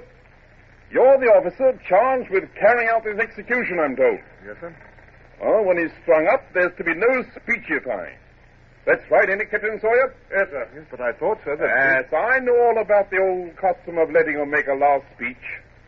But a quarter of the hands of this ship are Irish. And I'd as lief have a light taken of a magazine as have McCool make a speech to him. I understand, sir. All right, string him up.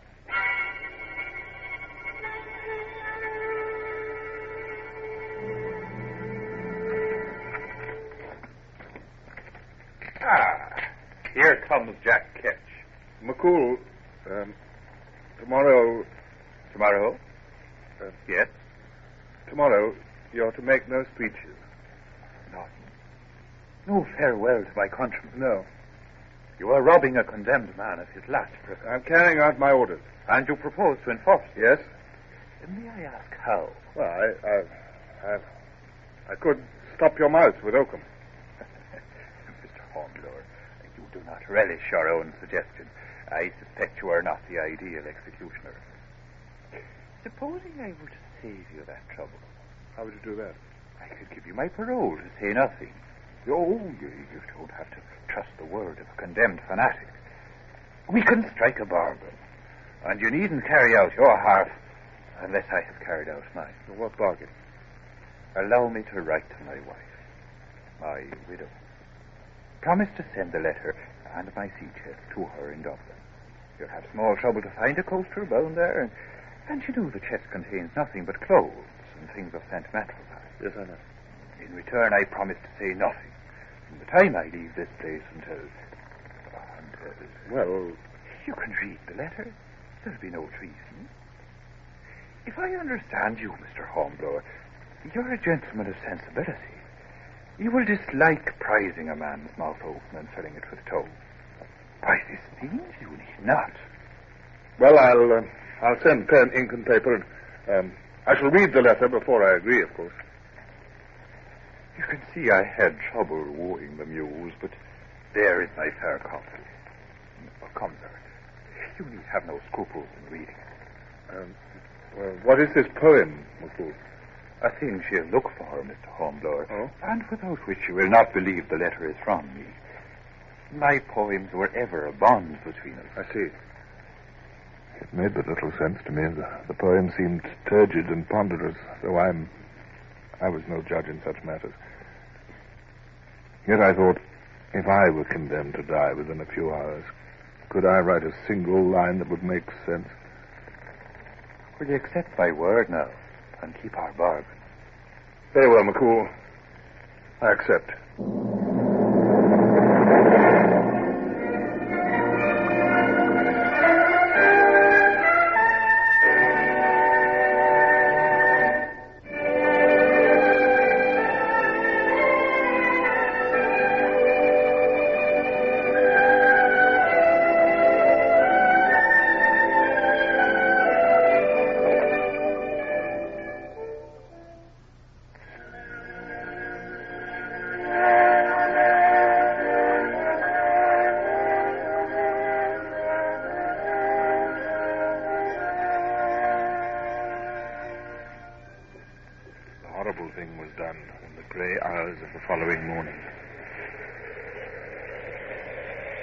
Pipes twittered for all hands to witness punishment, and all hands assembled. As we came on deck, a murmur rose from the assembled men. Around the ship lay boats from all the rest of the fleet, boats filled with men sent to witness the punishment, but also ready to storm the renown should any of the crew attempt to demonstrate in sympathy with their countrymen. I only recall those next few moments as a ghastly nightmare. The chalk ring on the gangway, and McCool standing silently on it, pale but with head high. Signal gun ready. Fire!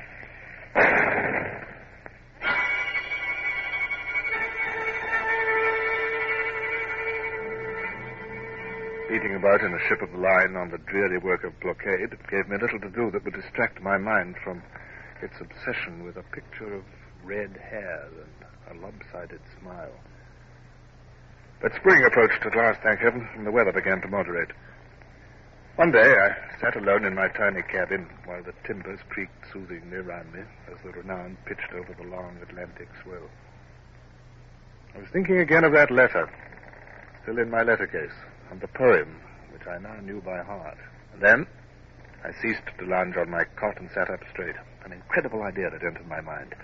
So strike 'em down. Now, why did McCool write E-M instead of T-H-E-M? For euphony or rhythm? So strike them down. And, well, if anything, it sounds better than so strike 'em down. Could it possibly be a code? I dragged the chest out. With its solid slabs of mahogany and its raised name, it was a handsome piece of furniture. And then a sudden light blazed into my mind. The carved name, B.I. McCool. The B ascends. The B. Those initials are B.I. And as I took hold of the lid again and lifted it, the secret of McCool was revealed. Only half the lid rose. The lower half stayed where it was. And in the oblong hollow between them lay a mass of papers, neatly packaged. Banknotes! £5 notes! And in this package, too. Yes, ample money here to finance the beginning of a new rebellion. What's this, huh? More money? No, lists. Lists of names. And information about each name. Every requisite for starting a new plot. What's this? A proclamation. Irishman... Smith's coming.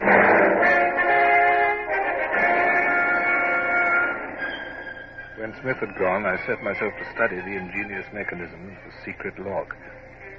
Unless every operation were gone through in its proper order, nothing happened.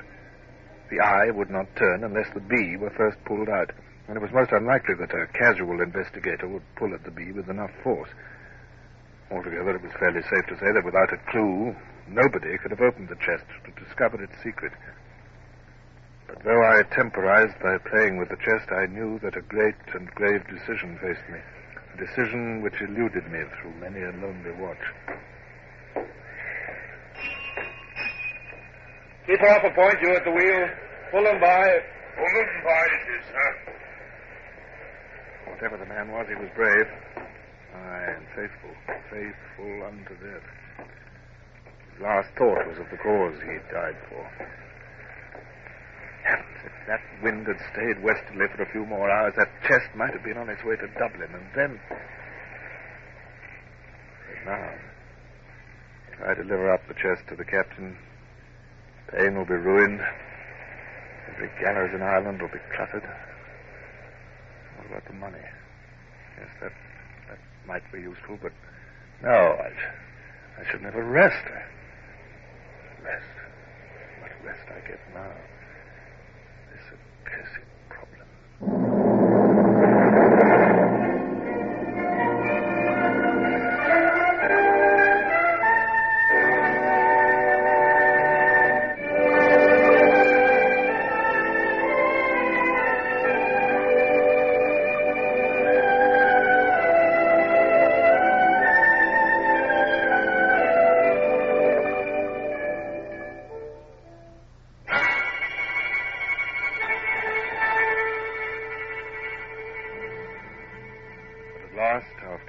Sleepless nights, my mind was made up. It was evening.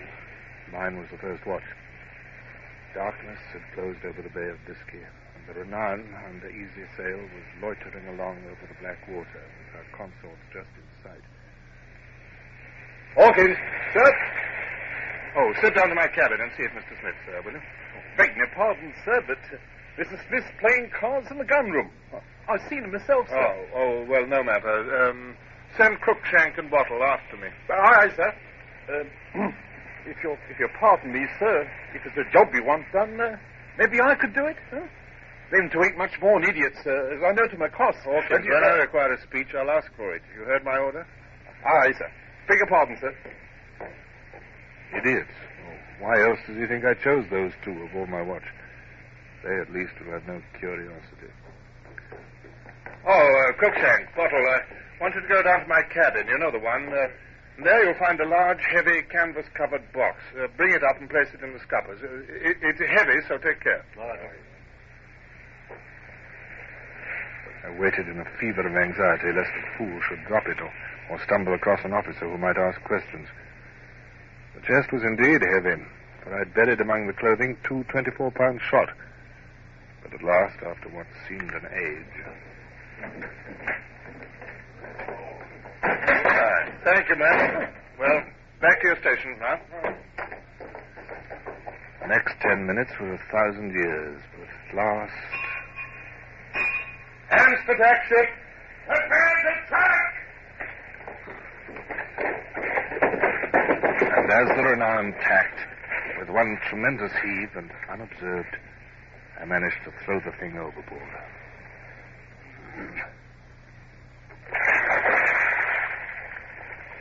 Come what might, my decision was made and carried out. There could be no more vacillation. And when 8 bells struck, I went below and slept soundly. For the first time for weeks, I had no dreams of red hair and lopsided smiles.